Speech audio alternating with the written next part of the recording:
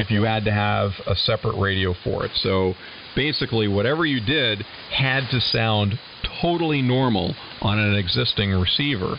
The CON system did, because if you tuned in the station, the receiver would be receiving the upper and the lower sidebands equally well, and it would just mono itself, by the way it works. And that system had been around for decades. That's even by the 80s it had been around for decades. But the Motorola system was, okay, well, we know we've got to feed left plus right into the modulator, so what does that leave? And that's when they started putting their attention towards the carrier. AM broadcast stations have to maintain a average oscillator frequency tolerance of plus or minus 20 hertz.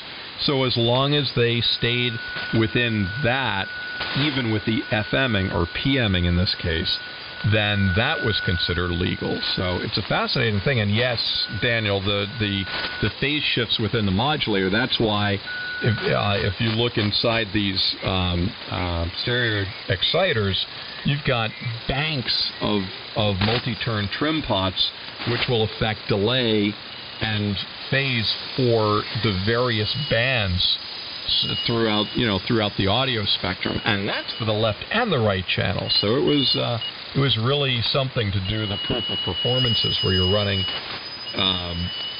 frequency response tests on the radio station, and not only just the frequency response from mono, but the frequency response for both the left plus right, left minus right, left only, and right only, and one BCG. Jeez.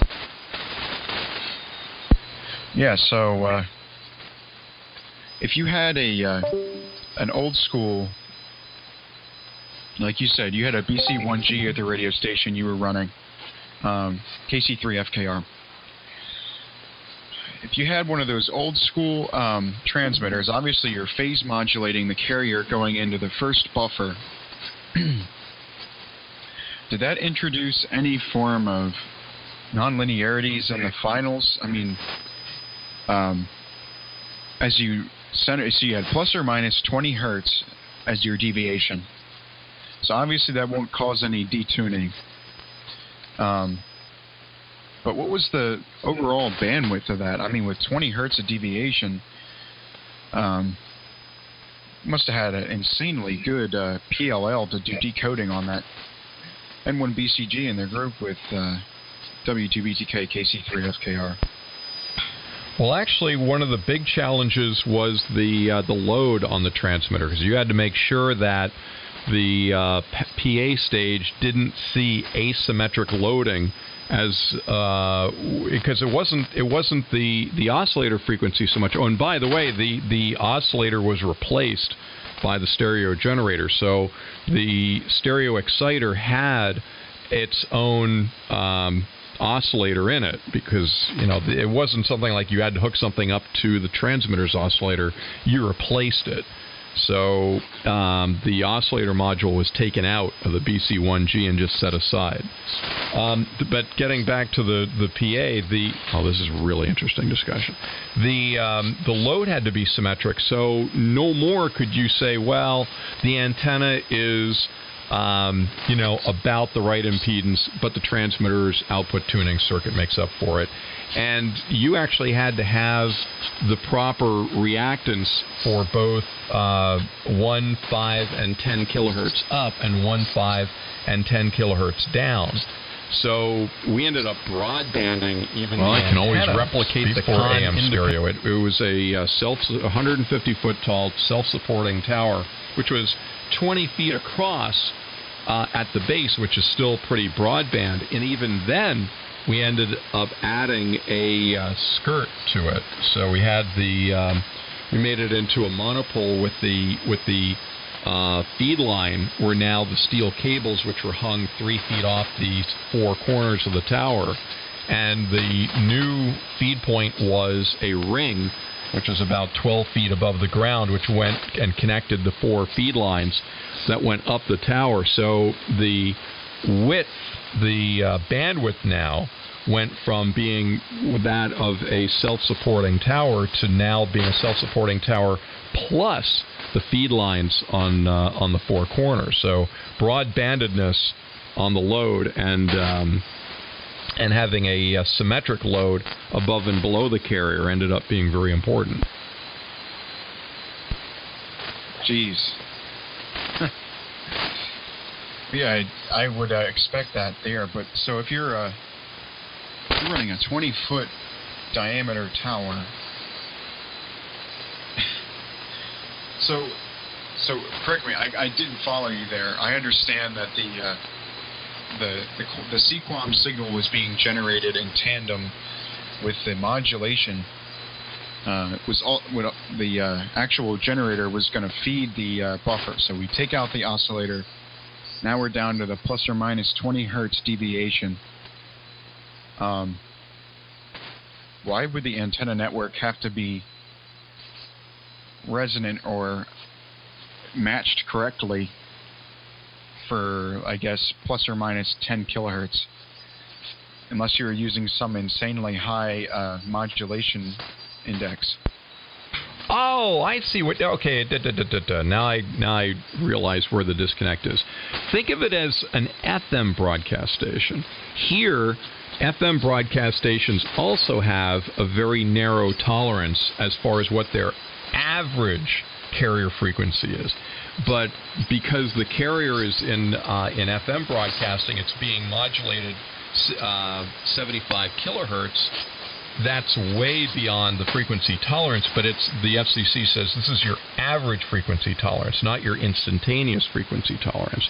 And it's the same thing for AM. If there's no modulation, no left plus right, no left minus right, no left or right independently, that carrier needs to be sitting within 20 cycles of either above or below the assigned frequency of the station. But when it's being modulated, then it's fine. Then it can go far beyond that. That's where the disconnect is. Oh, okay. So you are using a wider FM modulation. I thought you were using something like a 20 hertz wide deviation. I was like, well, that's got to be some insanely good signal-to-noise ratio to actually get decent bandwidth out of that. Yes, that makes sense. Got, well, let's see, we can approximate that relationship using, got the Nyquist-Shannon data bandwidth relation. So if you got to shrink your bandwidth, you got to have either low data rates or lower signal-noise ratio. So interesting stuff. I've never actually looked into that, but the Sequam method seems quite complex, and I can see why it isn't used today. And remember, you had 20 kilohertz of bandwidth to work with. Well, there you go. So I guess you can stick your carrier in the middle there and deviate plus or minus 10. No, you can't, because your sidebands move with your carrier. So that's a really complicated function there to look at, because you have amplitude modulation and phase modulation. So you have the Jacobi-Anger expansion to represent the to represent all the different frequencies in that FM signal, and then you have on top of that the convolution of your amplitude modulation onto the carrier, and the sum of that represents the total signal spectrum. So that's just some crazy stuff. Yeah, but also keep in mind that it is rare that you'd have 100% single channel modulation. Like, you'd never have 100% different signal being transmitted. It's left minus right is actually not a very high level of modulation compared to left plus right. So it doesn't take much to create a good stereo image. And the system did have left minus right, a separate left minus right limiter to prevent it from getting crazy. So your actual stereo separation was limited due to practical reasons. But for all intents and purposes, if you look at most music, you rarely see 100% separation. Now, there are very few cases like some of the older Beatles songs where they would have all their music in one channel and all their vocals in the other.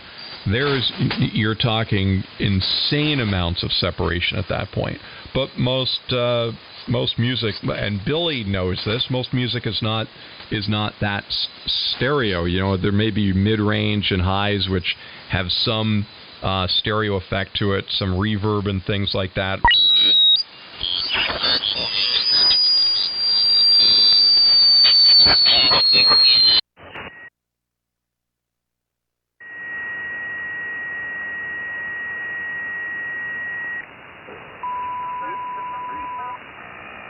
Mow some grass like and get outside again. I've been held up in here for the last 3 or 4 days, pretty much. Trying to get out and do something out there. Or it all gets ahead of me. I got a bunch of preen to put down and the shrubs and all that before the weeds get started. When I get that stuff put out, didn't want to do it when it was doing a bunch of raining and stuff right off the bat. So. Plenty of things to do out there once Mother Nature decides to cooperate. So 7-3 guys, good to talk to everybody. We'll catch y'all later. WATPH is clear. Hello? Better. It's not bleeding. I still got a cup.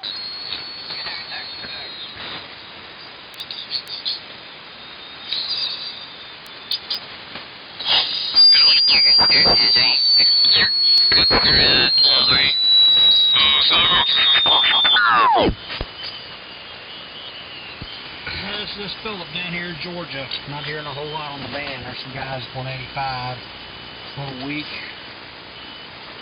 Thought I'd drop in and say hello.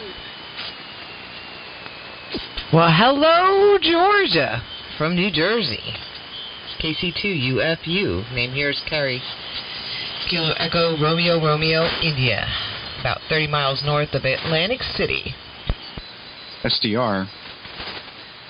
So you take that and you compose an angle for that signal, for that phase that you want to do. And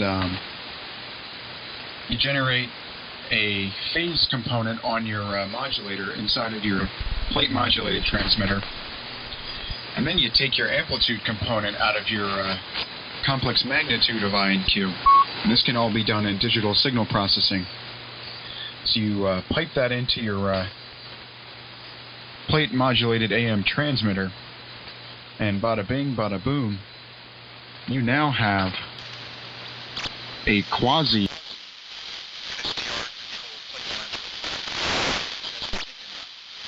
this is not good. Giving me ideas is not a good idea.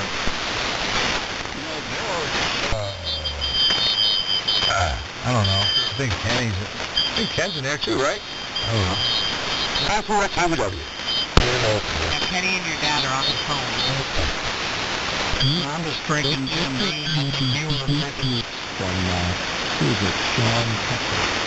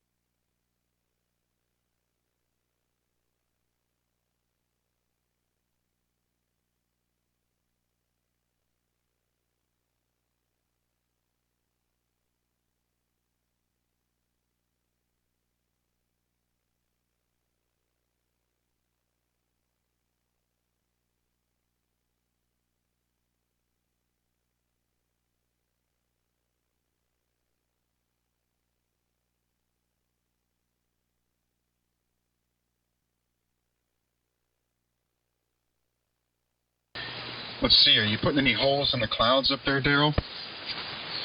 No. Not yet. How you doing this evening? We're talking about doing some big brain stuff.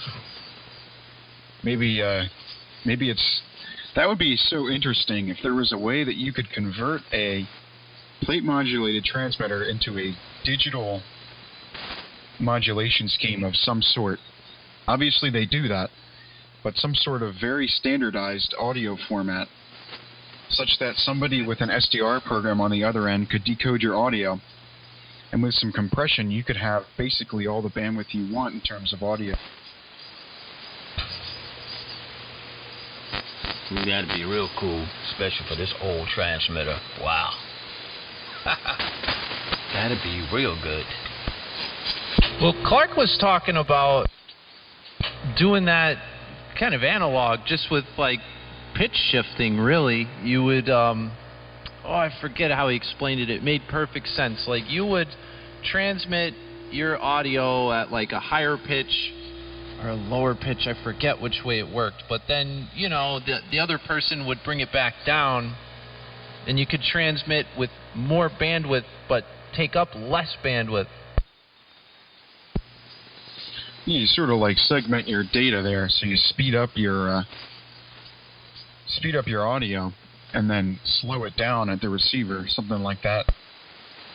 Yeah, that's how it was working. Is pitch it like way up in frequency, transmit it, and then bring it back down at the receiver. Yeah, that could theoretically work, I suppose. There's a lot of interesting things that could come out of this. I mean, a lot of us are in here with the very traditional method of AM, which is certainly fun to play with.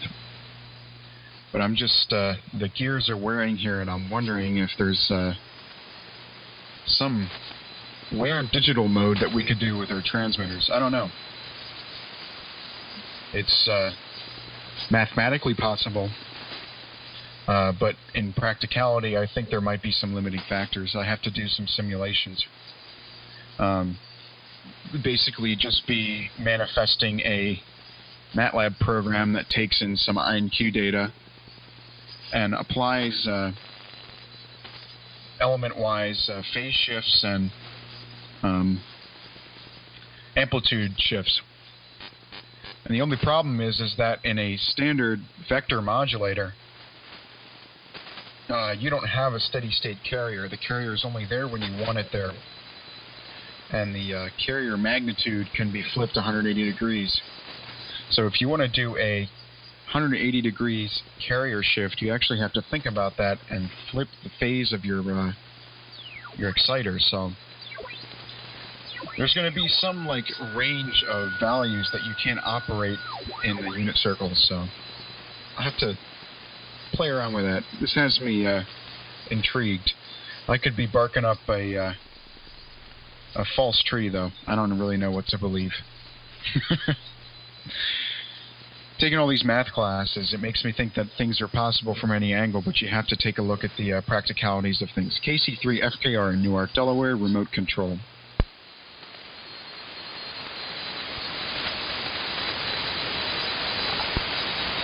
Yeah, it's...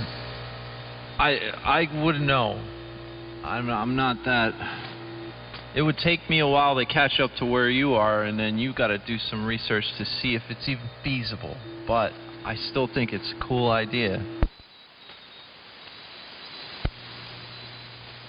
Yeah, so just imagine being able to hop on and transmit your voice over digital through your Johnson Valiant.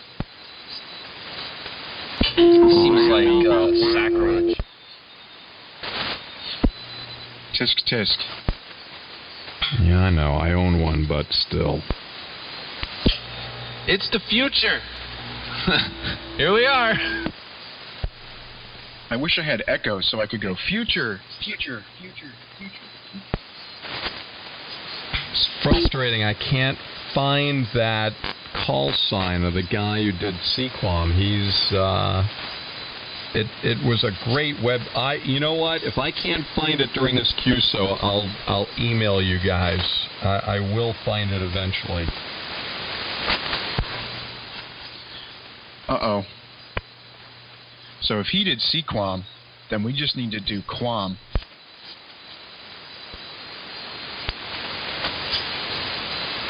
No way.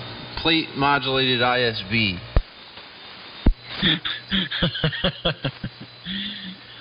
Yeah. Well, I guess that's how phasing modulators work. In the phasing rigs, I mean, they would do that. You get you get sideband cancellation. Problem is that you would have a carrier component there that you could never get rid of. Yeah. We can we could still talk about it. Slop bucket on AM. I found it. It's WA2FNQ Foxtrot November Quebec.com. Yep. There it is. Talks all about AM stereo. WA2FNQ.com. I'm going to be looking this up, and I'm going to commentate right now. Here we go. We have, packets. He does fast scan television. Oh, here's AM stereo on 75 meter. Oh, wow, that is quite a write-up. I won't be commentating this. I think he'll like it. Let's see here. Yep. Okay, so he's using a Constat Super 6 converter ahead of Radio Shack TM152 AM stereo. Oh, so he's doing some receive there.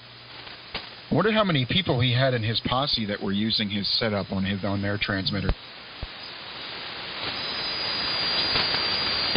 Well, the problem with that system, again, from personal experience, is that if you listen to a Sequam AM transmission when there's co-channel interference, so you've got other stations like on the broadcast band, because all the radio stations were such close tolerance and frequencies, the beat would be very low.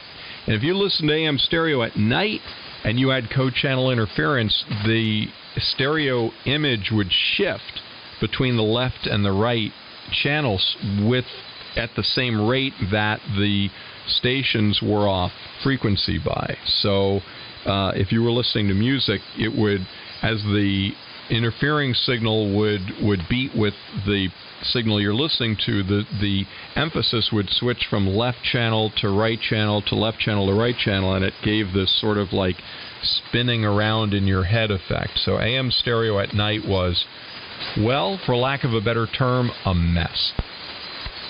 Well, who wouldn't want that? It's just like a wireless rotary speaker. If you play organ, you have a wireless Leslie. A wireless Leslie? Not quite. You don't get the Doppler shift.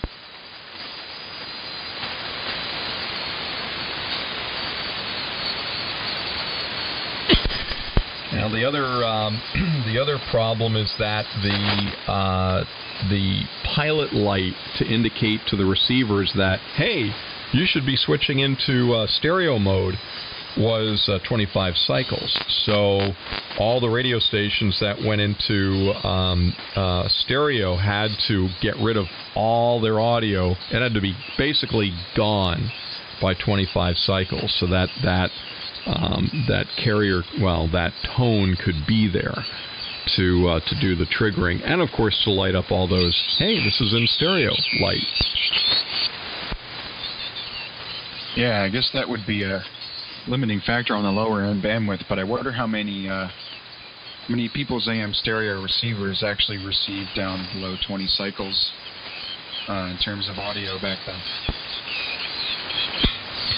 Not many, but Radio Shack sold a AM stereo tuner. It was amazing. I've got one, and I remember that it had such lousy low-end frequency response, and the reason was all in bad coupling caps. I remember going in there and beeping them up. They had like 0.5 microfarad discs, and I'd put in 4.7 microfarad electrolytics and really beefed it up, but not to the point where you heard the, from the stereo pilot. But they were way too conservative with their low end, and that ended up being an amazing sounding tuner. Those things go for good cash on eBay not these too much days. in here, 'cause this is a controlled Speaking of environment, but Radio I've got Shack, Clark, have you ever written down or documented all the crap you did to your little receiver? Yeah, what that I just talked about. Yeah. Yes, in fact, it was It was just a couple of months ago that I actually found notes on that from. Yeah. That thing's all tricked out, right? Oh, it sounds like $1 million. The only downside of it is that when you tune across stations that are stereo, which of course is rare now, when the system switches in and out of stereo, there's a pop. So if you listen to it on big speakers and stuff like that, it's jarring. But the key to that is if you leave it set to mono and you do your tuning around, and then you find the station you want to listen to, and then you turn on more of a stereo. effect. It's okay. I'm glad you can hear the IDs. Now the IDs are all different, by the way. The last one wasn't doing the left to right thing. I'm talking about the receiver you're listening on right now, too. Let's see, I have. Oh, oops. Here, I'll run yes, through them the DX160. That also is very well documented. That does this with a delay on the one channel. Hello. Do you have it up somewhere where people can see it? I don't know, but I mean, if you're interested, I'll just email it to you. It's the main thing is changing the components around the audio amplifier to what they should be per the chip manufacturer, and then making some changes to the power supply. I was thinking of multing this thing, but that would just put the. How much do those? Yeah, that's not right. Those DX160s, how much do those usually go for? Because I'm looking to get a It'll probably wind up blowing up my inverter receiver. That's what I did last listen time to, because in the shack I only have an IC7300, which has excellent high ends, but absolutely zero low end for some reason. The DX160 will have absolutely no low end also, and that's one of the reasons why I did the mods. But there are a lot of good tabletop portables. Sangean makes a lot of, some of the older Sangeans are very good with that. So I don't know if you what kind of a radio you want and how much space you want it to take up. But I mean, I really like this DX160. I've had it now for 43 years now. I've been using this radio. Yeah, see, the other option that I would rather pursue is I have a DX170. That has the exact opposite problem. It's got plenty of low end, but it's got zero high end. And that's due to the crystal filter. So I was going to design a 10 kilohertz wide tap to put on that filter so that I could basically just disable the crystal filter and run a high fidelity AM signal through the IF, which is actually, if I remember correctly, 60 kilohertz, really low IF. So I would like to get that working if I could with a little bit better fidelity. The thing needs an alignment anyway. KC3FKR. You can always just put a resistor across the crystal filter, so some of the frequencies are bypassed, and then the value of that resistor will determine how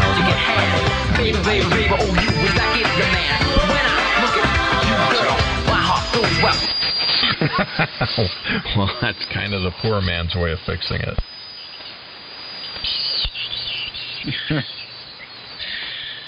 Inverse, sort of like an inverse NRC curve.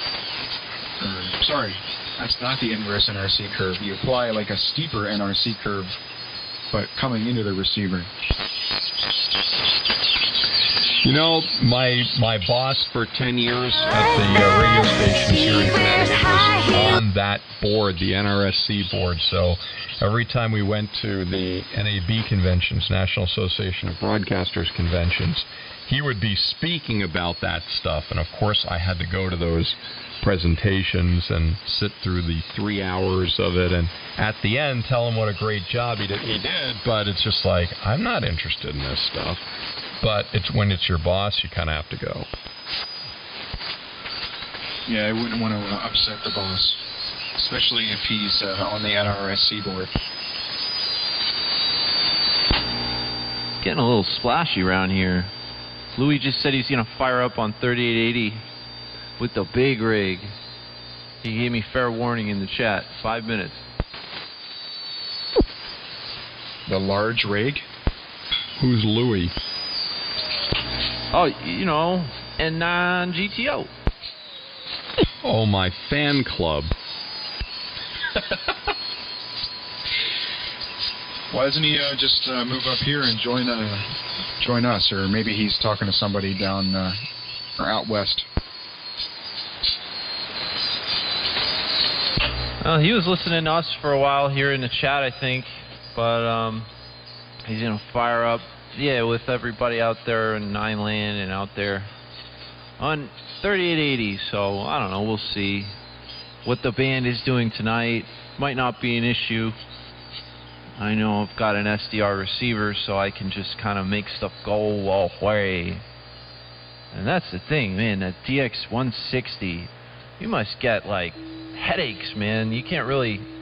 You can listen off to the side and stuff, but when it really gets crazy, I mean, what do you do? Get off the air. Exactly.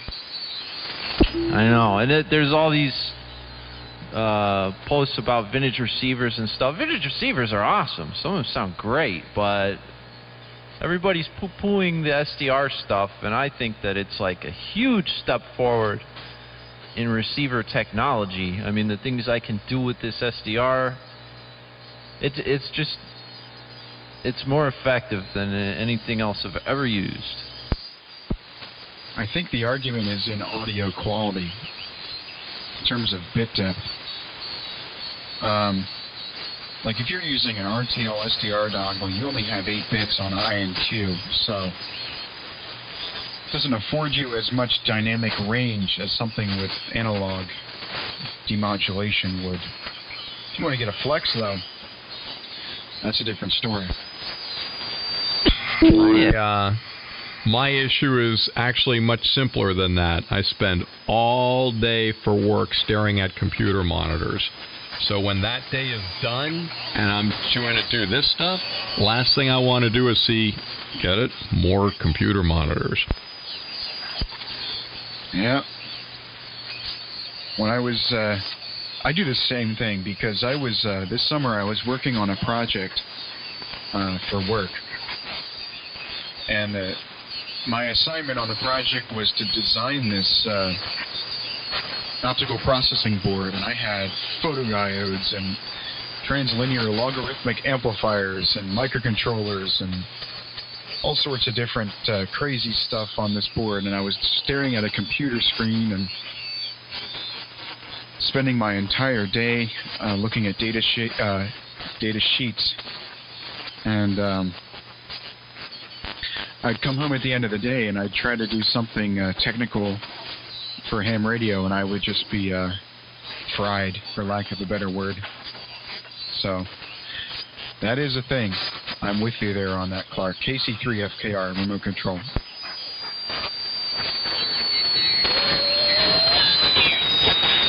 Wow, I've got what do I've got? Yeah, I've got 20 dB of attenuation in line with my receiver, and some of those S's and T's from down the bin are getting way out there. Doesn't seem... Lord, he goes, why is he driving? Well, he hasn't been drinking. Pretty intense.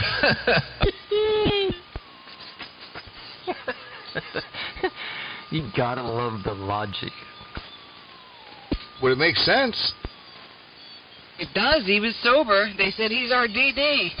I guess Clark is away from... A friend of mine and I ended up at Hard Rock Cafe when they first opened in D.C. Well, I'm getting all talked out, but it was interesting talking to you guys about all the different QAM stuff, CQAM, AM stereo. That's the stuff I like to talk about on here. Finding some guys and talking about something technical. Especially Clark, you got him in there, and he's broadcast knowledge wealth, so that's always a benefit, I guess we'll put it that way. So I don't get on the radio as often as I had before when I was in high school, but now that all this coronavirus stuff is going on, I've gotten on a lot more, but a lot of times I come on here and I intend on hopping on and talking to you guys, but I come on and everyone's talking about coronavirus, and I'm like, I don't want to talk about coronavirus. But this was a really good conversation, and Clark, thanks for bringing up the AM stereo stuff. That was awesome. KC3FTR. Yes, Clark, that was awesome. I have to say, and I don't say that often. No, he sure doesn't. Oh, look at that, and it's documented. But and Daniel, when you come out here, it kind of like, I enjoy it, man, because it's always something technical, very interesting, and exactly. I don't want to talk about coronavirus and bitch about Democrats and stuff. I do that on the phone with my friends, but it's really nice. Hey, Troy, thanks for the follow.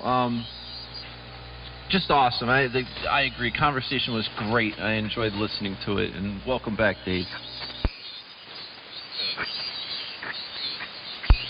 How is the shower radio? It sounds really good. You were talking about the Sangean, Clark, and compatible quadrature modulation. I was scrubbing my armpits during that. Like those commercials with the guy with the Irish Spring, but I don't have Irish Spring. I use basic soap with no, well, you don't need to know all about that. But anyway, yes, it was excellent, and I'm really happy I replaced my shower radio with this thing, because it sounds pretty good. Although it's supposed to run on 9 volts, I've got it running on 12 volts, and I blew one of those up, oh man, back in 1988. Where I was working. I had it on 10 meter AM, and KH6CC from Hawaii came on, and he was really loud, and it blew up the audio amp because it was turned up really loud before I could get to it. So I'm going to try not to do that again with you guys. So I'm only 4 feet away from the radio now instead of 100 feet away like I was back then. You did ask. Do you have just 12-volt power run into your shower? I could send you pictures of what's running into my shower, and it's like there's something really wrong with me mentally, and there's all kinds of things going on there. Dave, that's an electrocution hazard. I don't want to read an obituary and where it says cause of death, radio shower. Yeah, that AC/DC tube receiver, that's a no-no. I got hit off of one of those. My dad had a 1939 Emerson, and when I was a kid, the on-off volume pot crapped out, and I replaced it with a radio shock room that didn't have the notch, so it had this bare shaft sticking out the front of it. And one day, yes, I grabbed a hold of it to turn down Rambling with Gambling or whatever the hell was going on. It was in the bathroom. And there was a connection. And we won't get into the details, but anyway, I got the full current of that through the bypass to the chassis, which was, I still haven't forgotten that. So just reverse the plug. Neutral safety. That'll teach you to turn the gamblings down. Yes, yeah. Mm-hmm. Well, 2 of them are gone, and there's one that I don't know what he's doing. So, if you have 12 volts running into your shower, hear me out. I'm thinking here, a good idea for you. Put your entire shack in the shower.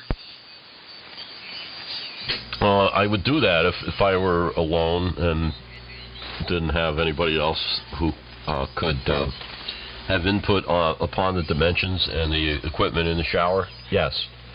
But it's already built, number one, and number two, I had input from the XYL, and yeah, she really likes the ham radio stuff. It's on the first floor here in the front of the house with the wonderful looking room and all that, which she did the layout on.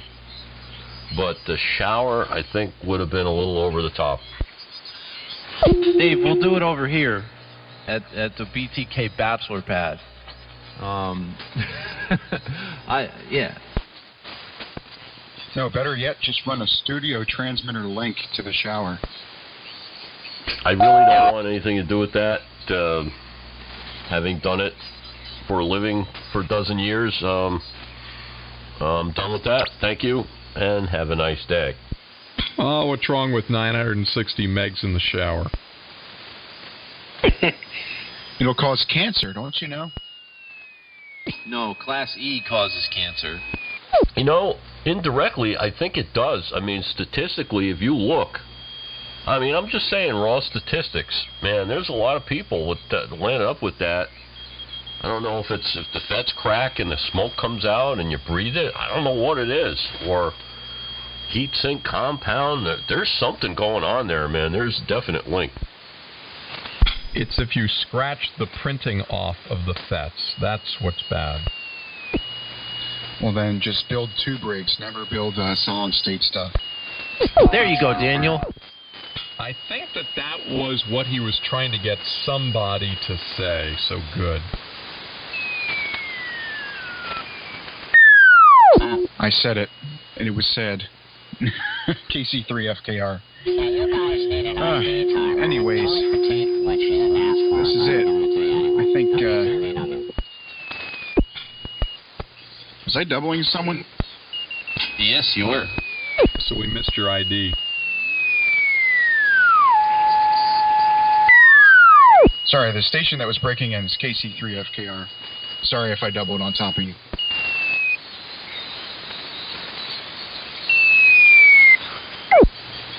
I don't know, I don't hear him anymore.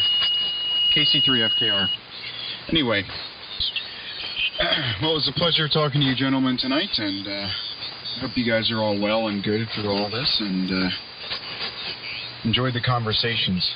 And Dave, don't get electrocuted in the shower. Billy, I'll let you know if I can do digital QAM modulation with a Johnson Valiant. And Clark, don't read too much into the NRSC bandwidth limiting curves. That'll give you a headache. KC3FKR, 73s, everybody. I'll see everyone later. Have a good night. Always great to have you on the air. Yes, see you later, Daniel. Thanks for stopping by, man. It's always a pleasure. W2BTK. Yeah, good night, Daniel. Great banter, but don't get Clark started on rules and regulations for crying out loud, man. Oh, no, I started something. No, Dave's trying to. Dave, that was you. You were in there with Daniel. It must have been. He got you, man. Well, you know, that happens. Daniel knows what he's doing. And, I mean, I don't care who you are. You could be Dale Earnhardt. You know, once in a while, you need more than just a middle finger to get by. I could tell, because we're all transmitting on different frequencies. Except for Clark and Daniel. They're pretty tight on 85. Yeah, we didn't get the memo about spread spectrum.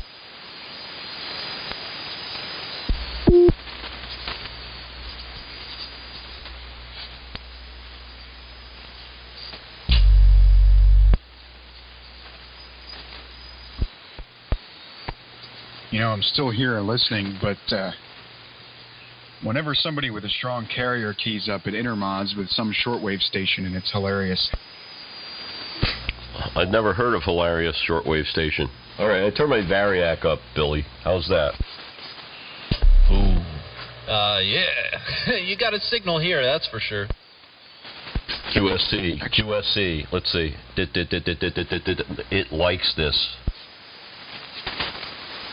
You're getting out there pretty good. I got 20 dB of attenuation in here. You had energy down to up to past 3895 on a couple of those S's right after you turned it up, and then it seemed to clean up a little bit, or you were talking a little bit differently, but seen a little overshoot, and I'm pretty sure it stopped my receiver. I mean, I've got the same thing going on, but I guess you just had that much signal on it that I was seeing some of that crap that was like way down. It was in there. Yeah, you're doing the right thing having an attenuator on the receiver and seeing if everything looks the same, only less. That's the way to do it. And if you stick the attenuator in there and you see the same thing going on, and it's on this end. Yeah, might have something to do with contesting. Yeah, I feel that, but I mean, I don't care. That was a big change, though. You with the Variac. You're doing stuff. Hello. I got a couple of more volts going here. I'm thinking a couple of more Penlight batteries in series. I really wouldn't want to be a 4-400 if I had the choice. So it's now what, 12 volts instead of 9? Remind me to not let you around my Collins 20 V3. I don't want my 4400s getting broken. Well, if you're really, really careful with them, it's just amazing. We had a 20 V3 as a backup on 1350. Did you let Dave put a Penlight battery in it? No. The irony is that transmitter was supposed to be coming to my house for free because the stations were going to go to HD, and then they decided not to. And that's only after I spent a month cleaning it up and making it all, Clark ready. And then they said, hey, we've got some great news. You don't have to worry about getting rid of the transmitter. Oh, that's awesome. W2VW at 50, because you guys don't know when to ID. W2BTK. Frequency shift keying IDing. I don't have to say it at all, but I do anyway just to appease the great unwashed. That's you guys. It's Clark's book on Part 97. Send before midnight tonight and get an extra copy of Clark's Views on Life. It is interesting. Well, now that I've legally identified KC3FKR, those were my last peanut gallery comments. I don't want to overstay my welcome. This is KC3FKR. You guys take care tonight. Oh, no, you have a long way to go before you catch up with Connor. You're the future of ham radio. You'll never overstay your welcome. We'll see what the future brings. 73's KC3FKR. I'm going to go QRT. Can't wait to unkey this transmitter, dude. The main contactor I put in this thing, it's like listening to, I don't even know what it's like music to my ears. Come on. By the way, Connor, just kidding, but go to bed.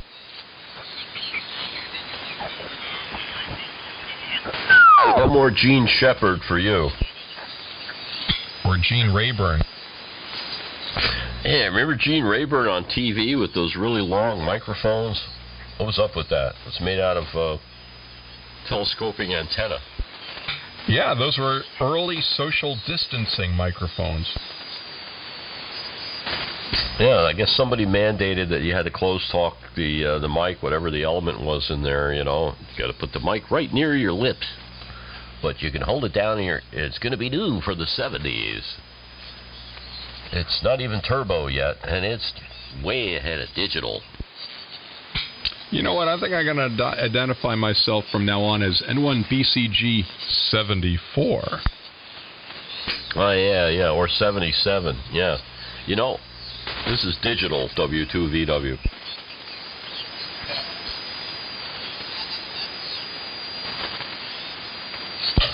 Man, well, if somebody who's not a ham who likes to play with radios just wandered onto the frequency and was listening to us right now, what would you want to say to that person? I'll leave that open. But I'm really kind of looking towards Clark with this W2BTK. I would say that hum you hear on Bill's carrier is his Sequam subcarrier. It causes the stereo light to come on your radio. I was yelling at my receiver going, FNQ, FNQ, while you were doing that.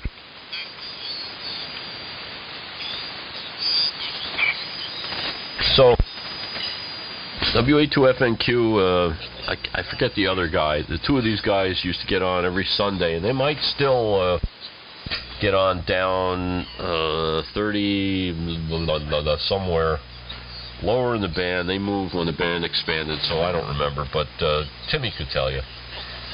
Timmy remembers everything. Anyway, those guys get on every Sunday and talk to each other, and the Sequam thing is still running as far as I know, Clark. Well, that's an interesting curiosity, but the practicality of what? Someone's going to get a Sequam receiver for ham? And think about with the QR, QSB and QRM and everything else, it would sound like hell.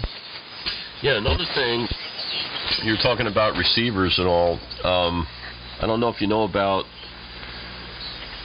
Chrysler and Generous Motors had numerous receivers that had Sequam. I'm sure you know this. And the GM ones, you can go on eBay and you can get one.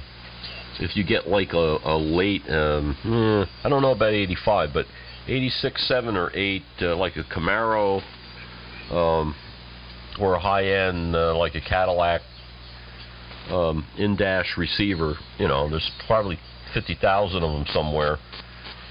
They all have compatible quadrature modulation detectors in them, and they work. You want to put one on the ham band, you put a Goonset converter in front of it. They were very popular in the 50s. And you can make your AM broadcast receiver receive ham bands with that, and you can listen to Sequam. All right, and so the next thing, which is very important, is content. What's he doing which is actually stereo on ham radio? See, this is the problem, Clark. You see, you've been following, and it's true. No matter what the hardware, no matter what your antenna is, no matter what your transmitter is, you can be perfect. You can have everything working right. You can have voice training. You could take vitamins. But if your content sucks, you're dead. You got me. Hey, can I ask you guys a question?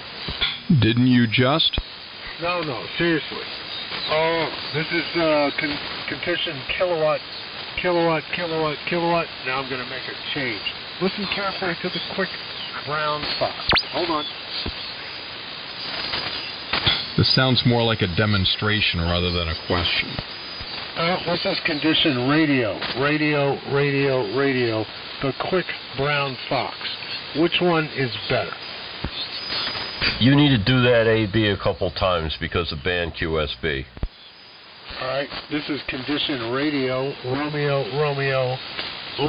the quick brown fox, Philadelphia sugar. Now we're changing.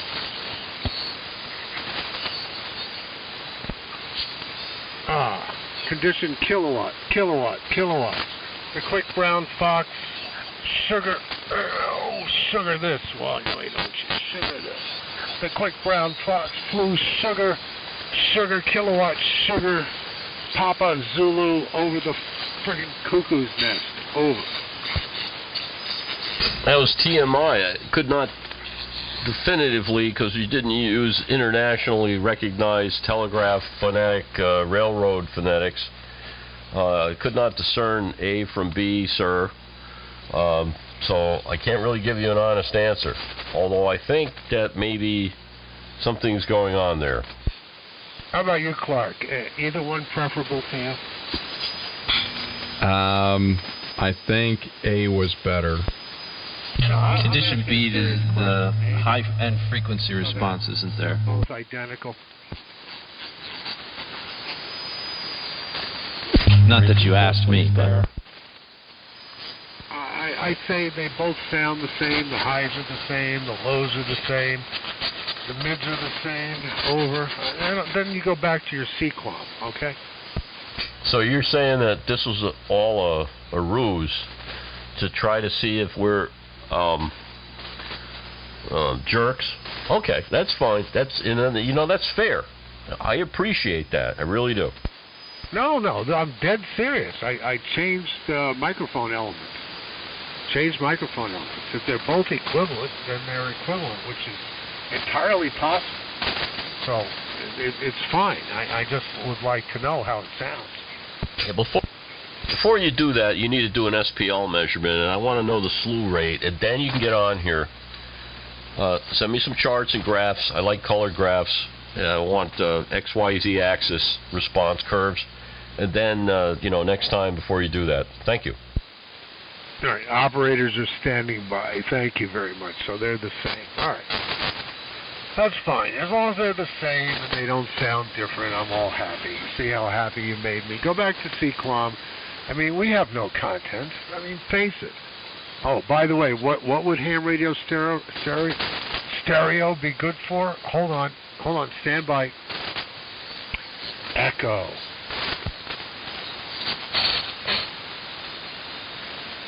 Wait, what? It would be great for echo, like Dandy Dan Daniels, Cousin Brucey, before your time, Billy. A little bit of that nice reverb echo in the background. Oh, stereo would be great. Cousins, yes, the guy with the verbal hernia. Yeah, giant reverb. Hey, listen, you could have ping pong delays. Listen, the guy's iconic. I mean, he's got really weak material, but he's iconic. Yeah, he has really weak material. Wasn't I just saying content is everything? Wait a minute. You can't. Somebody that made that much money, you want to call that weak material? I call that focused for the masses. Exactly. Guy's a genius, but it was weak material. Your Cousin Brucey. Oh, come on. Dan Ingram called it schlock for the masses. W2 very weak. Let me measure my... Oh, look at this. I'm sorry, I'm off frequency. Hey, listen, ABC Chime Time was the greatest format of all time on radio. The greatest format of all time.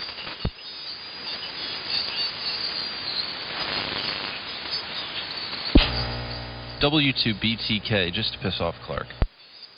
If you brought that back today, if you could bring that back today, it would be a winner.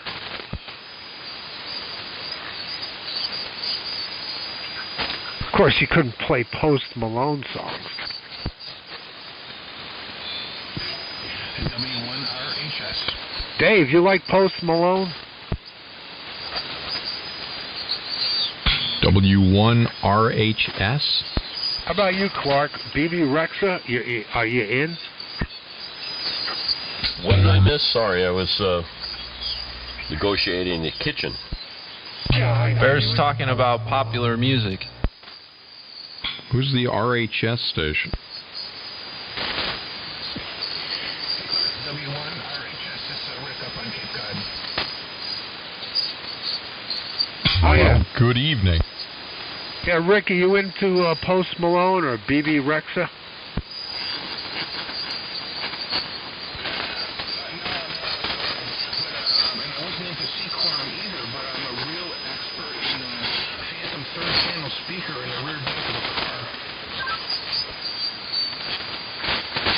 He's playing cards in the back of a car. What did he say, Clark?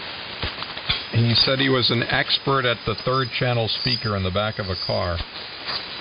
With or without the girlfriend? Rick? Well, it was hard to have a girlfriend because I had a pocket protector at the time. There you go. There you go. As it said here on 85, pocket protector for birth control.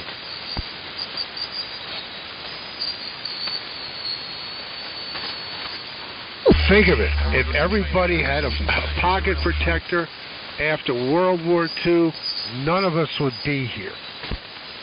Well, speaking of birth control, isn't BCG like a really common like military term for those glasses that they give you, like the standard issue glasses if you need vision correction that you get from the military, and they are so obnoxious and ugly, and they're, you know, they call them BCGs, which means birth control glasses.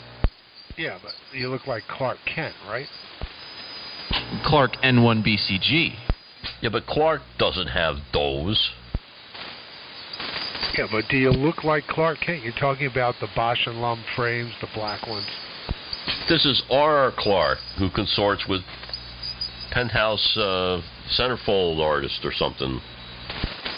Playboy models, not bunnies. I thought it was Penthouse. No, and she modeled for the ads. She wasn't a bunny. I would have held out for Penthouse. Yeah, this is good information. What about CQUOM? What, you missed all that? We don't care about CQUOM. We want ISB. I only wanted to come in for 35 seconds and compare microphones. That's all I wanted to do. I want to know where we're going with this. I'm sitting on the edge of my seat. I've been listening for hours on the radio in the lab while I've been doing work. Am I strapping this guy or what? Maybe. What, did George bite you? What, bite me? What are you saying, Clark? Well, now you've got a buddy you can compare microphones with. Who? George. What? Yeah, you can start a QSO with George and compare microphones all night. Didn't he used to have a magazine? You're talking about George of the Junk? I don't know who you're talking about. You and George can compare microphones in Dave's shower. There, now we tied everything together. Where's Dave? Well, wait a minute. Clark, before you say anything about my shower, okay, the acoustics in there are excellent, and the water droplets really get rid of the echo.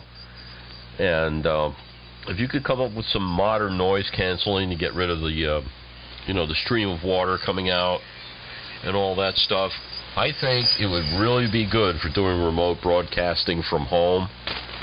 You know, you see all these people on TV and they're in their study or somebody's closet or whatever. You never see one of them in the shower. And I can say that my tiles are very shiny, and I put them all in myself. So they're lined up perfectly, and the grout lines are perfect. So with a little bit of possibly DSP, I'm proposing that we could set up a remote broadcast thing in my shower. Oh, yeah, I think Dave, you need some sonics up there. Dave, the sound of the water? Well, that's the problem. But these days, I mean,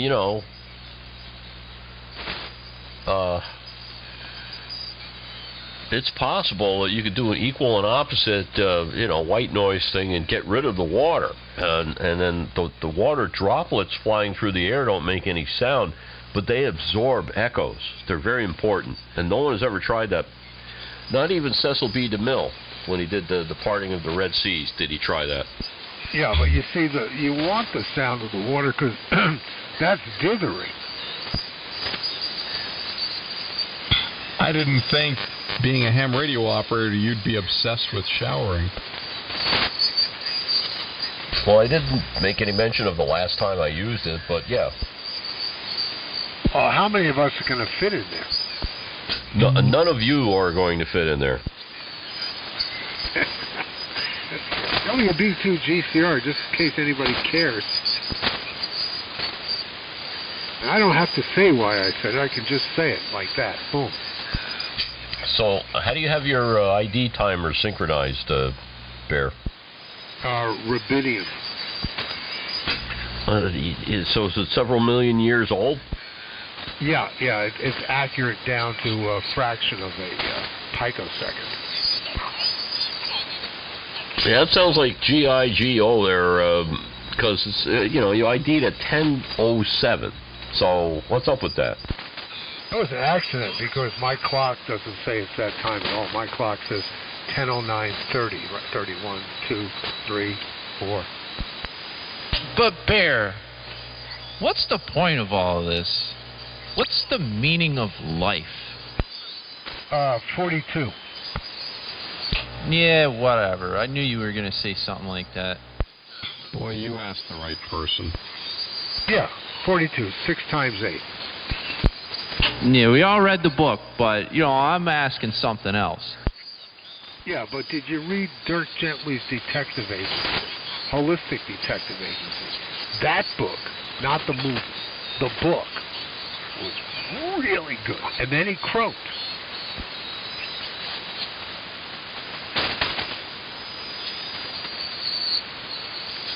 So you got like under 2 minutes of ID at the right time, just so you can sync.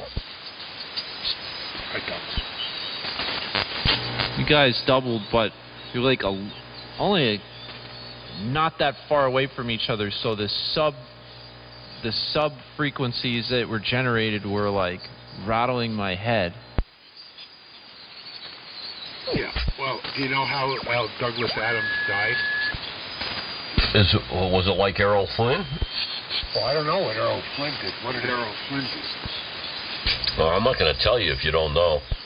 No, I really don't. But he came out of a, he was working out in a gym. He walked out the street and dropped dead. How about Isaac Hayes, man? He had that gig going. He was the chef. And they found him next to his treadmill. How sad is that? I mean, hot buttered soul, man. The guy was a giant. And they found him next to his treadmill. Wow. I did not know that.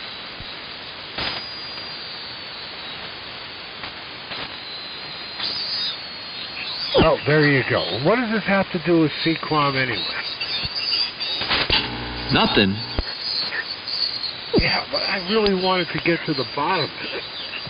Yeah, I think it's already been to the bottom financially and technically and in history. It's already reached its apex and sunk back down again. So it's probably fair to say that with all AM broadcast radio, except for Clark's station, we can move on. Oh, I hate HD, in case anybody cares. I think Dave does too. Yeah, the other thing is I've never run across a receiver that receives it. That's another problem. I pretty much hate everything. I mean, but you really probably hate it. I mean, all that there is to hate. I mean, you could spend years and still find new things to hate about it. But you've done that. Well, I'm kind of disappointed that the new television standard didn't get rolled out while there was some momentum. By the time it makes it out to the public, nobody's going to care. It's over. Are they going to roll it out ever? It's over, Johnny. What's that, the 4K thing that they were going to put out? W2VW, because I think I missed my ID. I hear some stuff off to the side. It might be somebody with poor zero beating skills. So you might you want to try zero beating and try it again, or not. I don't know. You could just make a transmission on frequency and another QSO and continue on.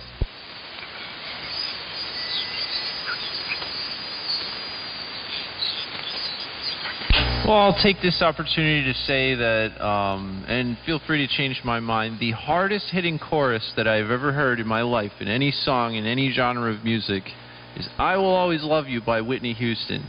That chorus hits harder than nobody's got a harder hitting chorus than that.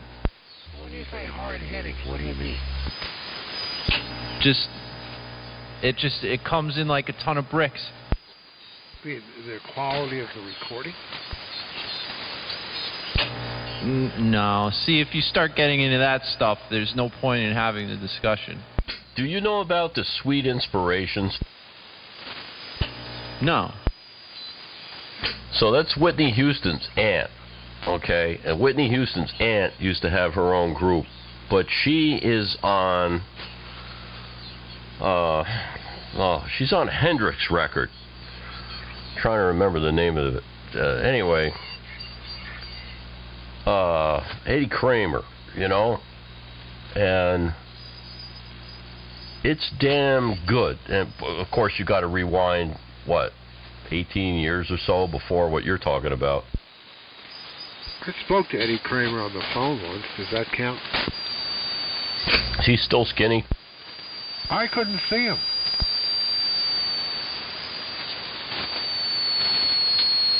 Well, I'll have to check it out. I just think when I'm listening to that song and, you know, everything kind of drops out and then there's that reverb tail and some really loud dead space and then bam, man, I will always love you, you know? It's just the way it comes in and hits, I don't know, like it's way heavier than anything I've ever heard, and I listen to death metal, bro.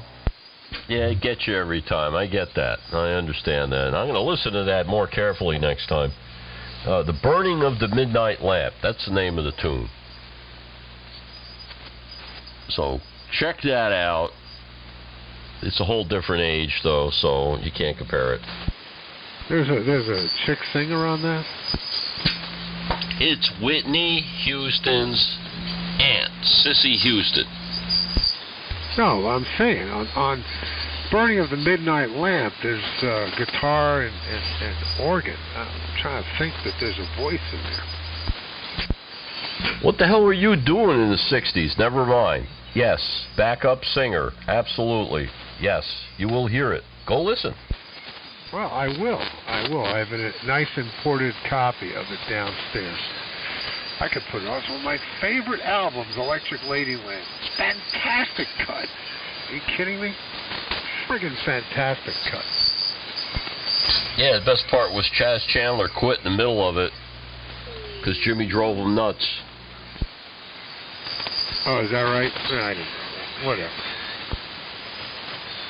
And I'm trying to remember the cut that they were recording. And he did like 180 takes. Yeah, well, you know what I mean, man, you know? Well, they don't make them like that anymore. And Eddie Kramer's great, too. He's a little out there, but, I mean, who has recorded so many? And that stupid underground studio that took up all of Jimmy's money and only got to use for 5 minutes, but everybody else got to use it. Man. Yeah, no, the original, this is a little piece of trivia you might like. The original mix board of Electric Lady, which was built by a really weird guy whose name I can't recall and had a funny name for the company that's slipping my mind right now, is sitting, of all places in the bloody world, it's sitting in the lobby of Proctor's Theater in Schenectady, New York. That doesn't surprise me. The way the world works. That's some good trivia. How did you get a hold of that? I went to an event. You know, normally when you go to Proctor's Theater in Schenectady, you don't walk in the front door. Because the front door leads to the street, not to the parking area. You walk in the back door. And Proctor's Theater in Schenectady was a big, big deal when it came in. When it opened, it was a big deal because it has a little arcade that runs straight through the lobby out the back, right? The little stores in there, you know, grand age of theater. Probably started, but it's a big theater for the day. And not as big as some, but it's a big theater for the day. And well done, well appointed. And you walk in the back. You walk into this little arcade to go. You don't walk in the front. Well, they had an event. For some reason, I got invited to it. I went to the event, and I'm hanging out, boring as all get out. You know, and there's some food. I'm eating some food. I'm standing around. I look over in the corner. You know, it's a big, big lobby. You know, terrazzo floors and, you know, 30-foot ceilings. You know, big. You know, movie theater, 1932 or something. Who knows? I look over the corner. There's this weird-looking, almost hand-built looking piece of electronic equipment that looks like a mix board. I walk over to it and I look at it. And I'm looking at this thing. I'm thinking, well, that's interesting. Look at this. It's all hand-built and it's got this and that. And I kind of recognize the EQ on it because I knew that's the guy who started this company. And he had an EQ that was very peculiar in the way it was laid out. I kind of recognized it was over on the corner in typewritten letters and a piece of plastic. It says, this is the original mix board from Electric Lady Studios used by Jimi Hendrix. And I'm like, what? I'm sure there are people who would pay real money for that, just to have it, you know? Well, I called up the administration of the place. This or that or the other. Interesting. We don't own it. It's on loan. Really? Huh. You gotta let him know that in order for you to hear him, you gotta wait till you're done talking before you key up. In the lobby, we have a Jimi Hendrix night. You know, and maybe we screen Monterey. You know? Hey, I'm winding down, man. I'm gonna kind of fade off into the sunset. Roger. Oh, that's interesting. We don't do that. Maybe you should call the guy who owns it. I called the guy who owned it. He was about as you know, he was excited about it. Yeah, right. Roger Dodger, old codger. Oh, there's Timmy. Well, can you imagine that? Yes, I could. Mix board, original mix board, basically handmade from Electric Lady, sitting in the lobby of a friggin' movie theater in Schenectady, New York. I mean, what's the chance? Zero. And yes, somebody would pay a boatload of money to own that. Well, I've seen large, giant consoles from pipe organs and stuff that were world-renowned, sitting somewhere, including K1KHP used to have custody of several very interesting pieces of that gear, and him and his brother. My dad even spoke to him on the phone a few times because my dad was into that. And yeah, so not the first time I've seen stuff important to history, but it's large, it's bulky, and the average jackass doesn't understand 2% of it. Yep, that's how it goes. Well, this is small by, you know, current standards. It's not much bigger than a you know, like one of those Wheatstone broadcast consoles that were, you know, pretty big. This thing was probably only, I'm going to say 4.5 feet wide. You know, it wasn't that big. Yeah. Not unwieldy. A couple people could move it. Gotcha. Anyway, you know what? I hear Timmy and Billy's signing out. And I'm going to do the same. And I haven't heard much from Clark, so I think I'm going to listen out here. Hi, Timmy. And I don't have NiCads. I have lithium ions, but they're discharging. W2VW. I'll listen out. Nice to hear you, Bear, and Clark. Billy, if you're still listening, and you, Timmy, as always. W2VW. Here on Beechwood Mountain.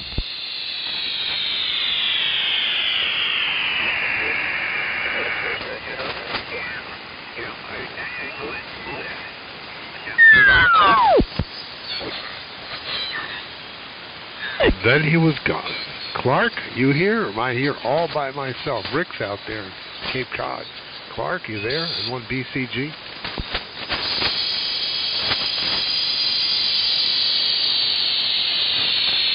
Alas, WB2GCR, the last of the hams, 3885.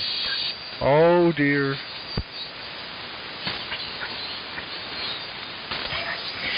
WB2 GCR W1RHS.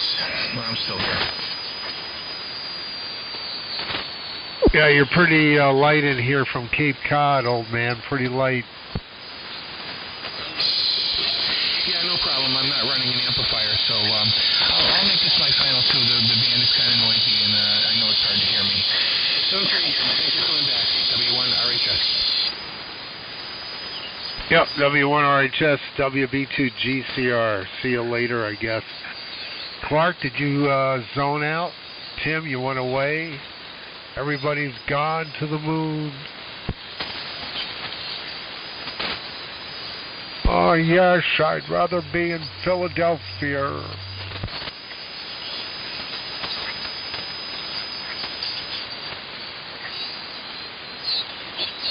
Drop.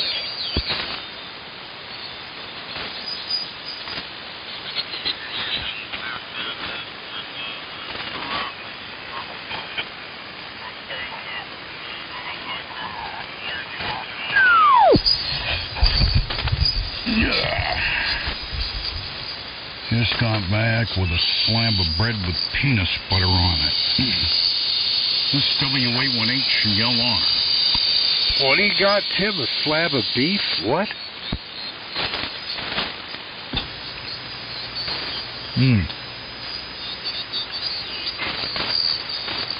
Piece of bread. Slathered with peanut butter. I hear you. Yep. Very good, very good. How you copying me tonight? Up and down, not real loud, but you're there. How's my signal? Good. Alrighty. Thanks, Tim. K2ORS. Hello, Warren.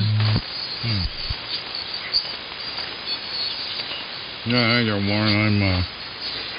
I'm, stuffing my face. Yeah, and hi, Bear. Yeah, down in Mass. Running, Jesus, 300 watts? That can't be right. No. Maybe adjust the tuning here. Wow. Alright. Alright. I should cut that back a little. Anyway. Oh, what is it doing out here? Did it just start raining again? No, we had snow down here this morning. Anyway, I came here early to shut things off, but Tim, I'm surprised to hear you up so late, or you probably got up from a nap. He's pulling an Edison. Well, maybe he's not up. Oh well. Nice try. Alrighty, Bear, you hearing me? Yeah, you're very loud. Would you like to give me a report on 2 different microphones? Well, it's a little bit of a noisy night. You're hitting 20 over. Well, give it a shot. I mean, if it's a very substantial difference, I'll know. But go ahead. All right, this is Zebra, Charlie Papa, Sugar, Charlie Papa. This is condition Zebra. Stand by.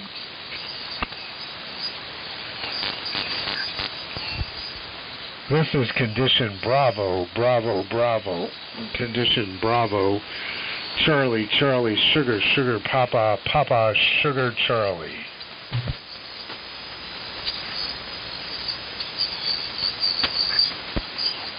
Well, the second one sounded a little muddier, and I think the first one was cleaner. I'm not sure that you've got a lot of highs, but then again, here's the thing. I can't really judge the highs too well because there's some interference a few kc down, and I can't open up the bandwidth as much as I would like. Yeah, fine. I'll stick with this one for now. That's fine. Now we'll take testing here. There's slightly different output levels. Oh, let's see. Am I loaded properly? Yeah, I guess so. Oh, I wonder if the grid's right. Oh, grid's a little low. Yeah, could make a little bit of a difference. Get a little more grid. Ow. Yeah, oh, that's all right. It's a that does change the way it looks. What do you know? Now that's something. Oh, yeah. All right. Yeah, I got two different heads here for this microphone. Just wired one up and corrected the phase anomaly it had. So figured we'd ask around and see what comes back. One's got a little more gain than the other.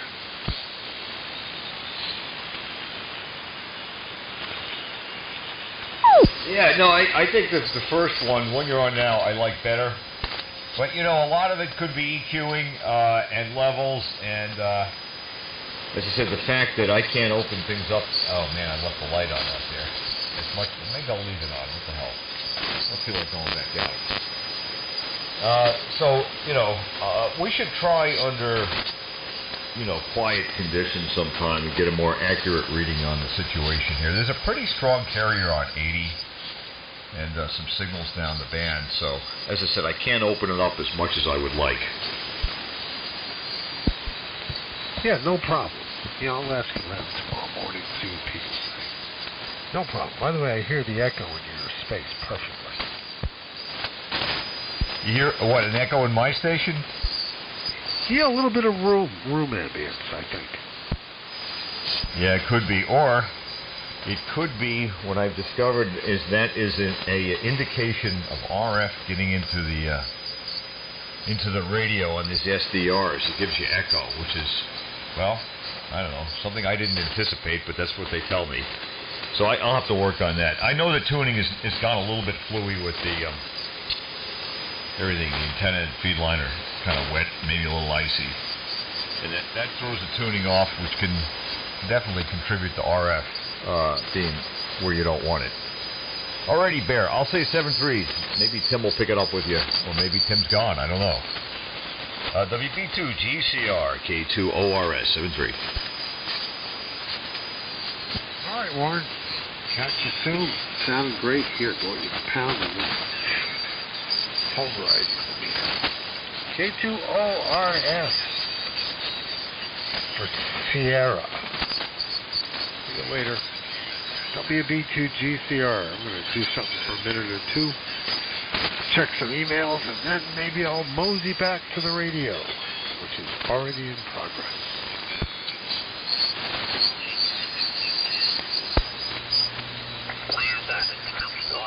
There you go, radio. How you doing there, Bear? WB2GCR N3JUH here. Jim here in Bethlehem, Pennsylvania. Yeah, I haven't heard you in a couple of months, Jim. What are you doing? Bethlehem, Pennsylvania. Boy, you're coming in beautiful tonight. Gorgeous, gorgeous, gorgeous. Fantastic signal. Yeah. Where you been? You feeling okay? Everything good? Staying away from that nasty virus? Well, I'm like everybody else running around here with a mask on their face and stuff like that, but yeah, I'm making it, you know. So how you doing there, Bear? N3JUH radio. I'm here trolling around looking for a BC610 modulation transformer because mine crapped out about 2-3 weeks ago. I've been running the thing about a year and a half, and it acted weird because when we modulated, we got on 40 watts on the carrier, so I don't know. It finally crapped out. Yeah, they come up every once in a while, but hard to get to a handfest these days, you know. Hard to get to a handfest. Well, you could use the mod iron out of a T368 if you could find one. If you could find one, you could use that mod iron too, I think. But I guess you're on the what? 30K? Is that what you're running? Oh, I'm on the old 30K2. Yeah, that's what I said, 30K, yep. Yeah, that's a good transmitter. Which one do you like better? Which one do you think gives you more snot? That's the question. See a BTG feel. More snot, more boom. Hey, there's Henry Yellowhawk. They're both different. I mean, you know, the old 30K2 is kind of like neat, but the old 610 was in World War II, and the one I have is like the early World War II. It's the DC610C model. It's kind of different. I was looking at the schematics and everything, and I'm trying to hook the thing up, and it's between a 610C or D, or it's kind of like different, but it was working fine. But ever since I got it, when I would modulate, it would go down like 40, 50 watts on modulation. And the one night I had the old modulation all the way up and did the hello, and that was the end of that. It kind of like acts like a dummy load. The mod iron acts like a dummy load, and it just knocks off the old breaker. But it doesn't, you know, it doesn't. I put voltage on the primary. It gave 69 volts on the one side, 68 on the other side, 68.1 on the other side with 100 volts on the secondary. So. But when you get to 2,000 volts on it, kind of like acts like a dummy load, you know. Well, you might have a short to the frame, in which case you might be able to get away with isolating it from the frame as long as you keep your paws off it when it's on. Yeah, well, I was going to stick it in the oven, and he said, don't do that, you'll screw your oven up. You know, he's right about that. You get that tar smell in there. I was thinking I'd heat it up so darn much, get that tar and eat your bell end, because they blew tar in each bell end there. And yeah, but there you go. So how you doing, Henry Yeller? How you copying me on the old 30K2 here? I got this from K4OZY down in what is it, South Carolina or something? I don't know. Hey, you guys pick it up. Yeah, you've had that for a while, haven't you? Go ahead, Tim. I did. You hearing me? Yeah, I'm hearing you. I got to do something for a little while. I'll be right back. You know, when I get back. All right, that's if I'm still here. I've been kind of drifting in and out of here. I was in the process of feeding my face. Then I had to drain my log. And getting ready to wind it down and call it another night.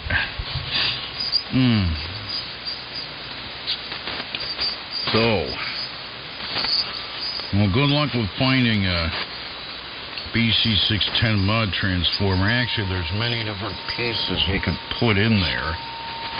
As long as you got the room and make it fit, there's a lot of different pieces that'll work.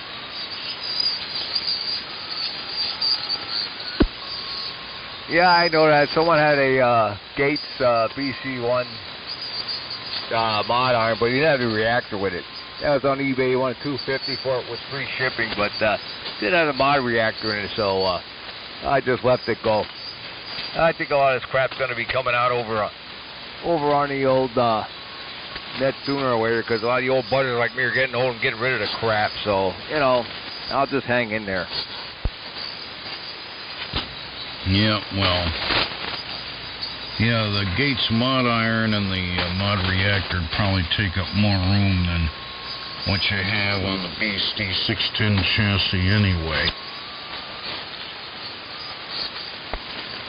Yeah, that's what I was figuring. I didn't want to bid on that, you know. He said, did you put one of those on without the reactor, and he said it was talking back to you a hell of a lot? Oh, me? Yeah, someone said they put one of those on a transmitter and they didn't use the reactor, but it's talking back a lot, you know, because it's like an open frame. Yeah, I did with a single 4-125, but that was only about 175 mils. But I don't know. I didn't have any means of taking measurements to see whether or not there was saturation going on, and there was a certain amount of talk back. It wasn't that bad, but... Well, typical plate current in that transmitter is around a half amp. So, you know, certainly aren't going to pull that through the secondary of that transformer without it saturating all to hell. So that's the story. Yep. I'm sure something will come your way.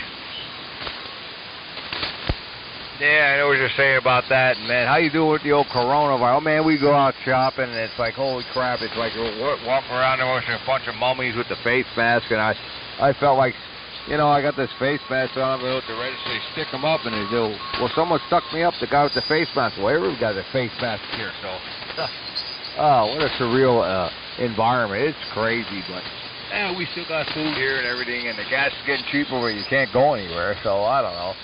And they stopped liquor sales in Pennsylvania, so everybody runs to New Jersey here. So I don't know about that, but yeah, well, it is what it is. Maybe next year at this time we'll be laughing at this, but yeah, a lot of people are dying, and you know, God bless them. You know, what are you gonna do?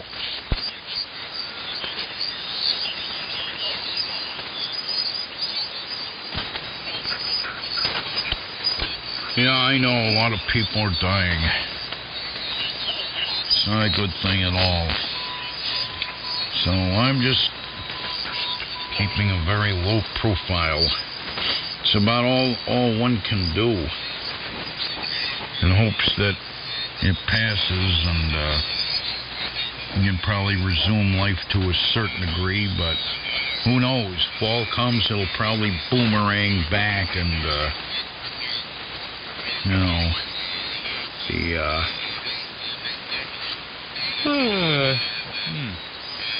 another bad situation. We'll just have to see. Anyway, Jim, I'm gonna leave it down here. I tend to get tired about now, and if I've been up all day, and I've been up all day, I gotta crash. Yep. I stuffed my face to a degree. Now I gotta crash. Just the way it is.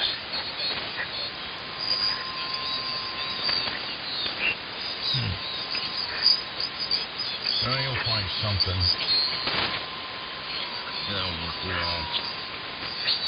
In 610. I'll see you later, Jim. N3JUH and WA1H. All right, 73 there, WA1HLR. Thanks for the contact here tonight. You're sounding good. Bear was sounding really good, too. So you have a good night. Keep yourself safe. Walk around the supermarkets with your face mask on and stuff like that. But better times are coming. I'm not worried about it, you know. You got to get through it, you know. Now my dad being born during the Depression, and he's like, you know, soup lines and everything, and people were dying. They couldn't even eat, so... All right, 730 Tim N3J is going to be here listening here on 3885.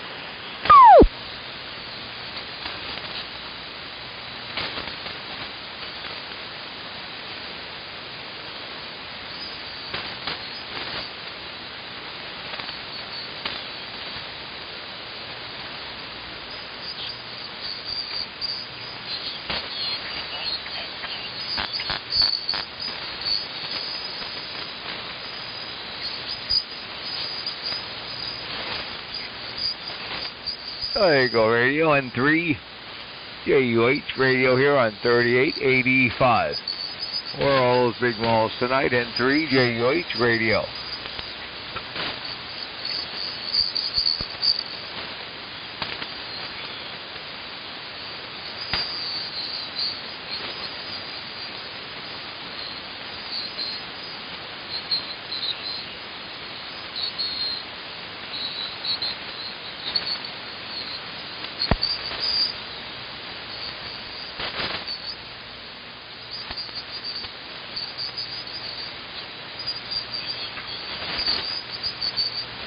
There you go, radio N3 JUH radio. Where are all those big malls tonight? N3 JUH radio here on 3885.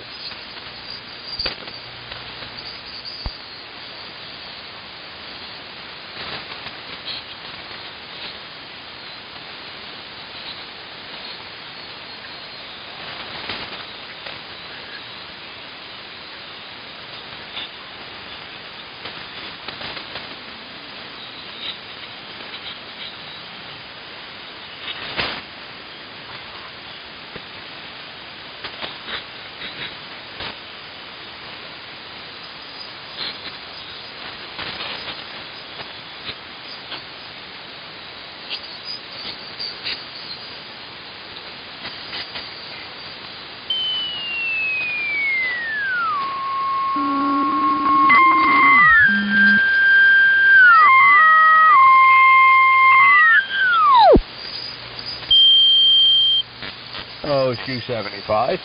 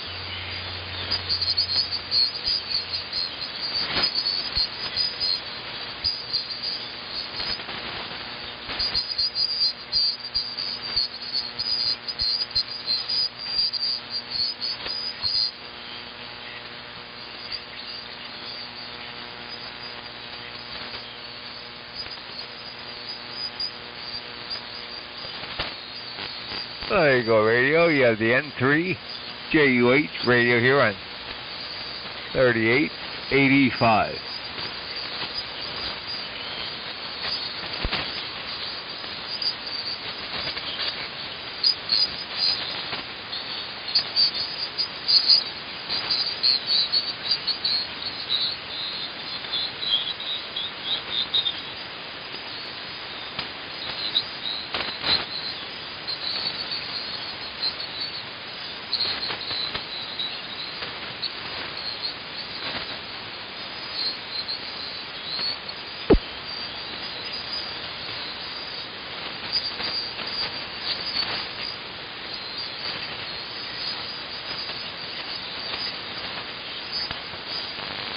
There you go, radio. Oh, it's Q75.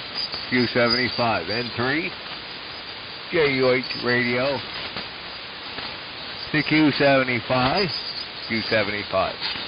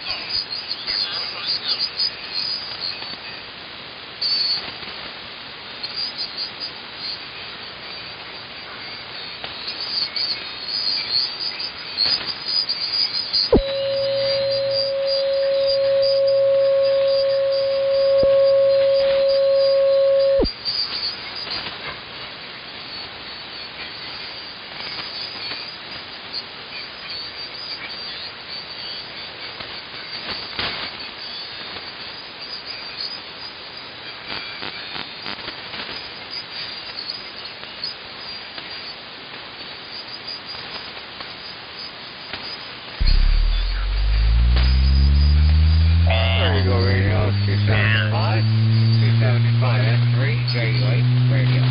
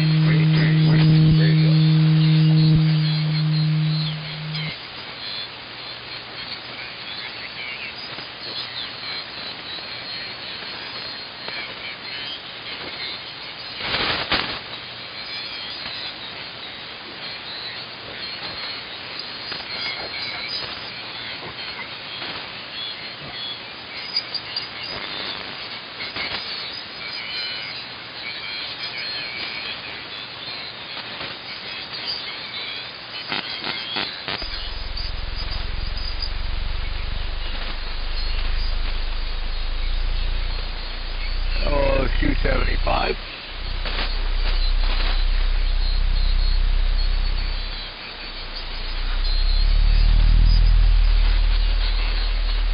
Oh, 275. N3 JUH radio, here's 275 listening here on 3885. N3 JUH radio.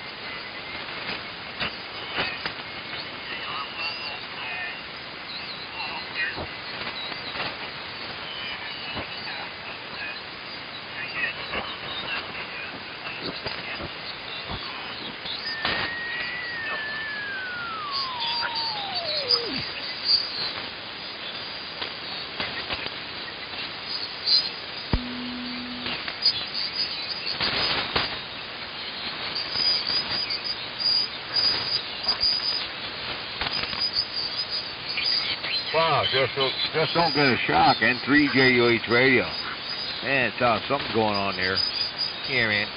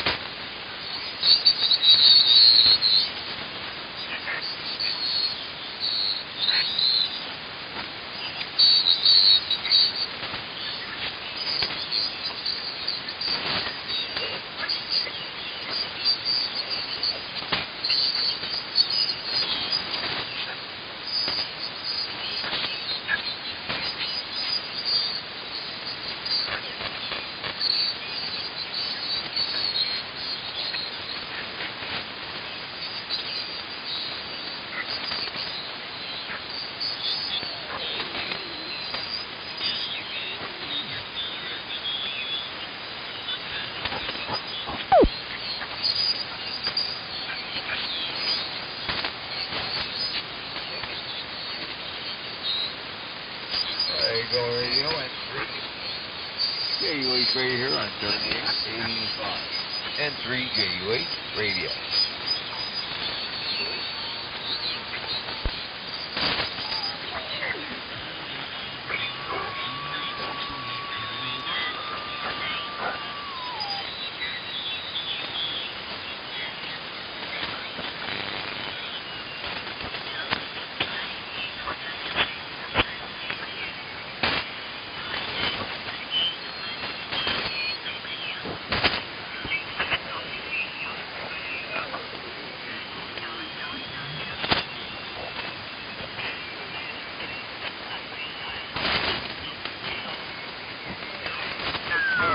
Jim.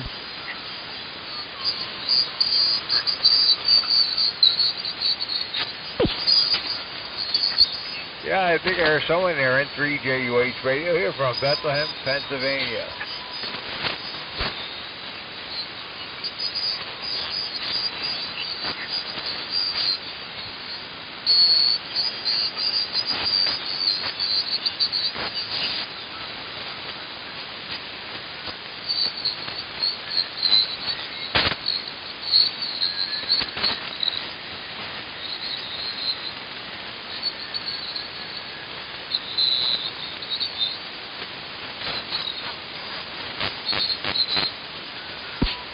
Oh, that was the old Boston Buzzard, N3 JUH radio here in Bethlehem, Pennsylvania.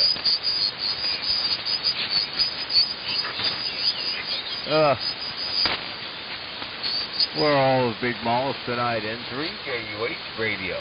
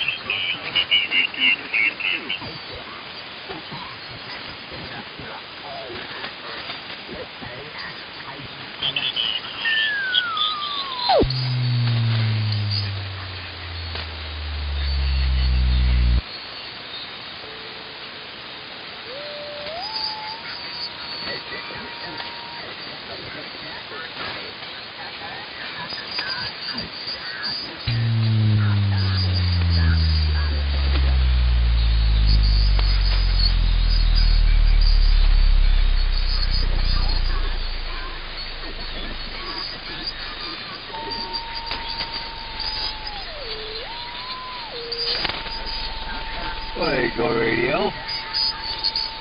And 3JUH Radio here on 3885. Where are all those big malls tonight?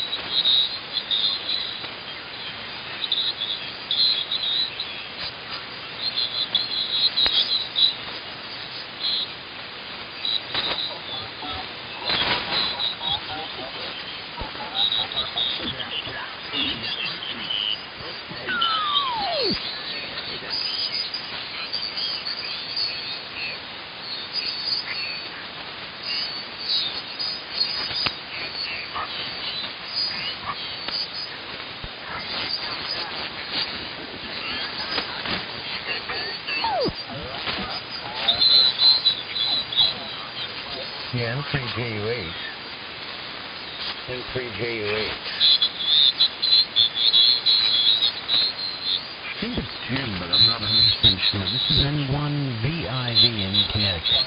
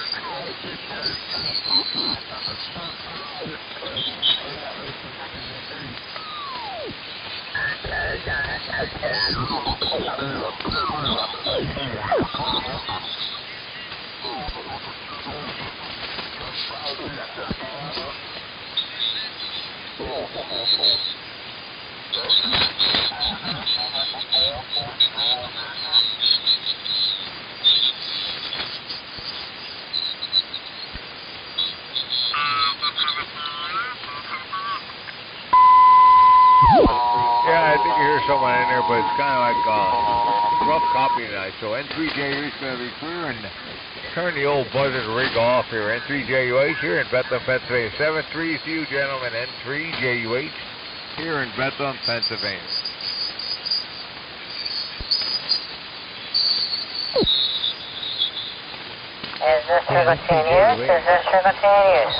N3JUH, wonder if you're copying N1VIV in Connecticut.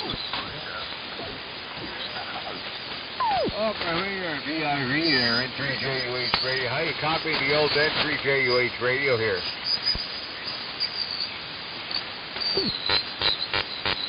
Yeah, not bad at all. Hearing you quite well, actually.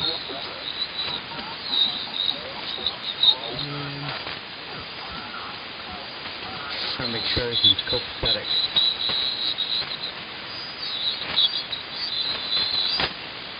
On this end, the name here is Joe, Juliet Oscar Echo. My name is Joe, Juliet Oscar Echo. And I'm in southeastern Connecticut. Quite a bit of static on the band here, but I'm hearing you just fine there. N3JUH.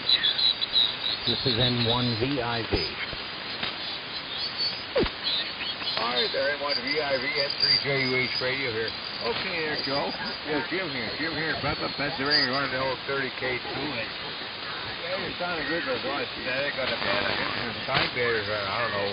I want on 4KCs on the old R390 receiver here, and I'm running O'Connell 30K2 here, so N1VIV, how do you copy me, over?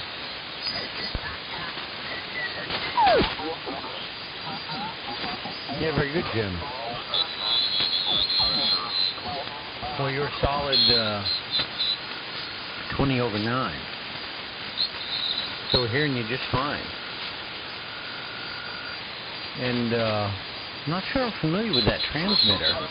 Maybe that's an old broadcast transmitter or something like that. I'm not exactly sure, but boy, it's done a nice job here. No trouble at all. I'm just running a little homebrew transmitter, single 6146,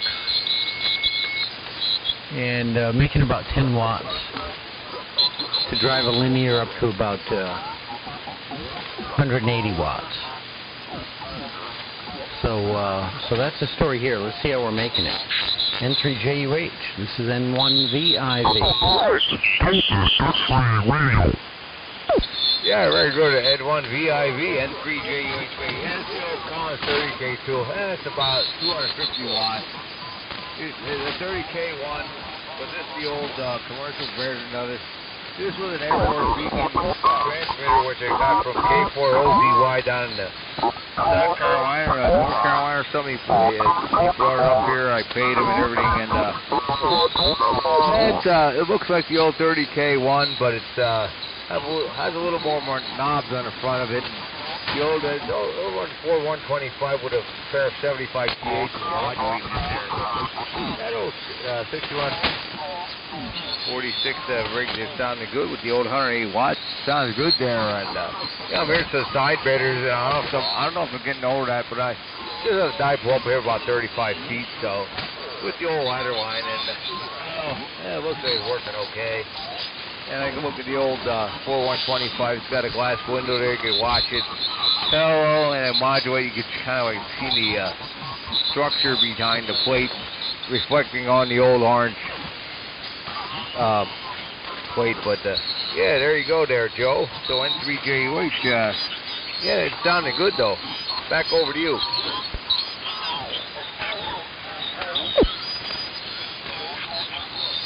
Yeah. Okay. Very good, Jim. N3JUH. This is N1VIV.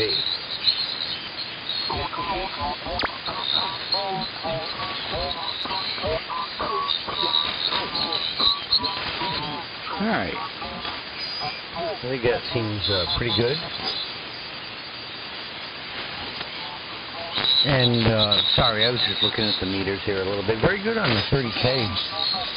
And I guess there used to be a beacon transmitter. That's very interesting. Do you know what frequency, Jim, was that transmitter originally designated on? And do you know what part of the country it was on in? Oh, yeah. The guy from K4OZY, he had two 30K ones. And he had the old 30K2. I think it was from South Carolina, and I procured this here. This thing was on eBay like about 5 years ago. Just type in 30K2 and you see the same thing. There's a dent on the right side of the cabinet, but no one messed with it. It was all original, and it had the old hang tags on it and everything. I got it working, you know. I didn't restore it really. I cleaned everything up, got it working, changed capacitors, the modulation deck and everything. But man, the bleeder resistance was out, and I was trying to replace the plate cap on the old modulator. I was getting the shock on dampers unplugged. What the hell's going on with that? But yeah, so a 30K2, you know. Just go on eBay and go on the internet and type K4OZY, and he has a bunch of transfers. This is his 30K2. it works good. I mean, it looks neat too. Oh yeah, I bet it does. I bet it's a classic for sure. Yeah, very interesting. So I wonder, does that transmitter come with some type of frequency control arrangement, or are you using a modern rig to establish your frequency, or is it crystal control?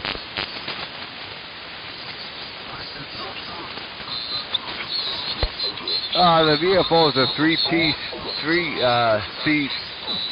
10C2 or something. That's because the old 807's in the modulator deck and the old RF power supply deck here. So it's a 3CC2 exciter. And that thing's like a VFO. You put it on for like 10 minutes and it's like a VFO. Yeah, okay, that sounds familiar from some other Collins lash-ups that I'm acquainted with. So, yeah, very good. Well, it's doing a great job. It certainly sounds very nice. So you're getting the job done. Boy, that's a classic transmitter. Glad somebody rescued it, because you don't want to have any of those transmitters going to the scrap heap. That's for darn sure. But I'll have to see if I can do a little Google search here, just out of curiosity, Jim, to get a look at it.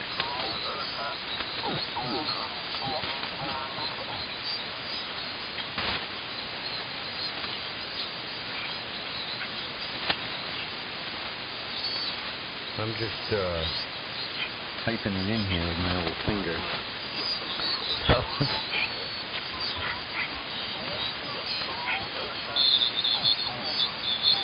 Yeah, looks like there's a couple of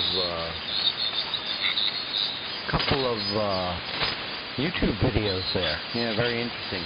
And my phone just decided to crap out for the evening, so that's not a surprise. I'll have to check that out.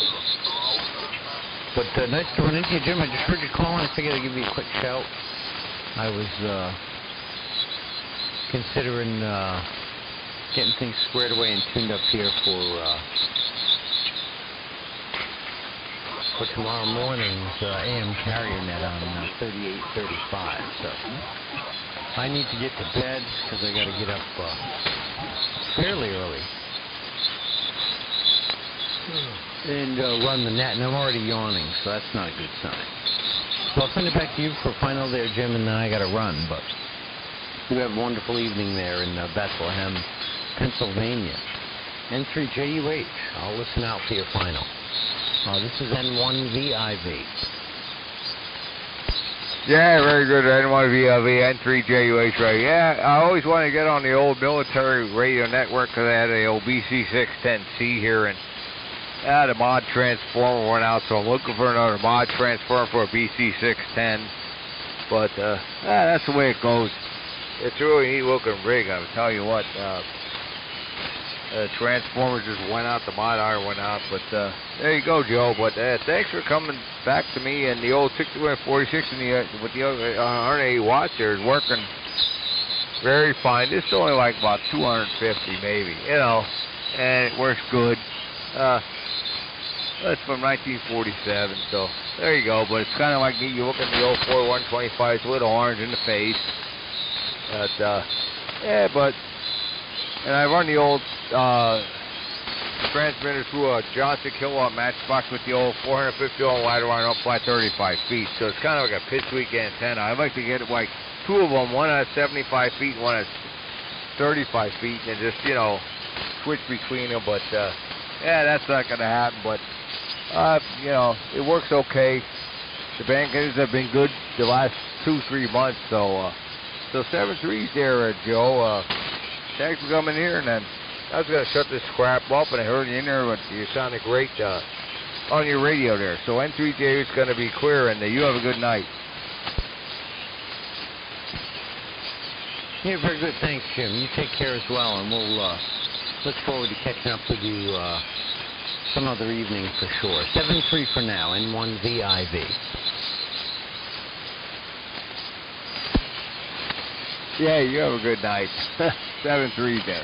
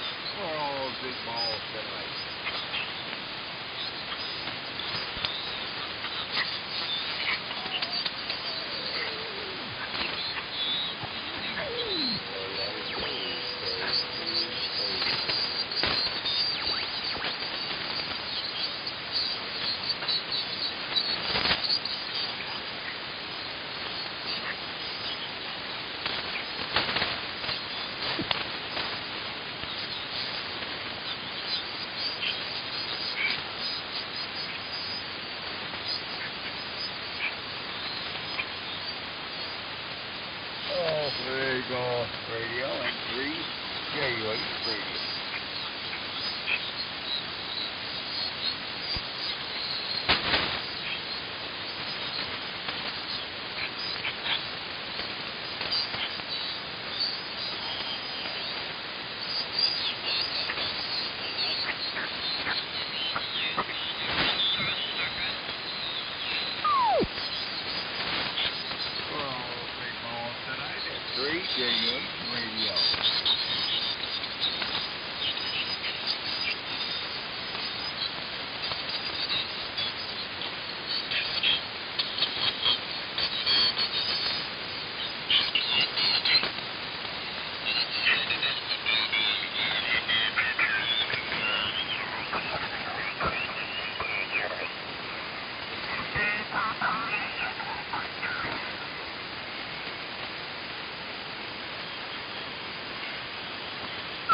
JUH GCR.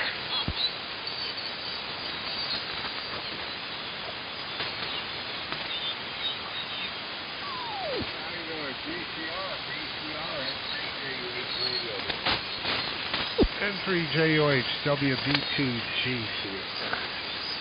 Small Bunny. Told you I'd be back. Hey, how you doing? I copy the old N3JH on the old 30K2 here, over. Yeah, on the 30K. It's okay to be on the 30K.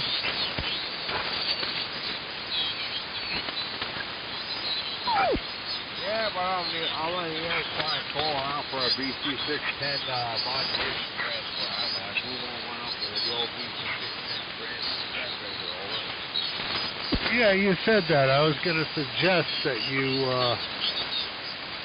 put that 610 transformer up on a piece of wood temporarily and see if it still blows up and sparks.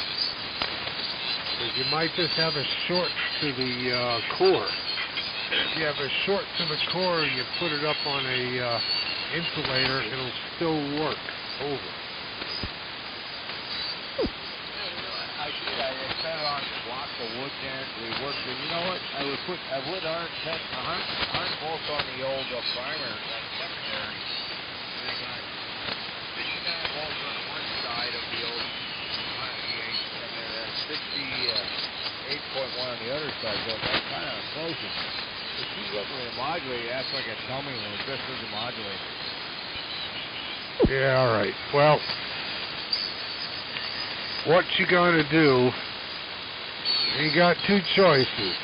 Choice one is wait until you find one. Choice two is to buy a whole lot of copper wire and rewind it yourself.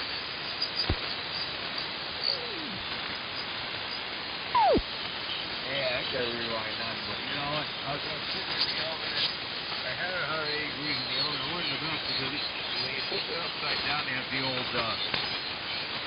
scoop valve to take it off. There's a tar poured into each end of the bell. An old bell, transformer like the old, looks like the BC Syntec 610 plate transformer, and then just tar poured into each side. Oh, you don't want to do it. Just go to the goddamn oven up. And I had 180 degrees for like 3 hours. If I would melt it, maybe I could, fix the short. But when I'm looking at the damn thing, and I took it out of the old transmitter, it's like they had the old B plus and the plate reversed. So I don't know. That might be something that they're goddamn modulating and go out.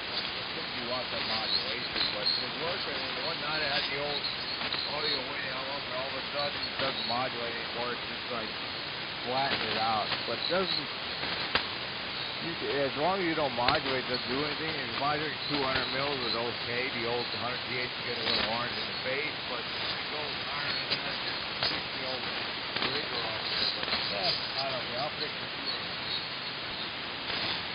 Are you sure your tubes are okay? The tubes are no good. It won't modulate either.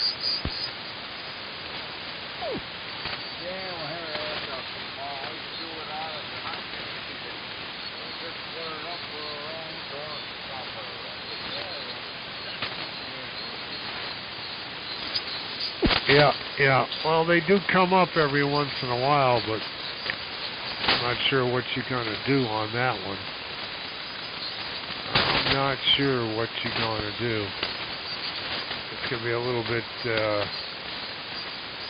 tricky.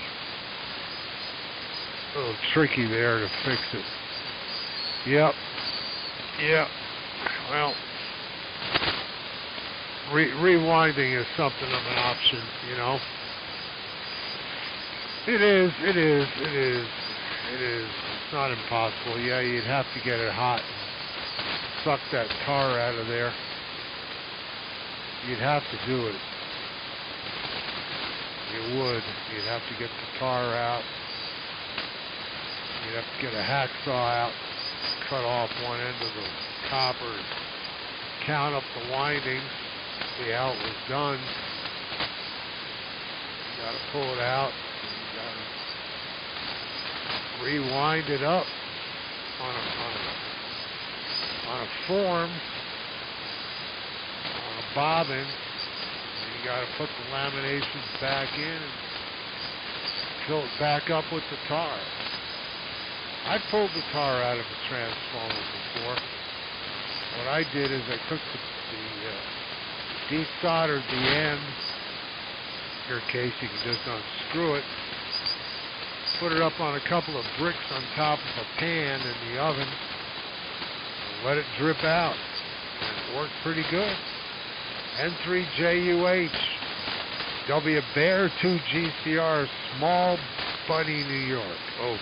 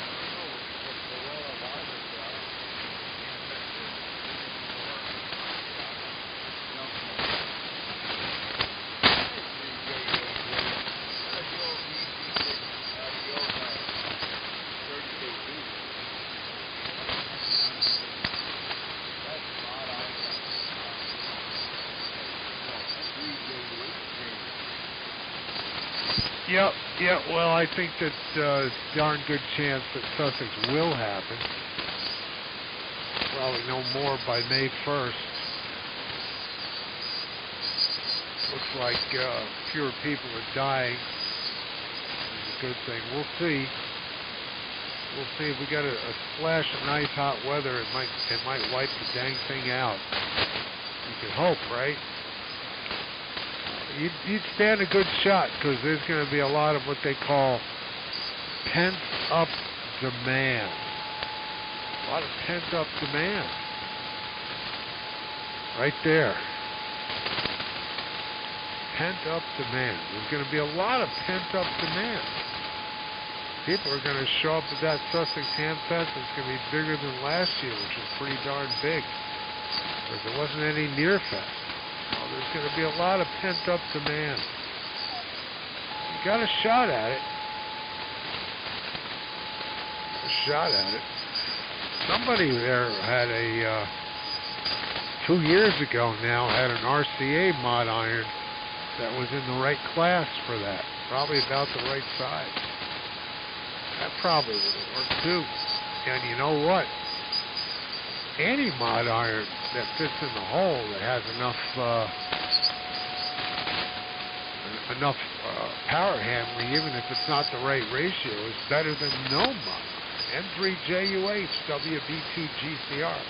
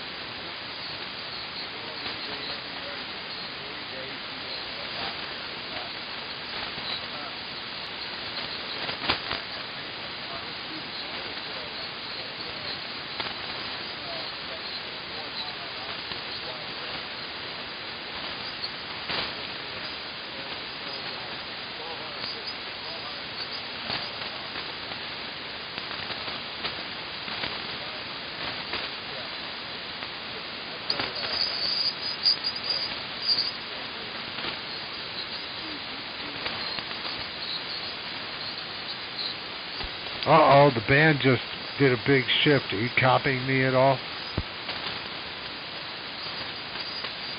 Jim, are you copying me? The band just did a big shift. Over.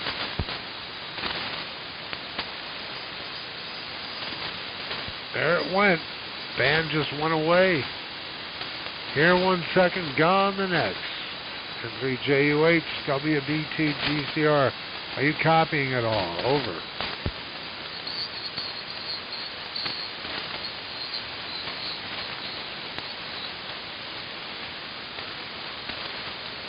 Well, there you go. That's the way 75 meters at night works. You come on, and then you go. You come, and then you go. That's it. That's it. We can't get here from there. WB2 GCR standing by.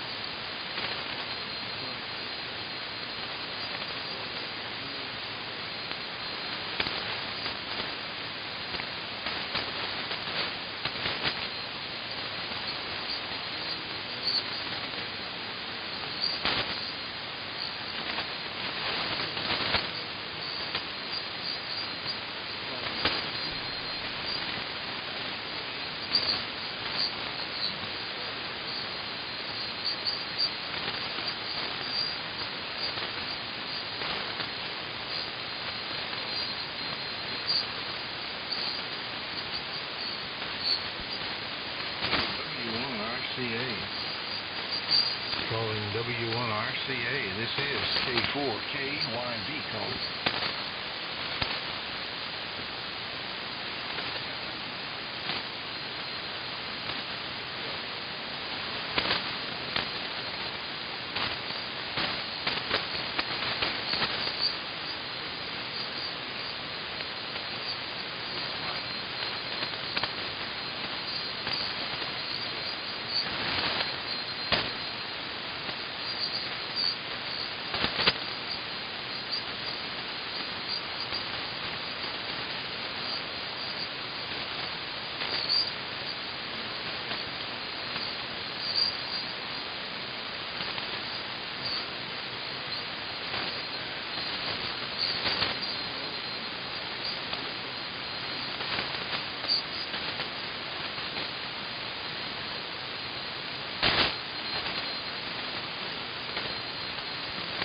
Okay, Mark, W1 RCA from K4KYB. Yeah, I believe the Valiant is a little bit stronger here tonight than the Ranger was. The only problem here is there's a lot of, I'm getting a lot of static. There's a bunch of thunderstorm activity. I think it's down in Texas and Louisiana area, and it's chopping you up pretty badly, but you know, so it's not your fault, nothing wrong with your signal. You actually have a pretty good signal in here, but that those static rashes are pretty well chopping things up. But I thought I would let you know you were getting out, and after you'd called CQ a couple of times. And there was something, was it last night that we talked that that I wanted to ask you about. I think it had something to do with the 75A4 receiver, but I don't remember now what it was. But anyway, glad that my signal's making it up your way. I don't hear much activity on the band. I guess probably most people are pretty much been run away by because of the static. Well, I'm running the same thing I was last night, the homebrew pair of HF300s in the final, modulated with 810s and 75A4 receiver and half-wave dipole, center fed with open wire tuned feeders. So anyway, we've been hanging here for a while. I don't, but if you know, as loud as the static is, I may not be able to tolerate the static for too long. But so far, it has been 100% copy, but just the annoyance of that loud static in the background. So back over to you, Mark. W1RCA from K4KYV.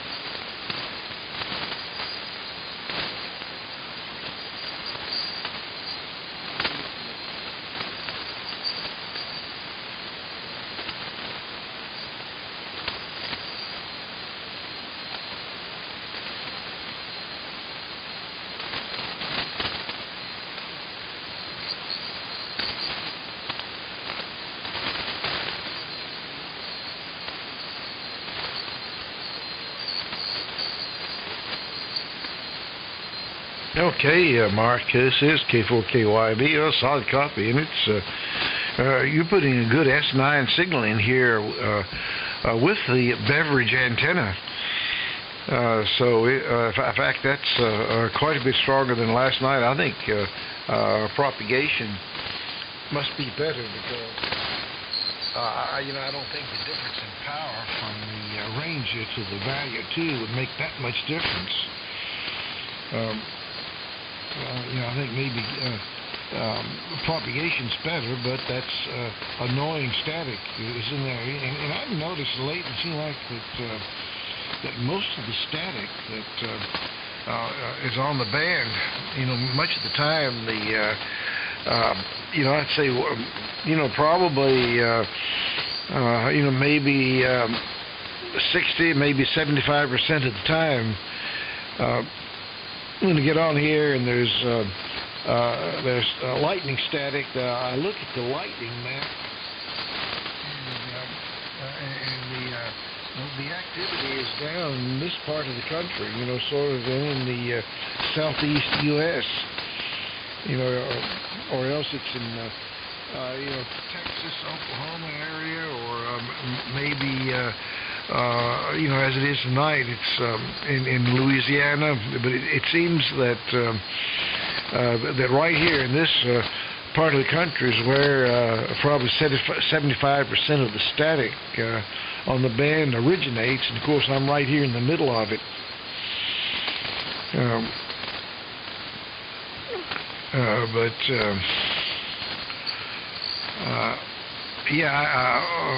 I think the VFO compartment. I've heard a lot of talk about the so-called Chernobyl resistor in the VFO. I think the Valiants and the Ranger, and also maybe the Johnson 122 VFO. I think they're all the same VFO, and there's a wire-wound resistor. I think I think it's wire-wound power resistance in the VFO compartment, and it's has got a nickname as the Chernobyl resistor. I don't know if it actually, if the resistor itself craps out, and it's a real pain in the ass to get to, or if that's it, or if it's just the fact that it puts out all that heat that tends to cause the VFO to drift. I'm not sure which it is, because I had a Valiant at one time, for a number of years. I used to live up in the Northeast. I was in the Boston area,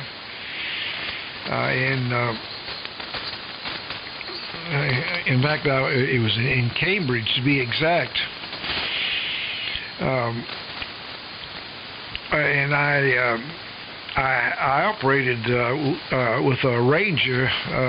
First, I got the Ranger. I went down to the Dayton Ham Fest one year and picked the Ranger up and brought it with me back up there, and then put it on the air, and that kind of resurrected my ham radio activity. Working the AM stations, because at that time that's where there wasn't a whole lot of AM on the air, and it was almost all seemed to be concentrated up in the northeastern part of the country. And I got that Ranger and got back on the air, and then so then I got some components together, and I actually built a homebrew transmitter, and something that ran about a little over 400 watts input, and operated that from up there. But anyway, but then I used that Ranger as the driver, the RF driver for the homebrew rig. But all the years that I had the Ranger, well then I used it for several years up there. Then I moved to Houston, Texas, and I was in Houston for a couple of years. Used it down there, and never did have any problem with the Chernobyl resistor in my particular Ranger. But then I moved back up here. I think it was 1979 that I moved up here, and then I ended up, I got rid of the Ranger. I didn't keep it. I did bring the homebrew rig back with me, and I now use that rig on 40 meters. But I had this other homebrew rig, which covers 160, 80, 40. So for a long time, that was the only transmitter I had on the air, and I had to change the plug-in coils. Whenever I changed bands, I had to change coils in the transmitter. But then later on, I got the other rig, the other homebrew rig that I have now tuned on 40 meters. I got that on the air, and then I acquired the Gates broadcast transmitter, a Gates BC1T, which I have since quite extensively modified. It's almost, I can almost call it homebrew. I've made so many modifications on it.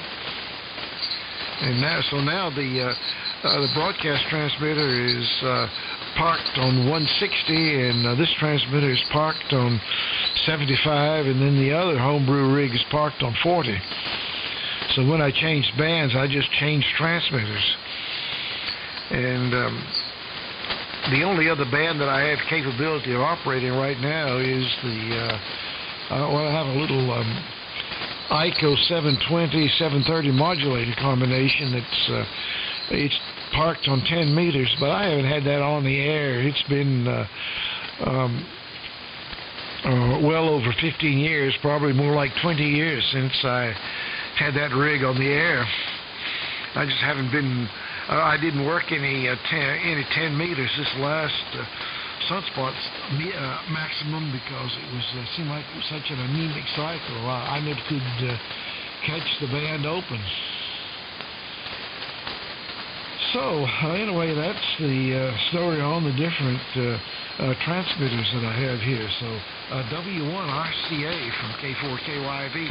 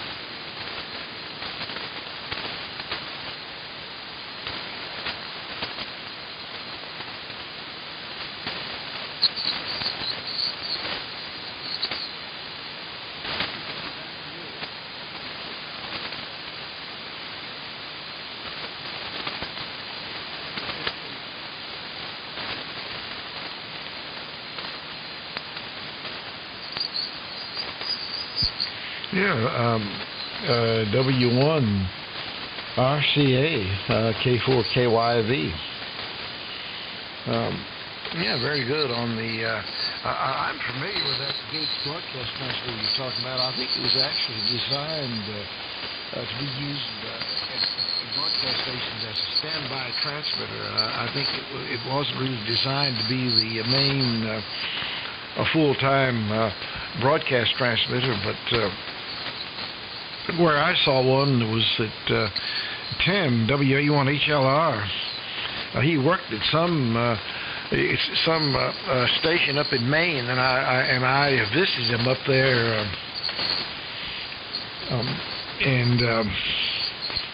This had to be sometime back in the I guess it had to be sometime back in the maybe the 1980s or thereabouts that I was up there and visited with Tim. And we went over to the station where he worked, and they had one of those transmitters.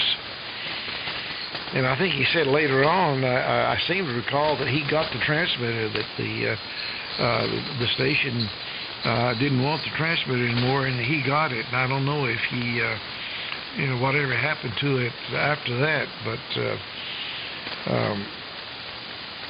I think he converted it to the ham band and maybe was on the air with it for a while. But it seemed like it was that it would make an excellent ham rig, and you could probably.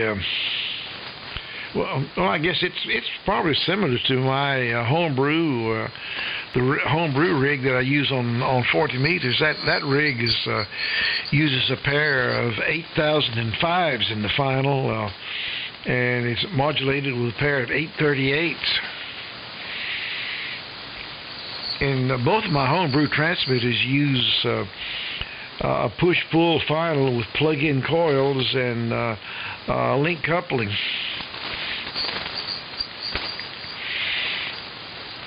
In that 8005 rig, it runs about a little over 400 watts DC input, so it's probably I would guesstimate the output power on it somewhere between 250 and 300 watts. And it's also capable of 75 and 160, but like I said, I park it on 40, and I park this transmitter on 75, and then the broadcast transmitter will only work 160.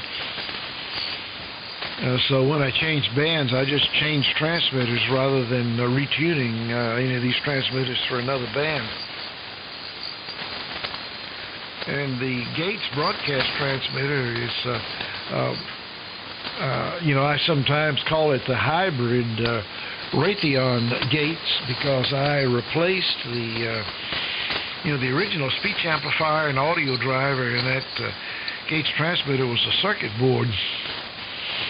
We used a pair of 807s as a cathode follower audio driver, and another pair of 807s as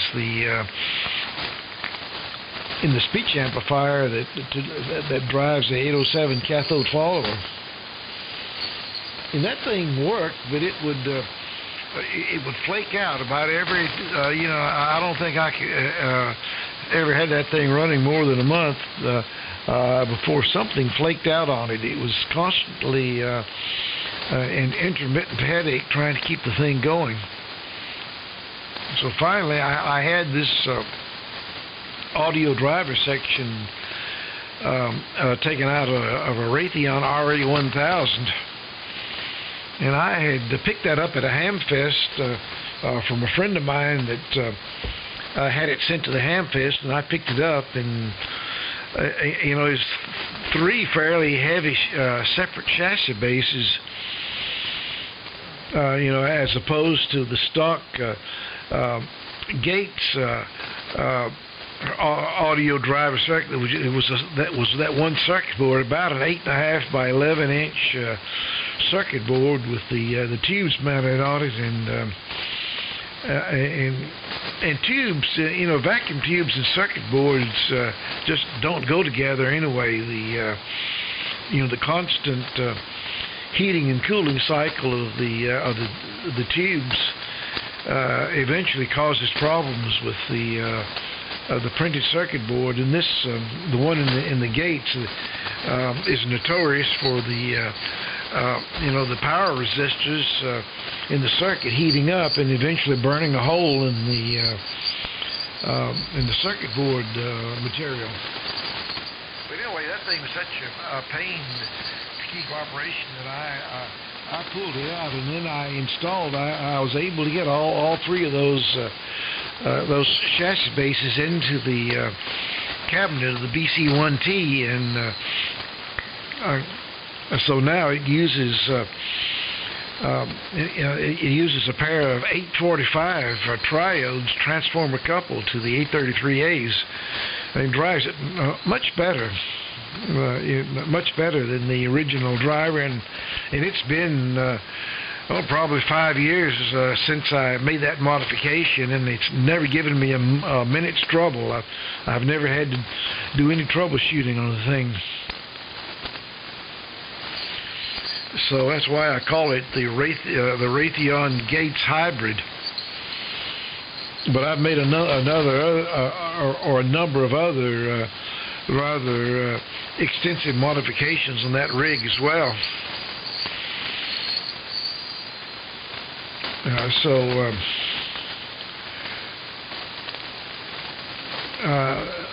So that's pretty much the story on the transmitters. In my ham shack, I have all the stuff out in a separate building. It used to be a one-room schoolhouse. It was probably built around 1930, and I had it moved here because it served as a church for a while, and they had it located about a quarter mile from here, out across the field, and they didn't want it anymore, and they were about to demolish it. And I told them, well, I asked them, would they give me the building if I could get it moved off the premises, and they agreed. So I enlisted a house mover to move the building, and got it off their property and moved it over here on mine and set it up, and so I now have a ham shack that's separate from the house, and it's and this building is 24 feet by 32 feet, and with a 12-foot ceiling, so there's room for a lot of stuff in here, but believe it or not, I've almost filled it up. I don't have a lot of extra space in here. It's pretty much crammed full. Well, back over to you, Mark, W1RCA from K4KYV.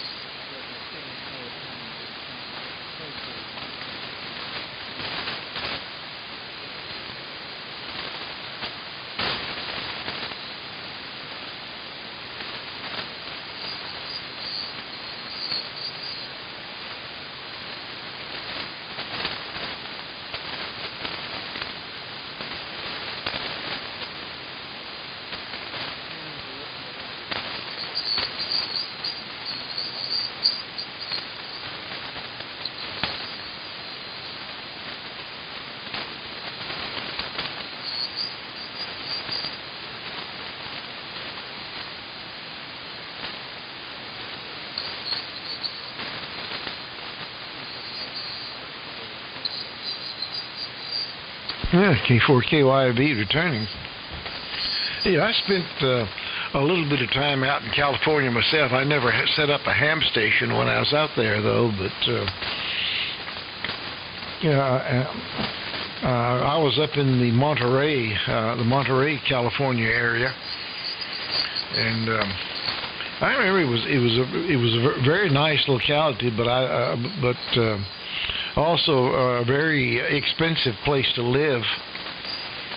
I don't think I would really want to live out there permanently, but I enjoyed my stay there when the time I was there was back in the mid 1960s. But I remember, even then it was a very high cost of living, and it's probably a lot worse now than it was then. So I settled back here. This is, I don't plan to ever move again from this place. We have some acreage. I have 100 acres here, and I lease out about 60 of the 100 acres. Lease out to a farmer who does crops, and I get a cut out of whatever his gross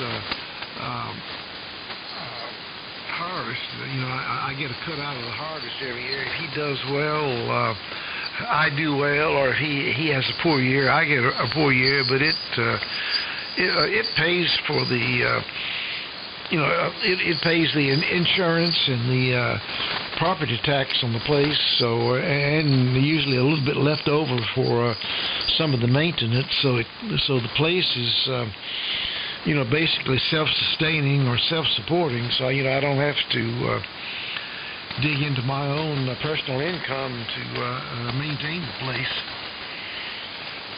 So I have enough room. I can string up antennas and put up towers, and there's some open area. There's some wooded area that it's not used for the crops. So it's kind of nice to have a little bit of room. And of course, it allows me, a lot of options with antenna situation. None of that nonsense that I hear so many people nowadays talk about, how that they live someplace and there's all these restrictions where they live, and they're not allowed to put up an antenna on their own property. I don't think I could tolerate any kind of nonsense like that, but it seems like I hear more and more people say that they're in that situation.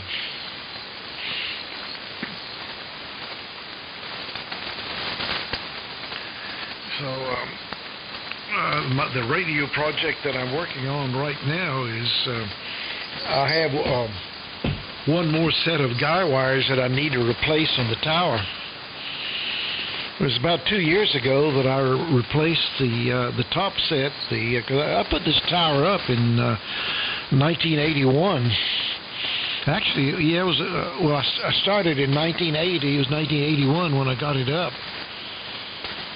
So that's almost 40 years ago, and the guy wires were getting pretty rusty, and I was kind of worried about the rusty guy wires, and I 2 years ago replaced the upper set, which is up at the 120-foot level.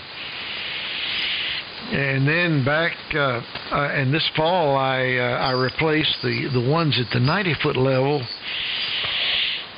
And the ones what I'm working on now is the 60-foot level. I need to replace those.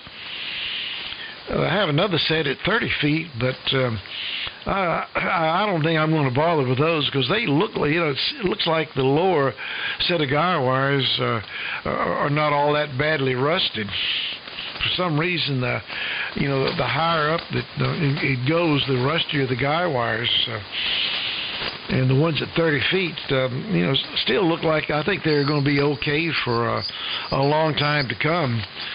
Plus all the cable I have to do it with, the roll of cable I have is just about enough to I have just about enough left to make that one more set, and if I did the 30-foot level, I'd have to buy some more guy wire cable for one thing. But although it turns out that some of those extremely rusty sections of guy wire up at the upper set, I used a set of bolt cutters, and I went through and took samples, took a number of samples from the rustiest section of the old guy wires just to see the condition they're in, and I was amazed. It looked like they were mostly sound metal, that the rust was was pretty much confined to the surface. So I think even those old rusty guy wires would have lasted for probably many more years.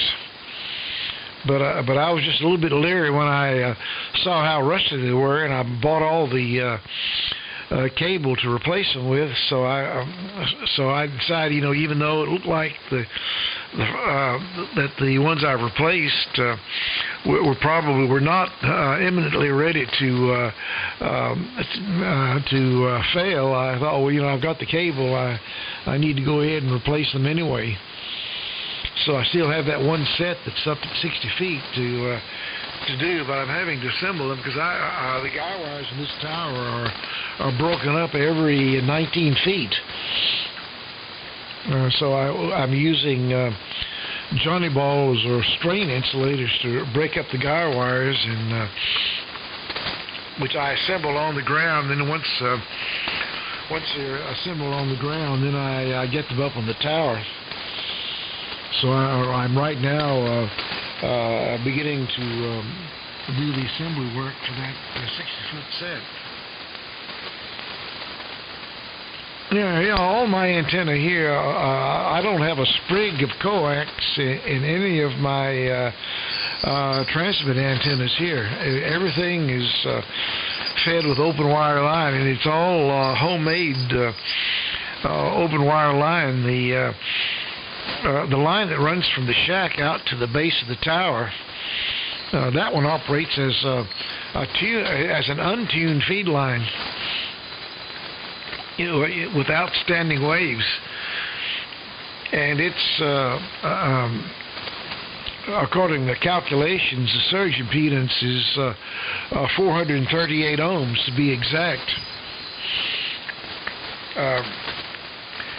But that one operates as an untuned, flat, matched transmission line. And then out at the base of the tower, I have a little doghouse that has a number of tuned circuits in it, and one that feeds the tower on 160 as a quarter wave vertical T.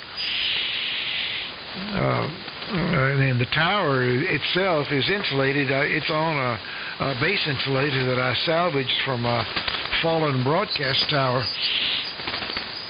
So I series feed the tower itself as the 160 meter vertical T. And then this antenna is a dipole that's up at the 119 foot level. It's an 80 meter half wave. Fed with open wire line, and it's with that open wire line acts. It's a tuned feed line. It operates with standing waves, and I use it on both 80 and 40, and I can use it on 160. I can use it as a quarter wave doublet on 160. Which I did for the first couple of years after I got the tower up. I did not have any ground system, so I didn't even bother to try to tune this tower as a vertical without a ground system. So I just used the 80 meter doublet as a quarter wave doublet on 160, and it worked out pretty well. But then I finally got the ground system laid out for the vertical T, and so I use it most of the time. Although occasionally I do use the doublet antenna on 160. especially for close-in distances. You get out about 50 miles from here, and you're getting on the ragged edge of the ground wave, and yet it's too close to for the first hop of skywave. So at that distance, the 80-meter doublet actually works better than the vertical. But then you get out beyond a couple of 100 miles, and they tell me that the vertical is about 10 dBs louder than the quarter wave doublet. So. But I very seldom use the doublet on 160. But I still have the capability. I still have the balance tuner that accomplishes that. But like I said, there's not a sprig of coax this antenna system anywhere. All the way from the between the tank circuit and the transmitter, all the way to the radiating element of the antenna. Everything is fed with open wire transmission line. I do use coax on my a beverage receiving antenna. It's mostly RG6, TV cable stuff. I use that on the beverage antenna to as a transmission line on that. But that's really the only coax that I use on any of the antennas is that the transmission line that goes out to the beverage receiving antenna. Well, back over to you, Mark. W1RCA from K4KYV.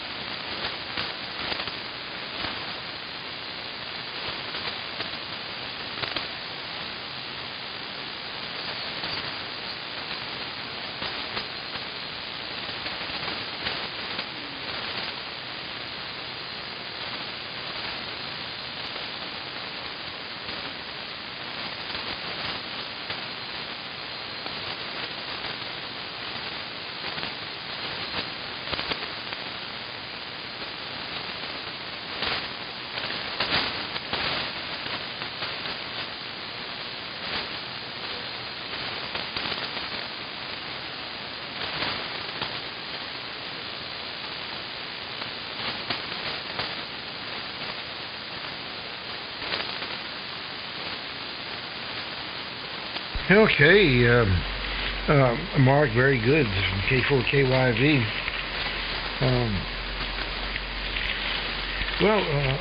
I've been retired. I retired in 2007, so it'll soon be coming on 13 years. And I tell people it's the best job I ever had.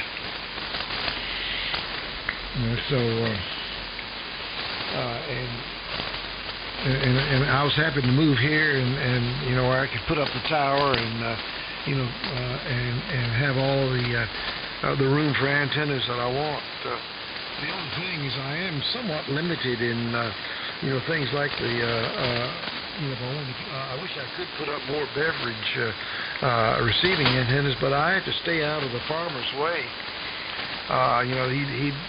He does the crops, and I have to keep all my antennas out of his way so I can get some income to maintain this place. So that does limit my antenna options somewhat, but still, the fact that I can string, if I string that beverage out, if I deploy it fully, it's 800 feet long. But right now it's only like about 400 feet because in the summertime I actually roll in part of it and get out of the farmer's way but then in the winter I roll it back out. I deploy it fully. It works out just perfectly. He does the harvest. His fall harvest is just about the time the band's beginning to get good, and then in the spring, just about the time the static level begins to rise, that's when he does his spring planting. So I tend to, I'm able to share the cropland with him. In the winter, I can run my antennas out, and then in the summer, I bring it back in, and he does the farming. But it would just be way too much trouble to deploy multiple beverages in different directions, having to bring all those in every spring and then redeploy them every fall. So I just this one here, I have about a 400-foot run that I don't have to do that. So, but then in the winter, I can roll it out a total of another 400 feet. Although the last few years, I've just been actually rolling it out on the north end. I can roll it out to about 500 feet, and I haven't been deploying the whole thing. I just haven't gone to the trouble to do that the last few years, but I do have that capability. Well, anyway, I'll say 73 for now then, and I hope to work again soon. So, good luck with your plans for retirement. W1 RCA, this is K4KYV, 73, Mark.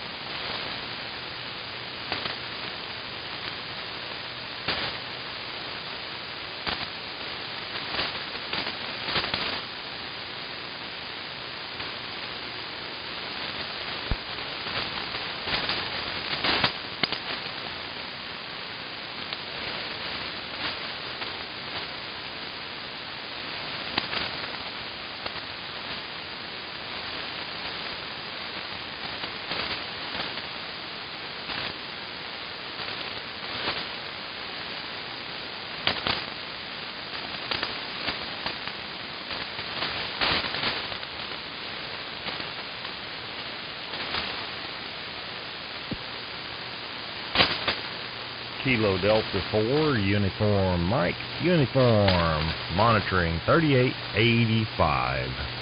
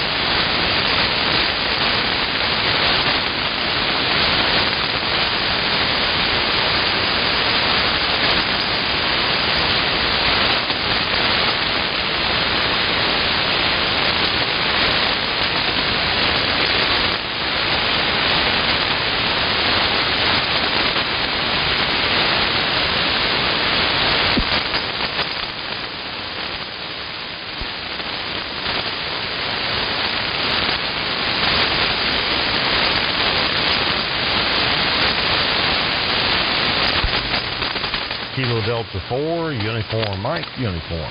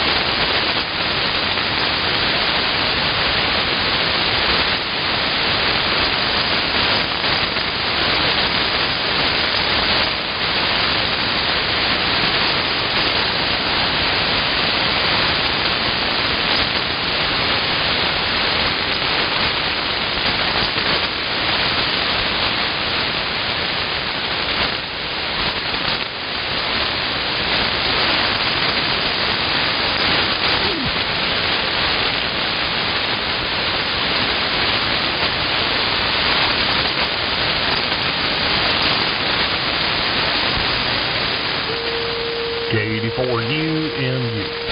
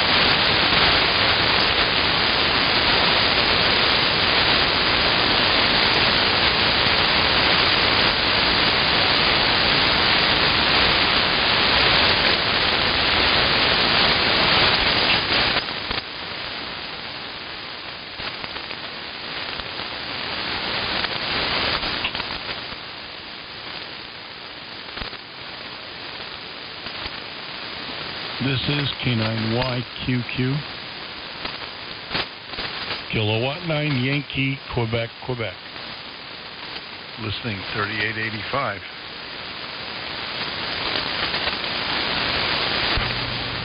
Hey, good morning, Borgies. If you hear a signal from down south here, K9YQQ from Kilo Delta 4, Uniform Mike, Uniform.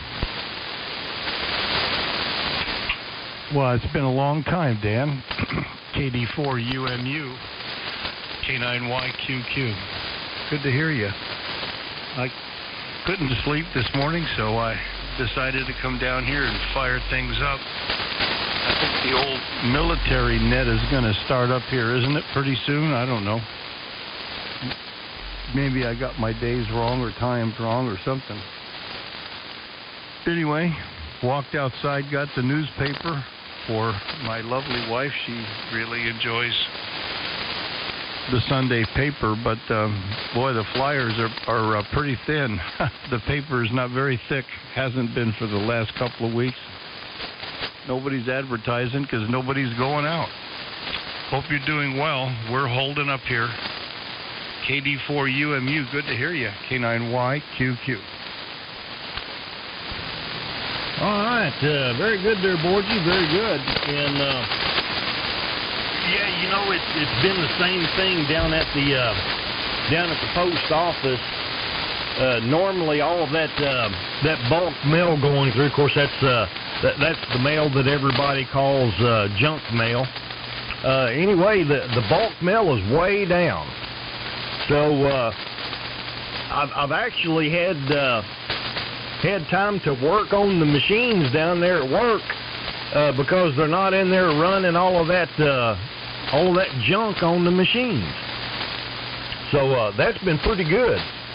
But I did notice yesterday that they're firing up and gearing up on a lot of that bulk mail, the advertisements and the like. So I'm sure they'll hit the newspapers again fairly soon.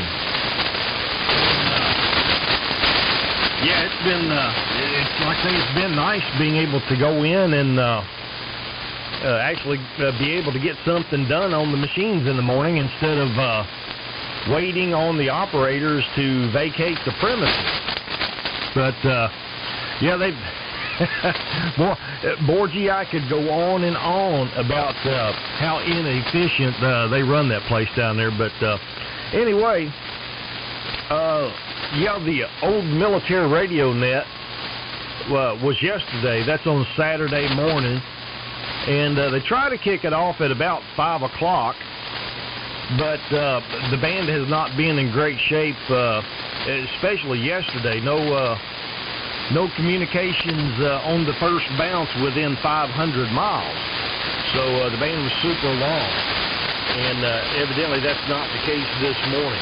Today is the Florida AM crew, and they'll be starting up at about within the hour. So right at about 6:30 Eastern Standard Time.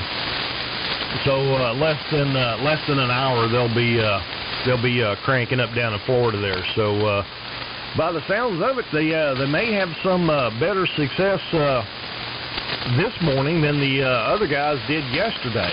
So we'll just have to wait and see what's going on. But anyway, sounding good down here. Running the Flex 3K here with the Commander amplifier. K9YQQ from KD4UMU.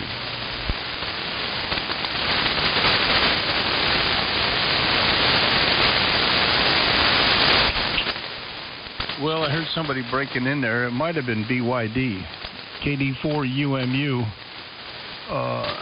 and a joiner, K9YQQ. Well, the Commander's doing a good job here. You're S9. You've been a lot stronger, but I think propagation is not good yet this morning, and there's a lot of static crashes.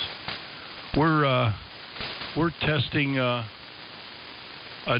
new transmitter that we built for Jeff, AA9JC. It's a pair of 304 THs in parallel, and they're plate modulated by a pair of 304 TLs in class AB1 push-pull. So we're just running it through its paces. Got her in high gear this morning, and I'll switch to low gear on the next transmission. I just want to make sure everything's okay. Just want to make sure it's going to be all right. A fine business on work at the post office. Yeah, well, you guys do heroic stuff over there, getting out there and mingling, with the danger that lurks. My hat's off to you. My hat is off to you, all you folks that work in jobs like that. While all of us are huddled in our homes, you guys are out there still in the thick of it, and I, for one, thank you for it. Yes, sir. The newspaper it felt a little thicker this morning than it did last week, so you may be right. You probably are right. You're right there in the thick of it anyway, but it felt like it was a little thicker than it was yesterday or last Sunday. It felt like a normal weekday newspaper. I mean, it was pretty thin. There was like one or two advertisements in there from stores that are still open, like pharmacies and stuff like that. But all the big stores obviously did not advertise. And I don't know why, because they still have online services, but I guess those flyers are mainly aimed at people that are the physical shoppers rather than the virtual shoppers. I guess. I don't know.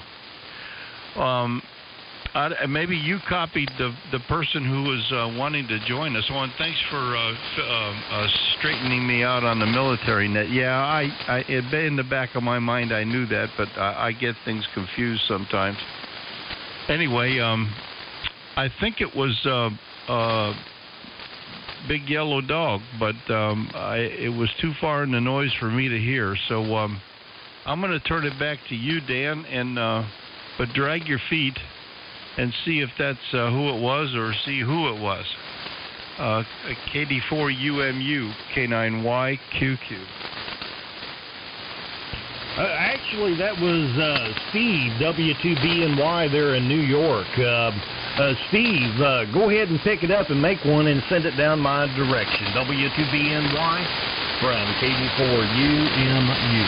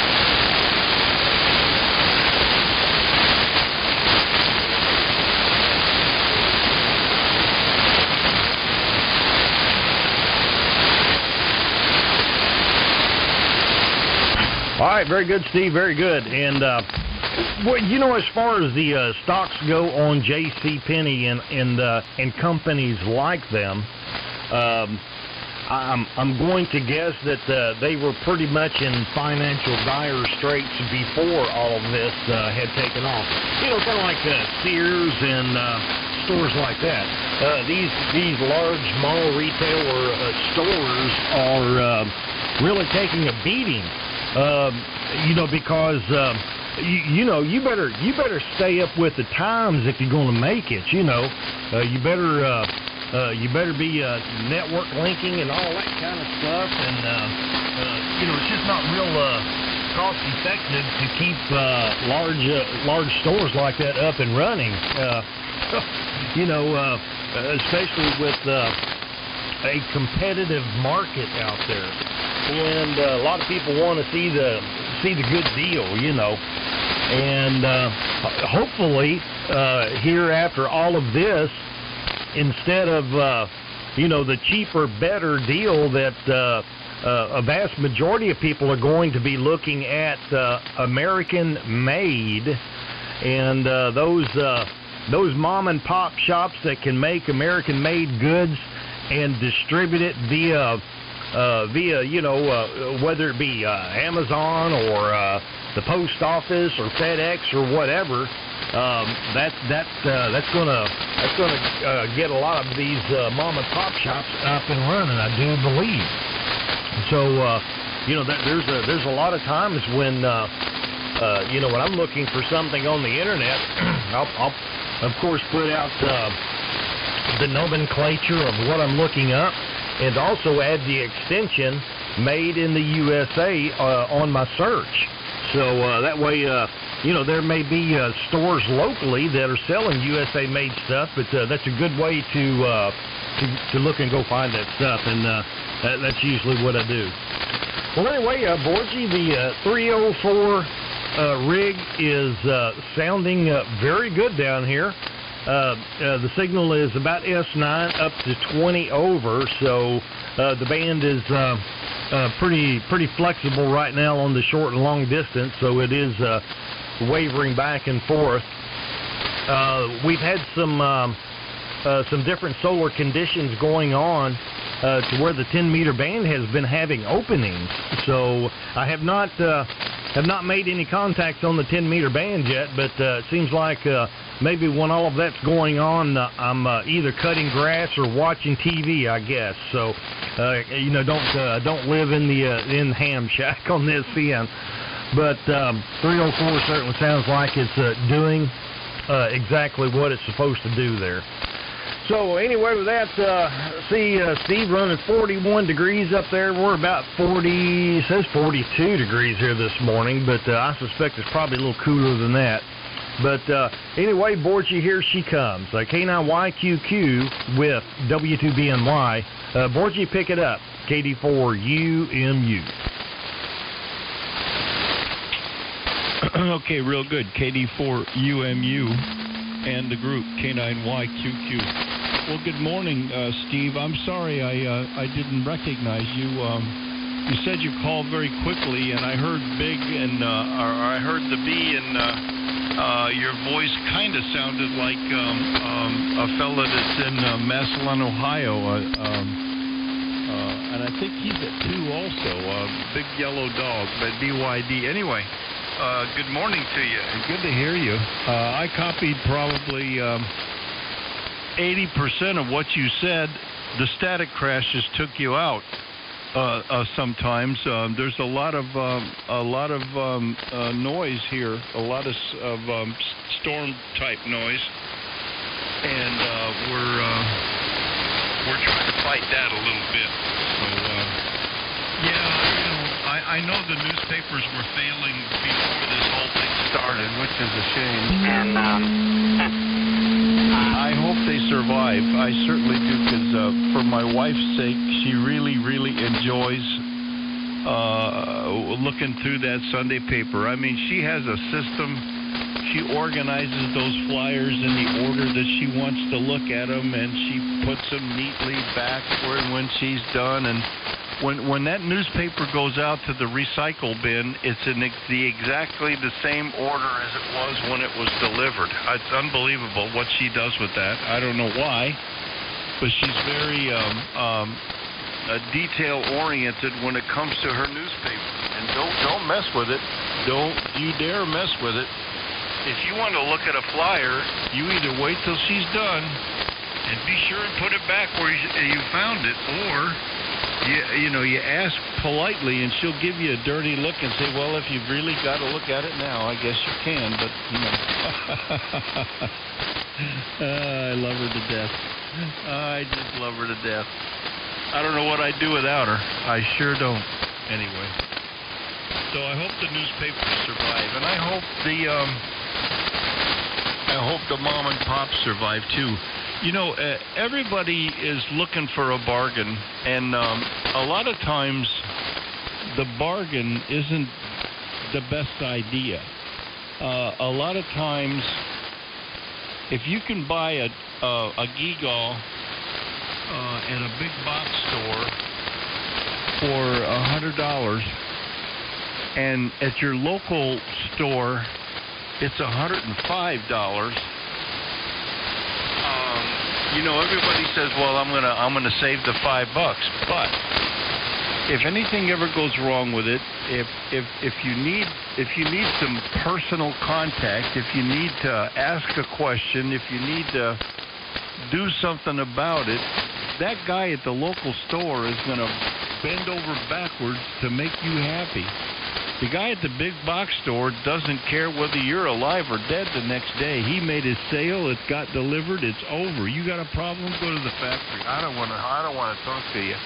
And that extra $5 is not going to break you. And you really need to give the business to the local guy who's trying to make ends meet and feed his family just like you are. And anyway, that's my opinion. I advocate throwing money away, but I think paying a little extra for something for the greater good, yours included, your greater good and the greater good of the community, I think that's probably not a bad idea. Not a bad idea at all. I don't know if you guys agree with me or not, but I don't have money to burn. I'm not a rich man by any means, but for a lousy 5% or whatever, on a small ticket item like that, I'd rather go local. I'd certainly rather go local. Anyway, okay, off my soapbox. Steve, great to hear you. Maybe spring is actually going to come to Buffalo, New York. You never know. Maybe it might. It's 45 degrees here. I don't know how accurate my thermometer is, but it felt like it when I went to get the newspaper. And yesterday was a beautiful sunny day, but today it's going to cloud up, and I think it might rain. So we had our fun yesterday, and now it's back to the gloomy Midwest. Over to you, Steve. Hopefully you're copying. I switched back to low gear on this transmitter. Hopefully you're doing okay. W2BNY in the group. K9YQQ.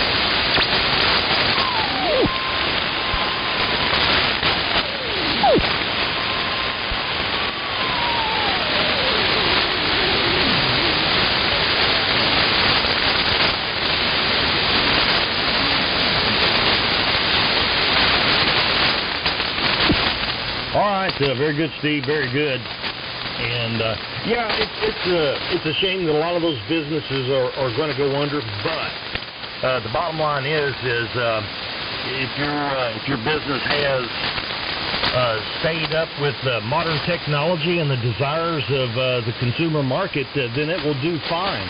If not, the American way is man, you'll fall by the wayside and somebody else will step up and fill that bill. So that's just how the capitalist market should work.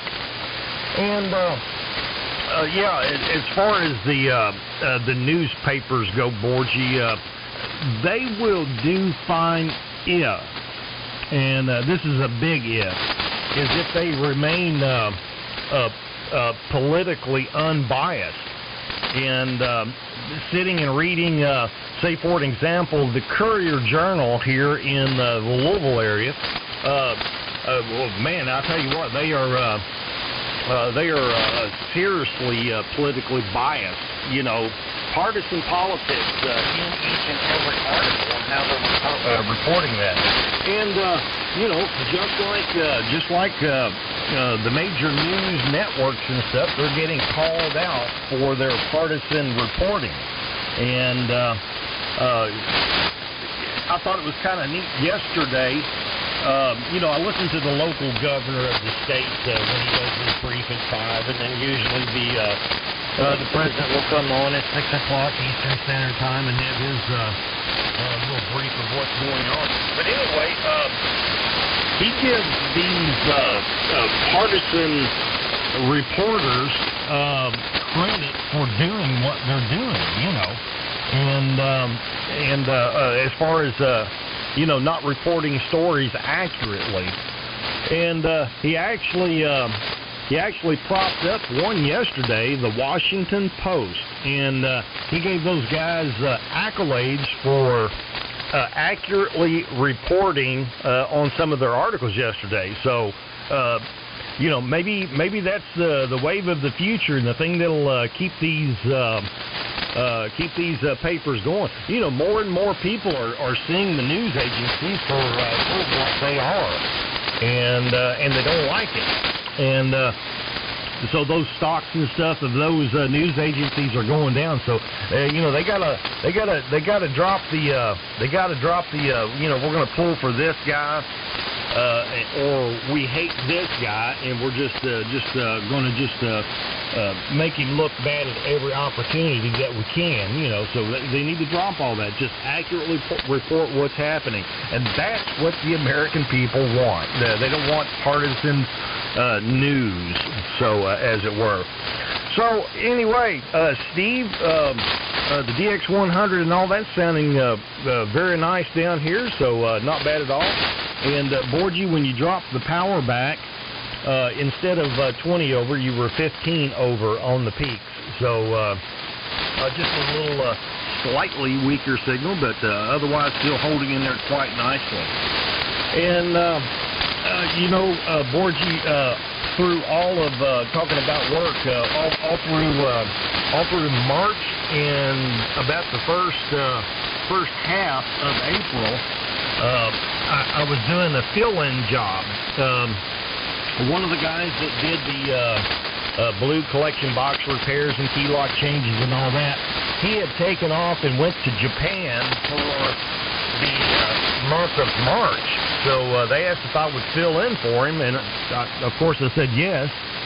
And of course March is when all of this actually hit pretty hard, and they started trimming everything back and the whole 9 yards. But you know, that guy didn't get back until way into April, because once his vacation time was done, he was finally able to leave Japan and come over back to the States.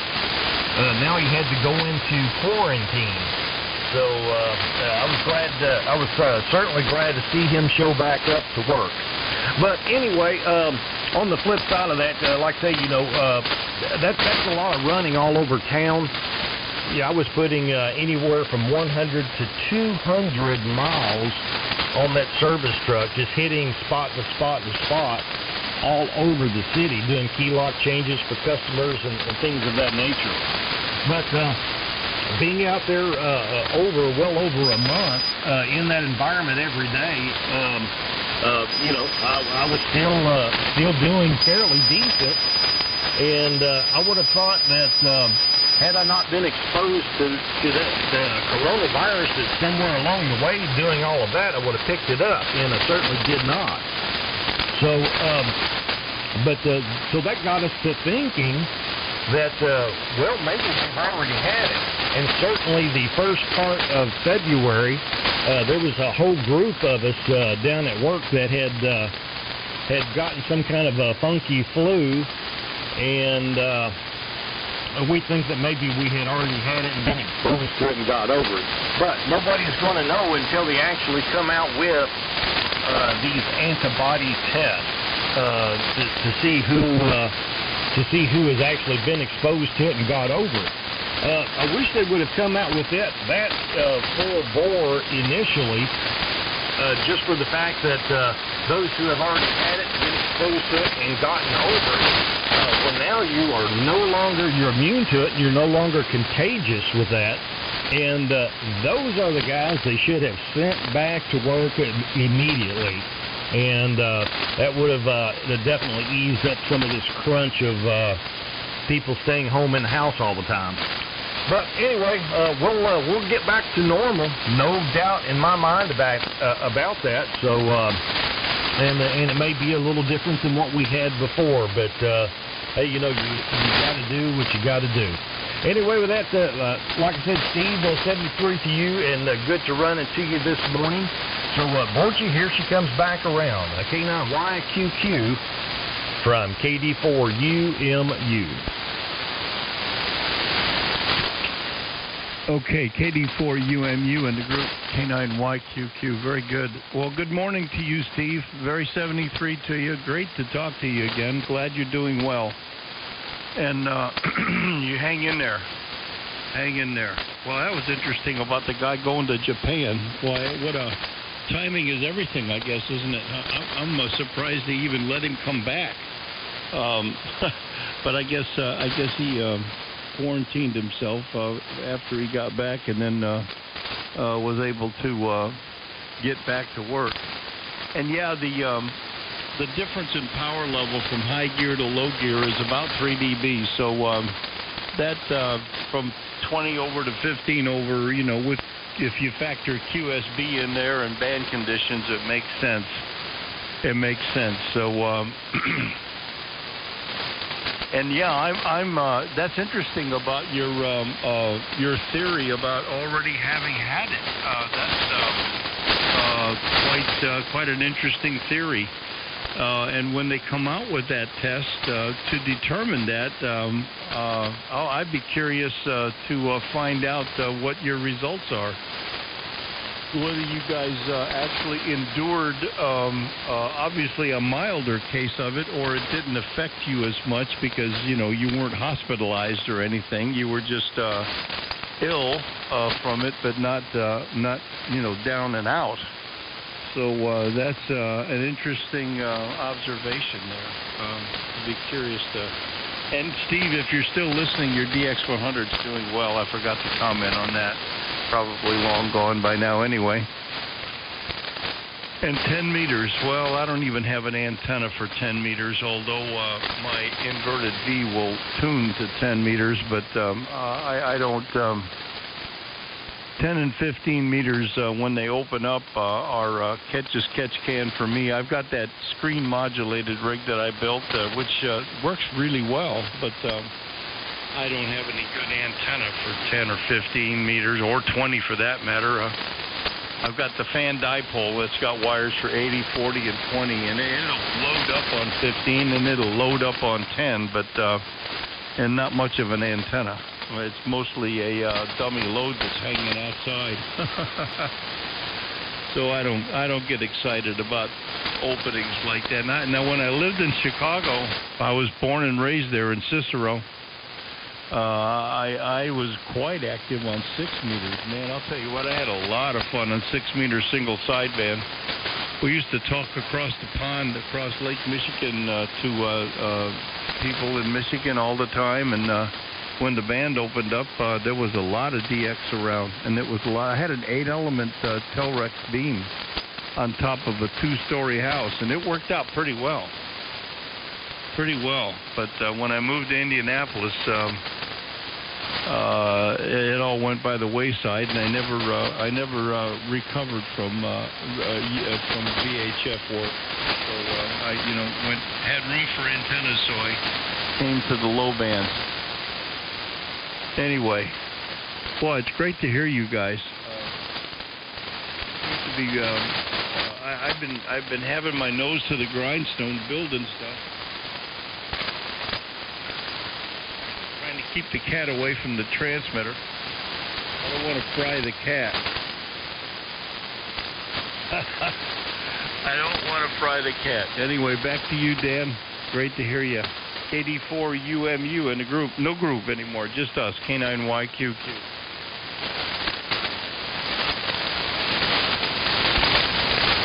K9YQQ from KD4UMU. Well, Borgie, I think we're going to see more of these 10-meter openings as we progress towards 2022. The last full-blown opening on the 10-meter band there was 2011. So the 11-year cycle is coming back up again. So it takes several years to build it up to a full-blown 10-meter conditions. And we're now going back into the upswing of the next solar cycle. So we'll start seeing more and more activity on the higher frequency. So I've got this log periodic up. It's one of the Teledyne T8 Teledyne log periodic. And Borgie, the reason why I had actually selected that antenna was for the 10-meter band.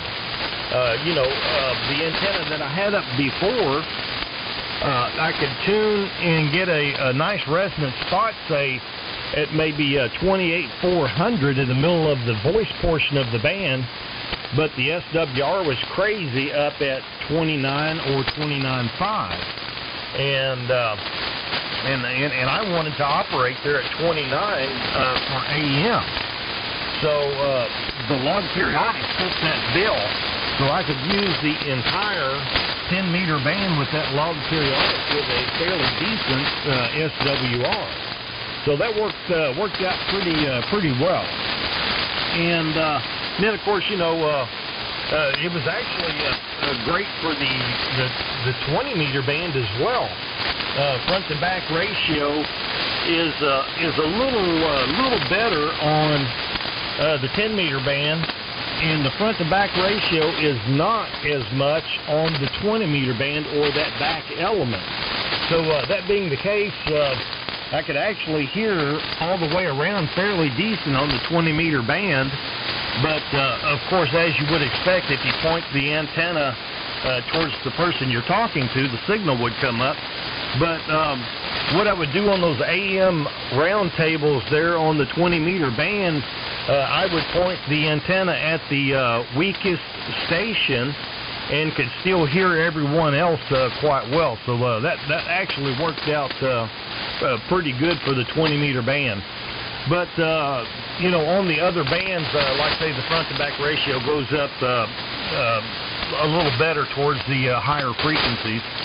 And once you get the antenna off of them, the signals really start dropping down. And, of course, once you go broadside, you would pretty much lose the station you wanted to hear, but not so much on the 20-meter band. But, I'm kind of looking forward to getting back into doing 10. Really liked operating that band, especially on the AM stations off of the West Coast. Boy, those guys just did great during those conditions. And then, of course, the other way into Europe, a lot of guys running FM. So, I could operate down towards the southeast, or down through the islands down there, or head it northeast and cover all of Europe. So that worked out quite well. And of course, in the evening hours, Japan coming from the other direction, and maybe Australia. So lots of fun to be had, and you didn't have to run a whole lot of power on the 10-meter band. So some of those weaker stations with the antenna worked out quite well. But for the most part, well, you know how it is when the 10-meter band is open. It's open. You don't have to have much of an antenna up at all, and have a fairly decent signal. So, like I say, looking forward to that. Well, anyway, Borgie, I need to get another cup of coffee here and take a little break. The 304 rig is sounding fantastic on this end, so I don't hear any anomalies at all. And of course, I've got this thunderstorm at the back door here in Mississippi that's got quite a bit of noise on the band, but you're covering that up quite nicely here. So back around to you, Borgie, K9YQQ from KD4UMU. All right, very, very good, Dan. KD4UMU, and this is K9YQQ. Yep. Solid copy, good, strong signal. You're 10 to 15 over S9 here consistently with, on peaks there. And you don't drop very far with QSB, so you're putting in a real good signal here into Indianapolis. Well, it was just great to talk to you again. It was just wonderful. We haven't talked in a long time, and you're one of my favorite people to talk to. So great to hear you. Glad you're doing well, and boy, I'll be anxious to hear if you care to share the results of that test when you get it. I'd be really curious to hear what the outcome of that test was, just to see whether you actually had the disease and now have developed an immunity to it. So anyway, well, I kind of hope that's true, because you've already had it, so it's not like wishing you any harm. And this way, it'll be you'll see it in the rear view mirror. All right, my friend, enjoy your cup of coffee. I'm going to go upstairs and see if my lovely wife is up and around, and maybe we can roust up some breakfast. Our Sunday morning ritual here. Very 73 to you, and have a great day, Dan. And boy, that log periodic sounds like a wonderful antenna. I wish I had a place to put one. I think they make a smaller one, but maybe I'll look into that. It'll be fun if it's going to open up here in the next couple of years. That would be fun. 73. Have a great day. KD4UMU, K9YQQ. Thanks for the kind word. All right, very good, Borgie. Very good. And, some of the stories going around now is that they are suspecting that maybe half of the population of the United States has already been exposed to this. So, you're talking 150 million people. But unfortunately, that leaves another 150 million people that have not been exposed to it. But one thing for sure, the antibody test will give them some pretty good averages of what's going on. I doubt they go around and test everybody, but at least they should be able to get a good reference number off of a pool of people being tested. And certainly the numbers that they have that they're forecasting right now, skewed numbers, and they're skewed by varying things. So it's just a number that really doesn't mean a whole lot. So because it's not accurate, we know that. But anyway, we're 73 to you. Great to run into you here on the 75-meter band this morning, albeit very noisy. But you're certainly having no trouble with the 304 rig putting out the sauce and getting the signal down here. So working quite well. Anyway, with that 73T, good to hear you on this morning. KNYQQ 73 from KB4 UMU.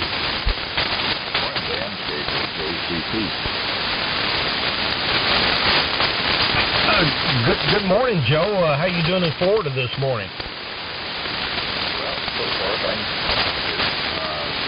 Thunder boomers later, and let's see, we're 64 degrees,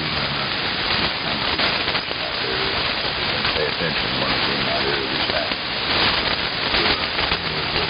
This morning, and we'll see what happens later on. About noontime, we're going to have some. That's the name of the game in Florida is well, you know, kind of been mystic here the last couple of rounds. Don't wish any bad on anybody. See what happens. You're certainly booming in with your point down.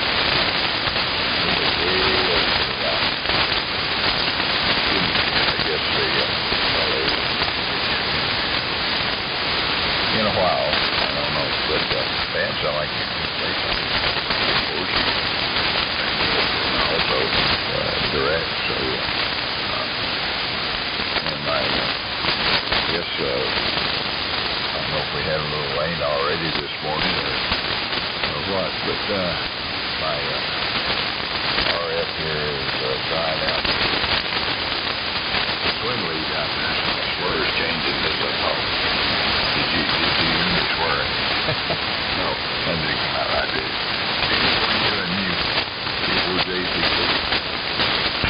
Oh, yeah, and yeah, mine does the same thing here, running that ladder line.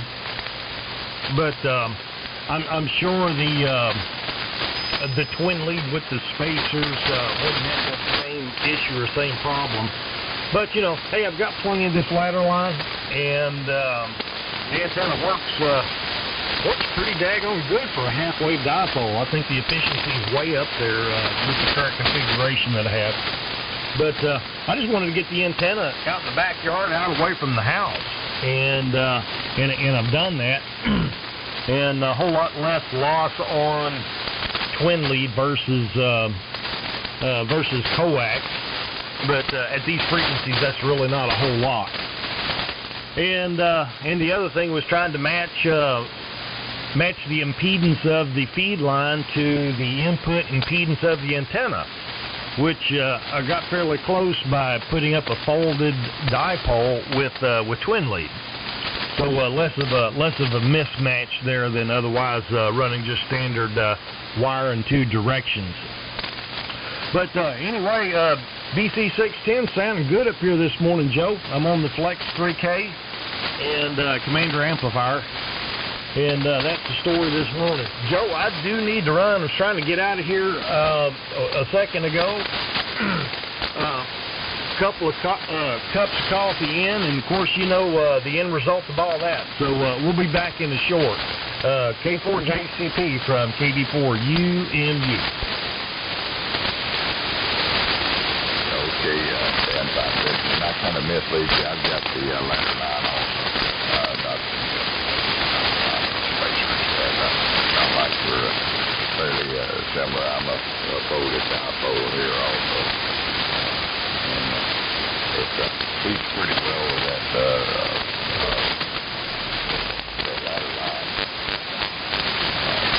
Once it gets rained on a little bit, it sort of settles back down to normal settings. Sooner, just the first few minutes,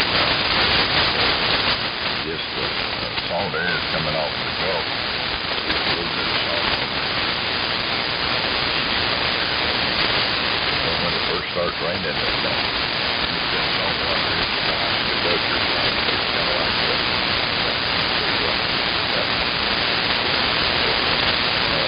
middle season.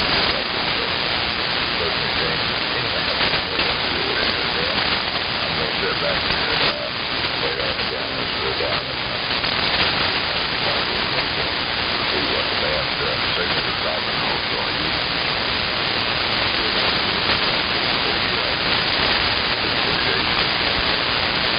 Okay, very good. Good morning to you down there, Joe.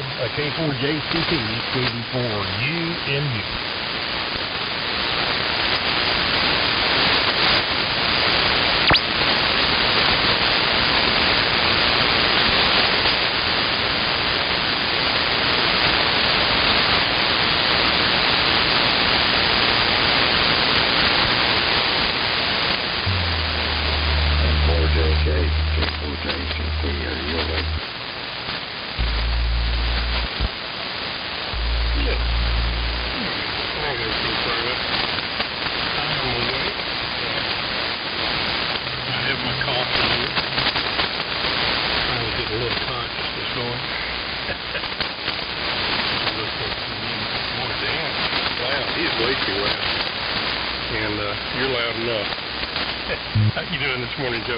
K4JCP from N4JK.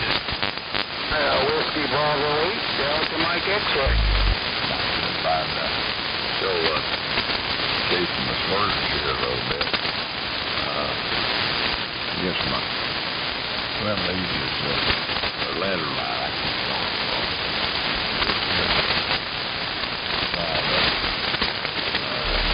Now my settings are just about back where they ought to be. I don't know if it was you or if we had a little rain shower earlier or what, but settings moved quite a bit. Anyway, good morning to you. Are you flexing this morning? I can change the mounts and everything. It's hard to tell what you're on anymore.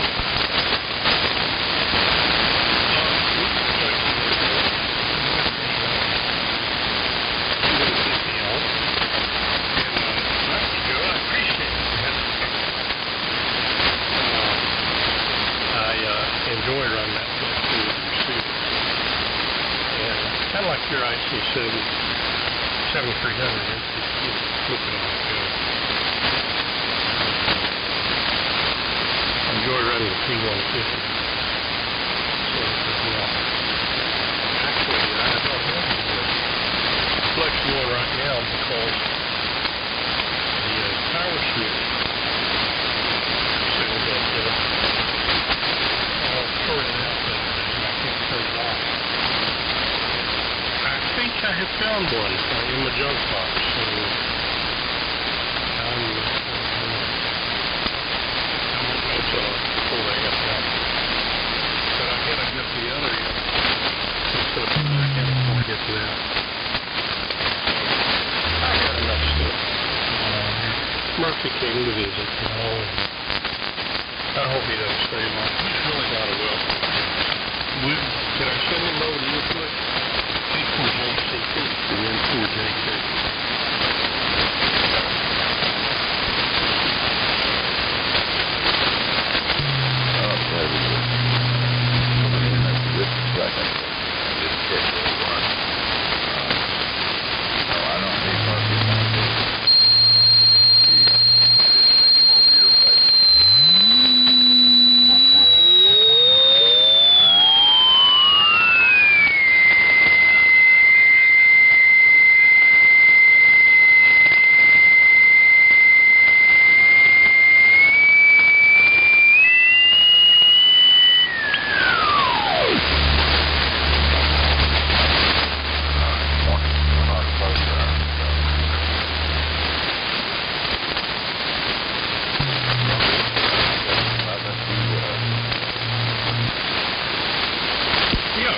Morning to you there, Bruce. You can hear what's going on. Joe's trying to send Murphy over to help me with a few things around the shack. Most of the stuff I'm touching the last couple of days breaks. So that's what's going on. I hope you got a better story. Yeah, for HHK. And the group using 4JK.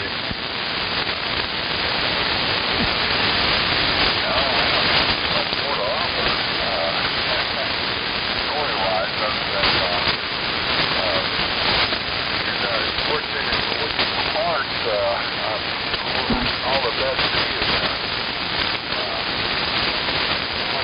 Story this week. Down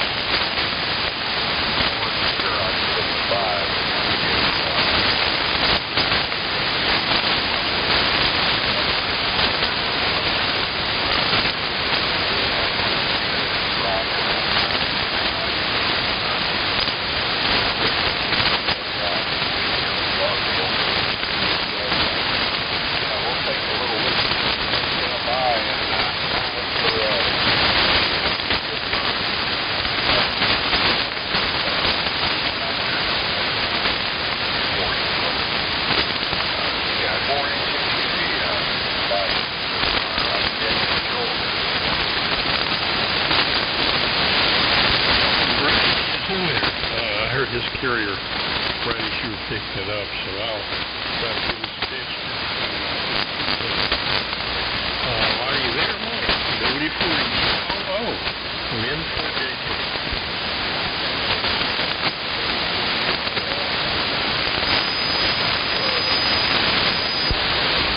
Copy pretty good. You're not as loud as you're gonna be, but you're pretty good stuff.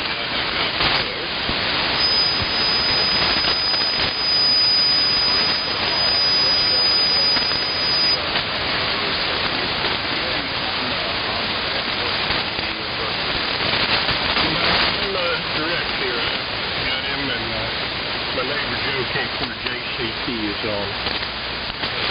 It's just pretty good signal up this way. I think it's just a little bit long right now, so.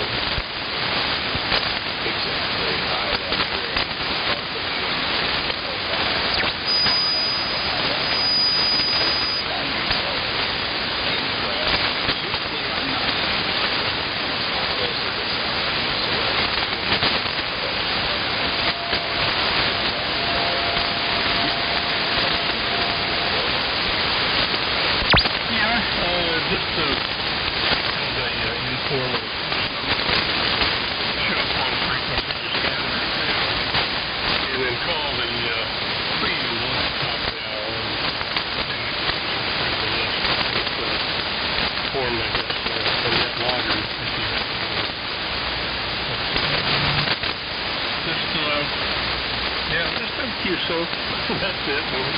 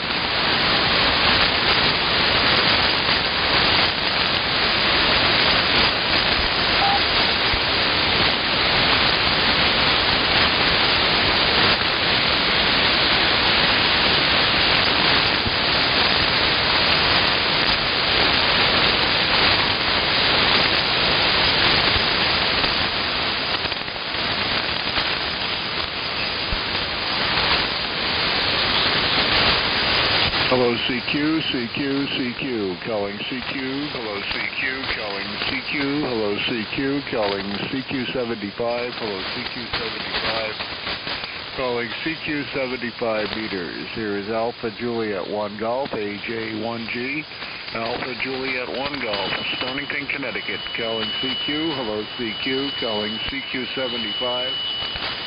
Calling CQ75. Hello, CQ75 meters. Here is Alpha Juliet 1 Golf, AJ1G. Alpha Juliet 1 Golf, Stonington, Connecticut, calling and standing by. AJ1G, AJ1G, this is K1PJS, K1PJS. Name's Chris, name here is Peter, over. K1TJX, K1TJX, I think it is Tango Juliet X-ray, sort of like the TJ Maxx logo, corporate logo, TJX, K1TJX, AJ1G. Yeah, good morning. Chris here in Stonington, Connecticut. Dan's very quiet. I'm surprised no one else on here this morning. I even been listening around the K3FEF Web SDR, and you're the only one I've heard here so far. Running about 100 watts to, you're about 5 and 9, I would say. Running about 100 watts to a very shallow angle inverted V, closer to a dipole. The center's up about 43 feet. The ends are not much lower than that. Down here in the southeastern corner of the state of Connecticut, in the town of Stonington, and the name is Chris, Charlie Hotel, Romeo, India, Sierra. K1TJX from AJ1G. Okay, Chris, real good. AJ1G, this is K1 Papa Juliet Sierra, K1PJS. Again, the name is Peter. We're up in Concord, New Hampshire. You're 20, you can get up to 30 over Stein that last time on the Hamlin 62180. And we're using the Johnson Valiant this morning. 75 meter dipole. We're going to be going east and west, so most of the radio waves should be coming your way. And yeah, we got up a little while ago and worked down here in the shack. And I was listening earlier to some of the guys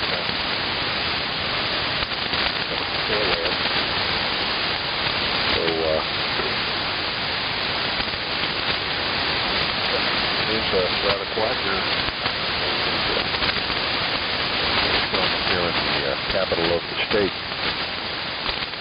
So normally we head off to work, but that's not true. Today's Sunday. Lose track of what day it is. We're probably getting ready to go to church. Anyway, back to you, Chris. J1G, this is K1PJS, New Hampshire. Yeah, K1PJS, K1PJS, AJ1G. Okay, very good, Peter. Yeah, sorry about the confusion on the call sign here.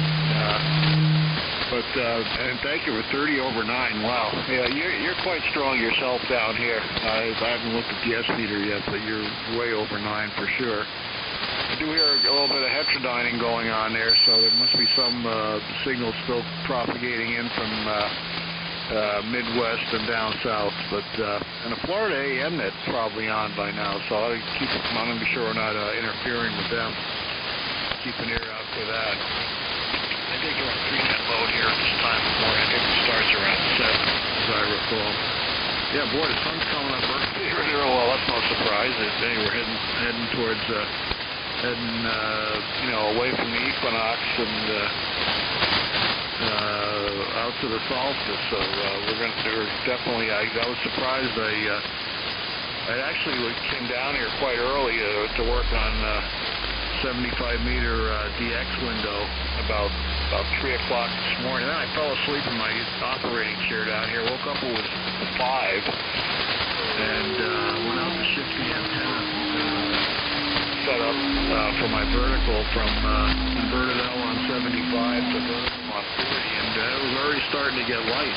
It's definitely light in the sky. It's about 5 o'clock, so Yeah, things are getting more like summertime here for sure. Wonder if you got any snow on that subject yesterday. That was kind of surprising. There was snow in Connecticut as well. My son's up in the Hartford area, just east of Manchester, Connecticut, and Bolton, Connecticut, and they had complete white cover snow on the lawn surfaces. Nothing on the driveway from the picture he sent, but they got appreciable snow there, and a lot of people were talking about snow yesterday here on the nets Saturday morning.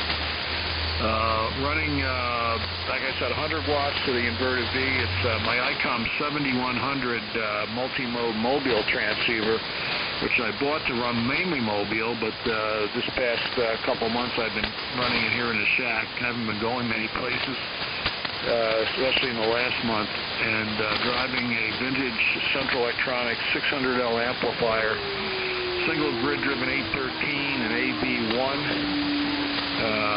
About 200 watts of carrier input, about half of that out, and receiving on an RTL SDR running on an iMac computer. That's iMac without the E. This is not the real iMac. This is just like some guy that makes computers computer, and not the real iMac that hands no one love. Anyhow, back to you, Peter. We've worked before. I recognize your call sign now. You're not too far from Dale there, KW1I over in Bow. I see you mentioned on your QRZ page of the Blaw-Knox Tower. Okay, you got pictures there. I was wondering what your connection was to the WFEA. I see that all the time driving by up the turnpike there, or the highway, the toll road there, going up to Nearfest. And I remember once Dale, I don't know what, I'm trying to remember how he did it. I thought he brought it a T350 down there or something like that. One of his big transmitters down there to the transmit site, and put it on the air on 160 or 75. I think it was 160. One morning when it went dark for maintenance or something like that, he had some arrangement going down with that, and had a lot of fun down there. K1 PJAS from AJ1G. AJ1G, this is K1 TJS returning. Okay, Chris, you're fine. And okay on all the comments. Yeah, Dale's a good friend. He lives probably 5 miles from my QTH. And yeah, I remember the night we did that. That was a lot of fun. And loading up the 160. We used to sign off the station at midnight, so we went into kind of like an early maintenance mode, and disconnected the tower and loaded up. Seems like it was 160. I don't recall. Probably both 160 and 75. But yeah, it was a lot of fun. And the tower is a very historic radio station, the first one on the air in 1932 with the original call of WFEA. And of course the tower is original, and the building is, I've actually have a video, believe it or not. Somebody took a home video of the erection of the tower, and in the video there are, the vintage vehicles of that era, plus horse and wagon bringing materials to the job site. Blaw-Knox, of course, a bridge company that turned tower company around the turn of the century, or once commercial broadcasting took off. And there were a number of Blaw-Knox towers, WLW, WSM, some of the big stations. And there were others around the country, but think there's only 3 or 4 left, WFEA being one of them. But it's the WLW, WSM, those towers are twice as tall as WFEA. So I'll give you an idea how large they are. And I've seen some really good videos of both stations. I think there's one out on the net. You could probably have seen it, the WLW being Crosley Station out in Cincinnati. That no trouble picking your signal this morning. Just a big walking signal, and actually were running 500 kilowatts quite nicely here in Kentucky. For a period of time. That transmitter is still in existence. It's still there. I think they still give video, or rather tours. So let's see how things are holding up, Chris. Back to you. See if we're still making it down into Connecticut. AJ1G, K1PJS, New Hampshire. Yeah, very good, Peter. And yeah, just reading your QRZ page, you must have been part of the operation there with Dale, seeing that you're a station engineer down there for WFEA on 1370 and a bunch of other stations. Very good. Yeah, Mike says you're loud into the station as well. Yeah, my son just got back into anyway, we'll stand by for review and ministerial type work. He was a good morning, his wife was very active in Shepherdsville, Kentucky, in college, and then they were Campus Crusade missionaries and did campus work at the University of Connecticut, and eventually they asked him to go down to world headquarters for Campus Crusade in Orlando. He spent a year down there, but ended up moving back to Connecticut and went into computer software test engineering for a company called I'm hearing actually several carriers. The name escapes me now. Anyhow, they do software. They do software engineering for Whitney. We were listening to the folks there in Florida with their net going on. He was doing quite well with that for a couple of years. They always wanted to get back into ministry, and a group called Fox Church in Connecticut, a non-denominational Christian church that's been very rapidly growing, and they have a lot of campuses and churches all linked together through media and things like that. They were looking for they'd have a lot of media people doing like broadcast type of things and streaming types of things, so they wanted an IT person to do all the networking and things like that, and they advertised a position. He applied for it and was accepted. He just went to that job, left his work with as a Pratt & Whitney contractor about 3 weeks before all the shutdowns hit here from the coronavirus, and he's been very, very busy, and I guess he figured if he had stayed on there as the contractor, he might be laid off by now, because the work for their company his former company has been really slowed down because of what's going on and the effects on commercial aviation and everything else. So. But yeah, very, very interesting, and yeah, a lot of nice stuff on your website there. And yeah, just one question about, every time I drive by that WFEA site, I notice there's a smaller vertical mast there. Is that like a part of something auxiliary antenna that's used for phasing and maintaining the pattern, or is that just a backup emergency mast there? I'll tell you what, PJS, returning. Okay, Chris. Well, that's fine on your son's activities there in the ministry. And that second tower is actually part of the pattern, the array. The pattern is a figure 8 with maximum radiation north and south. The nulls are east and west. And the shorter tower is a Lynpole company that actually made flagpoles. That was erected in 1941 to protect a station out in Ohio. And also, there's a 1370 up in Maine, W Delta Echo Alpha, WDEA, which drives the shortwave listeners crazy. I always get I get a lot of reports from especially northern Norway. There's some listening posts, and you know, WFEA and WDEA on the same frequency in a very close in proximity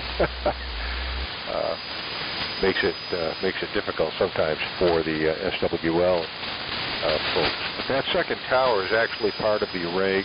It actually is driven with higher current. I think it's about 5.8 amps on the base current, where the Blaw-Knox has about 3.5. So that is part of the array.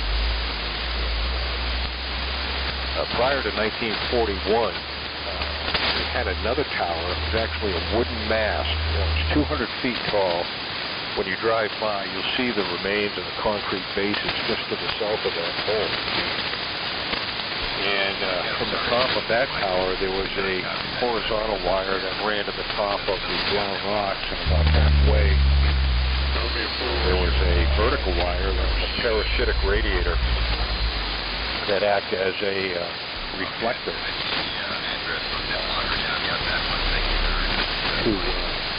that was used to create some kind of a pseudo-directional pattern prior to the 1941 erection of the wind pole.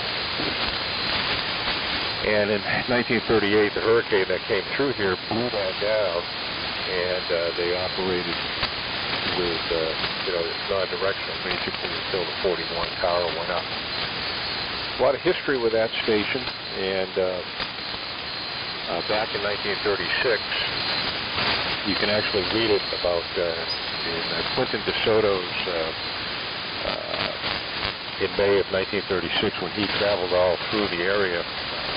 In QST, he wrote an article about all of the effects of the 1936 flooding, and it mentions a lot of the hands in the area that used WFEA to rebroadcast, some of the situation reports, throughout for the area, the closings and what was shut down, things of that nature.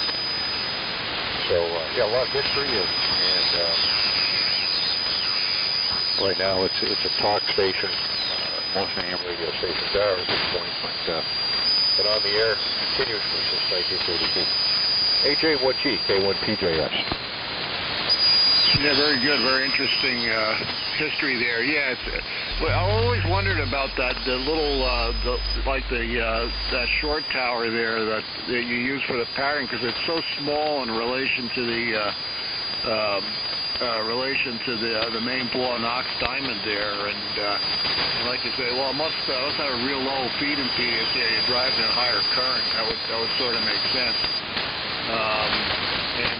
Is that a quarter wave on? Is the Blaw-Knox electrically a quarter wave for 1340? What sort of power does FEA run?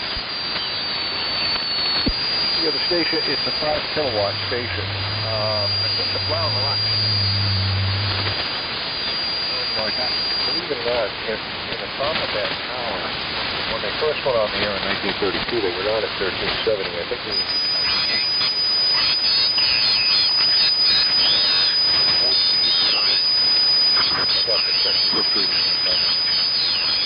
in the top of the tower, they actually had a 25-foot metal mast that they would use to tune the tower by raising or lowering the mast. And they actually cut that out back after switched to 1370 during the North American rearrangement in the 40s. But they used to use that vertical mast to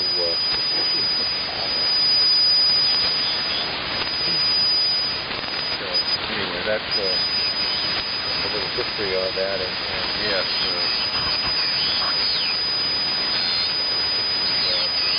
it's a two-pattern array. It's a figure 8 at night, since the mountain is a little deeper over. Yeah, okay, yeah, very good. Yeah, interesting about the way they tuned it. Sort of like tuning a hamstick where you adjust the stinger. And that's the way I tune all my antennas here. I'm a big believer in not using antennas, quote unquote antennas.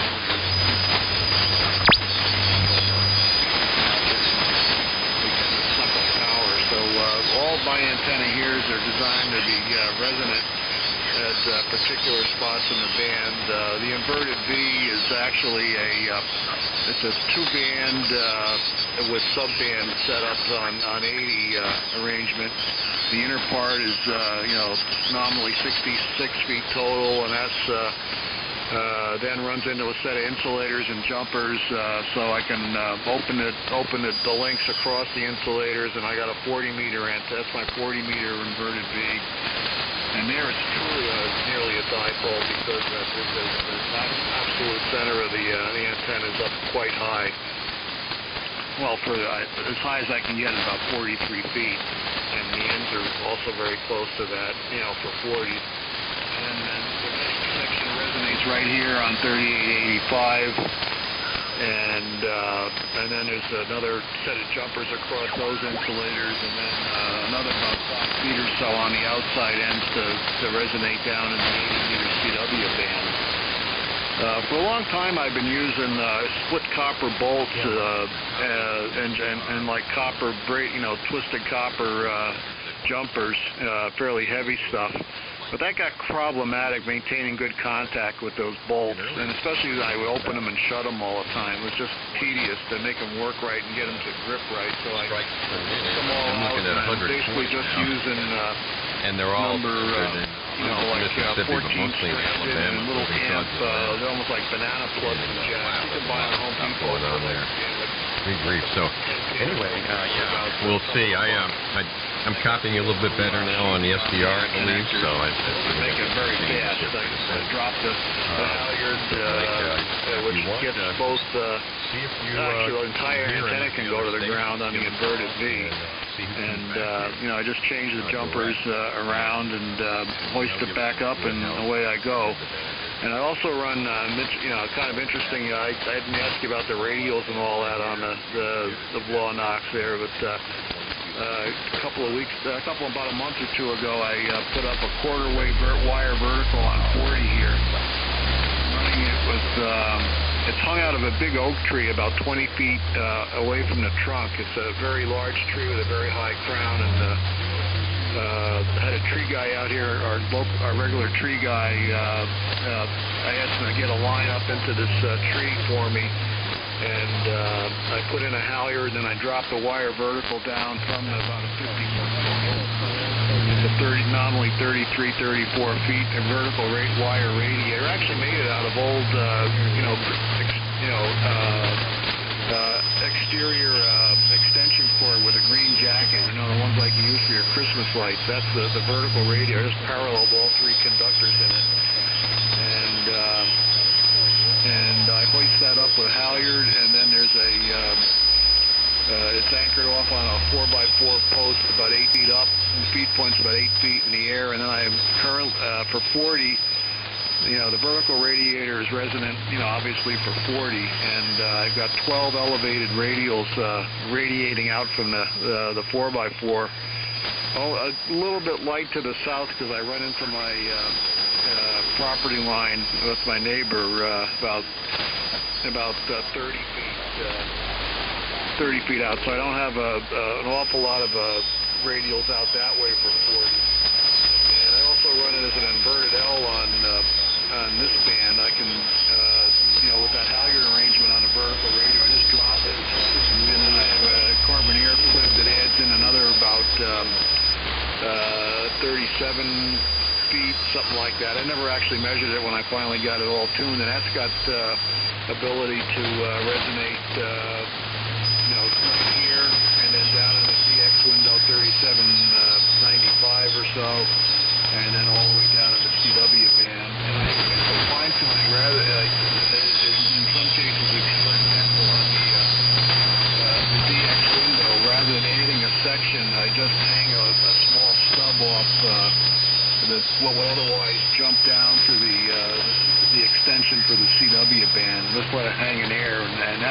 great. I can, really get a nice match exactly where I want it with those little stubs. I even do that here on the inverted V to get down in the DX window here on 75. I use the 75 meter AM position, and then I add these little stubs which are about a foot long, and just let them hang off the jumper connection that otherwise would go to the CW section of the antenna. And it works great. But what's the deal on the radio field there at Blawnox? I imagine a lot of them. And are they still the original ones, or have they been replaced over time? AJ1G. AJ1G, this is David. TJS, I'm returning. Fine, okay on the antenna system there. Very good. To answer your original question, it's about a half-wave antenna. Well, it's interesting about the radio system. About 8 years ago, actually, it was a test. We replaced the entire ground system, digging up the old system from 1932, and basically it was gone. A lot of the screening around the tower had disintegrated. And it's amazing that it still matches very well. Ground system.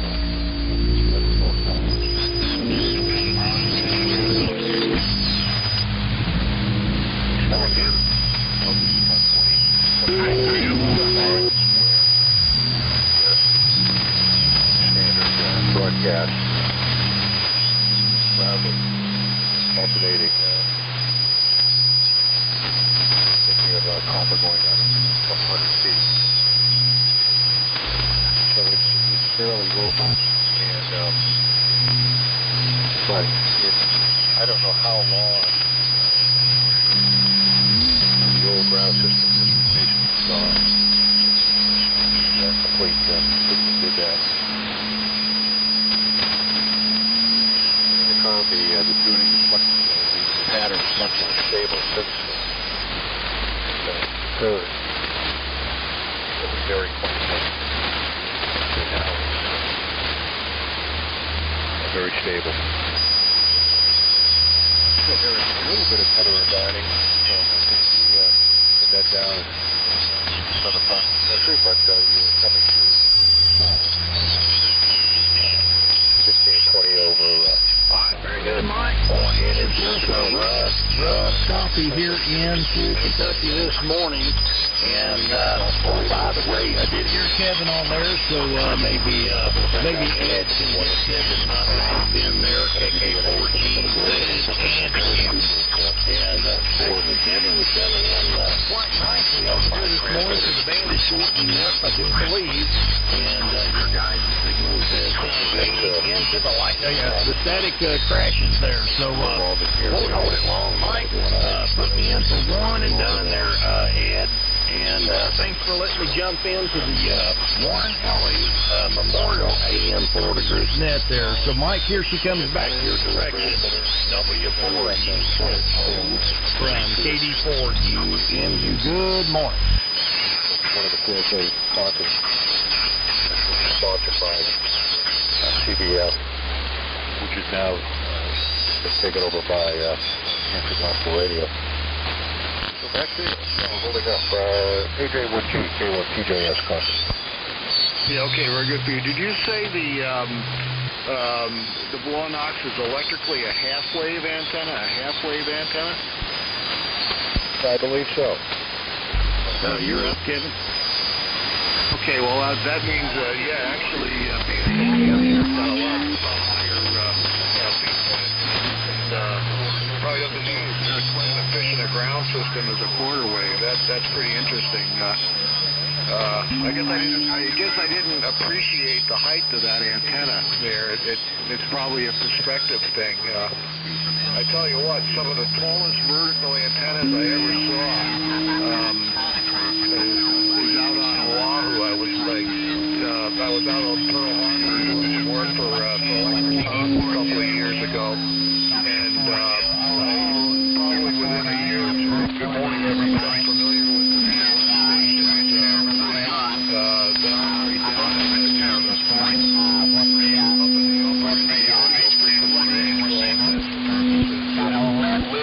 mousetrap on there this morning from the net, but it's so crowded and so busy right now. I'm just going to send it back to you. In which order? It's the Navy Pacific broadcast VLF transmitter in really well. And good morning to you, Dan. It's great to hear you. You sound awesome in here this morning.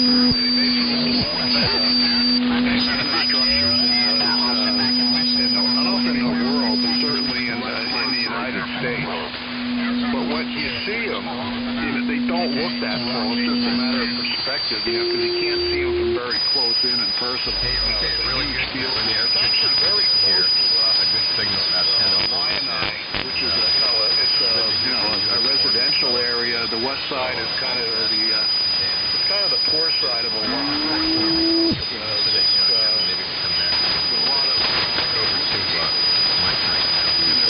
Relatively affordable. And I always want, but you see the antenna, they don't look that big, but you can actually see it from miles and miles away, looming out over the mountains to the east. But man, that's an impressive antenna system there. I can hear that station on, I have a Rondo and Bolton selective level meter. You probably know what a selective level meter is. I know Dale has one. And I can hear the signal from NPM on that. I usually just connect it to my inverted V or something. I can hear the signal. That signal almost 24/7 with higher signal noise. During nighttime, but it's always there. And it's probably 20 dB down from the levels I can receive from NAA on 24 kilohertz. It's amazing how those signals can propagate, but those antennas are absolutely huge. And got a kick out of seeing them. Peter, I'm going to get going here. I'm talking to you. I'm going to be on the AM carrier net at 8. Your signal came way up on your last transmission. I think the propagation switch got thrown. I don't know what happened to me up there, if I got stronger or what, but enjoyed talking to you here this morning. Say hi to Dale. No, I was not aware that Dale worked on. I knew he worked with the camp up there on the lake. In fact, when I first met Dale, I saw information about the camp on his desk, and I recognized the name because a couple of the people. I know several people down here also associated with that camp, and it turns out they all know each other and used to go to camp together. Dale Dean and this guy Bob Collins and Bill Roberts down here who are all involved with the camp. They all went there as kids together. It was pretty interesting, small world connection. Back to you, Peter, and I'm going to sign out on this one. Maybe go up and get some breakfast, and then we're going to be with the lockdown here. We've been following my son's church service at voxchurch.org. VOX, just like voice-operated relay. Voxchurch.org. Service at 10 o'clock and through several other services. Anyhow, Peter, nice meeting you.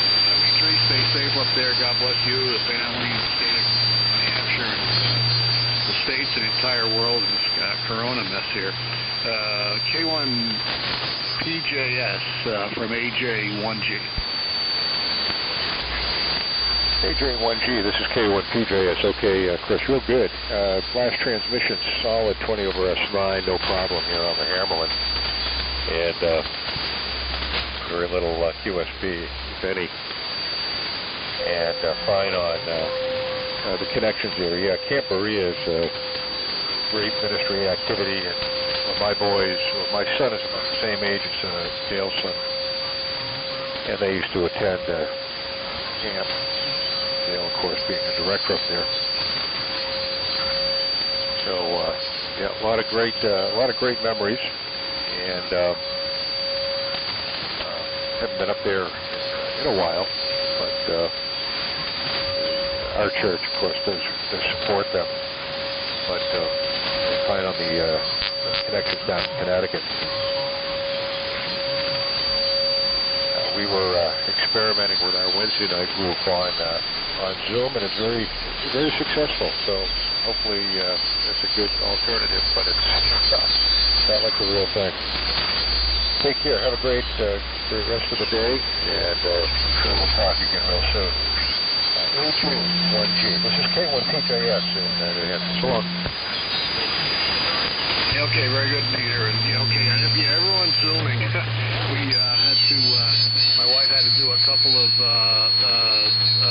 video conferences with Zoom with her primary care doctor here in the last couple of weeks, and my son Dave and I, we did Zoom Easter dinner, virtual Easter dinner with my son Dave last week for about 2 hours, and he put his phone right at on the table where we would normally sit, and the only problem was he couldn't pass me any ham, so. But it was a lot of fun. It was just like being there. It's great stuff. He was also telling me a lot of these problems you hear about, the Zoom bombers had to do with very lax security in that people were, putting out Zoom notices on open media, like Facebook, unrestricted access, public locations. And these Zoom bombers would just look around for, Zoom meetings that crash, and they would just come right in that way. And I guess they've tightened up operationally, and also I guess they tightened the system up to minimize some of that stuff you'd heard about, the bad stuff. But, it works pretty slick. Anyhow, Peter, let you run. Good morning, God bless, 73, and say hi to Dale for me if you see him on Virtual Church today. AJ1G. 73.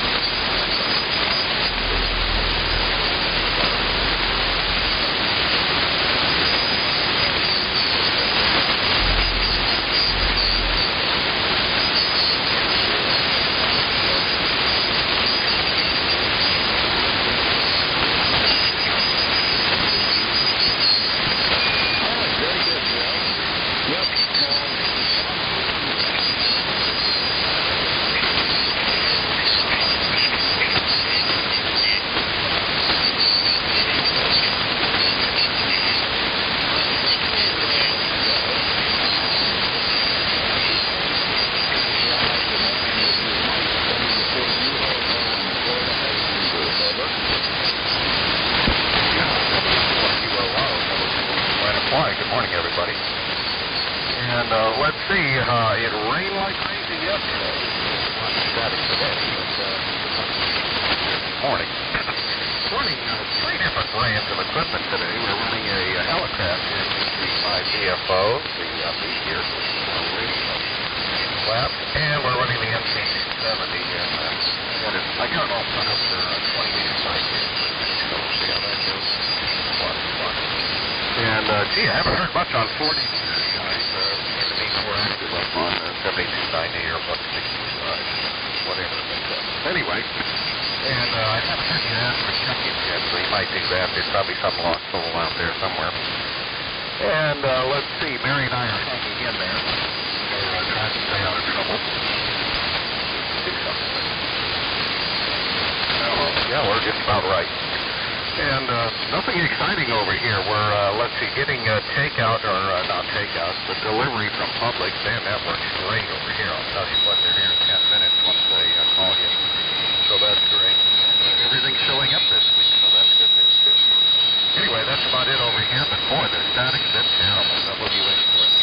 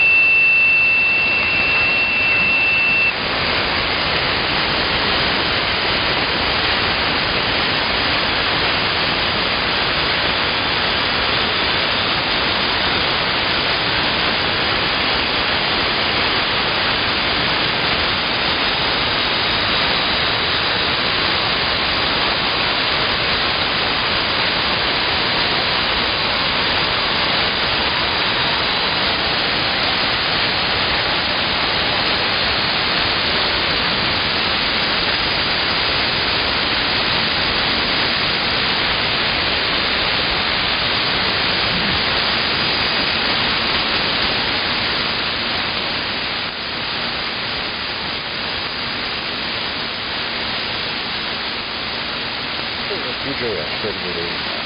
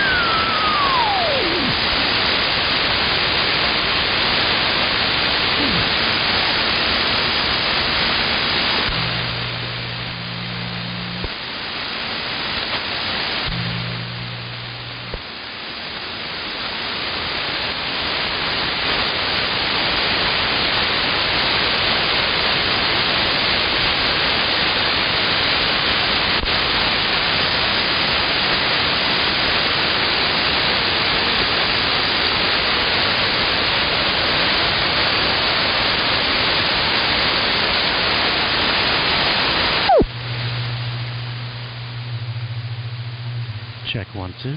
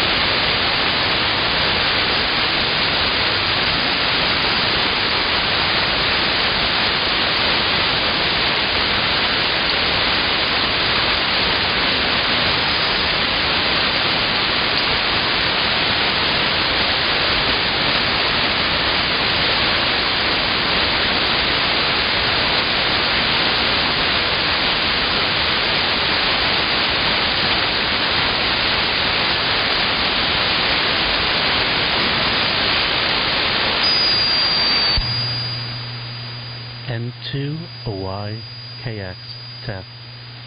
Check 1, 2. N2 YKX test.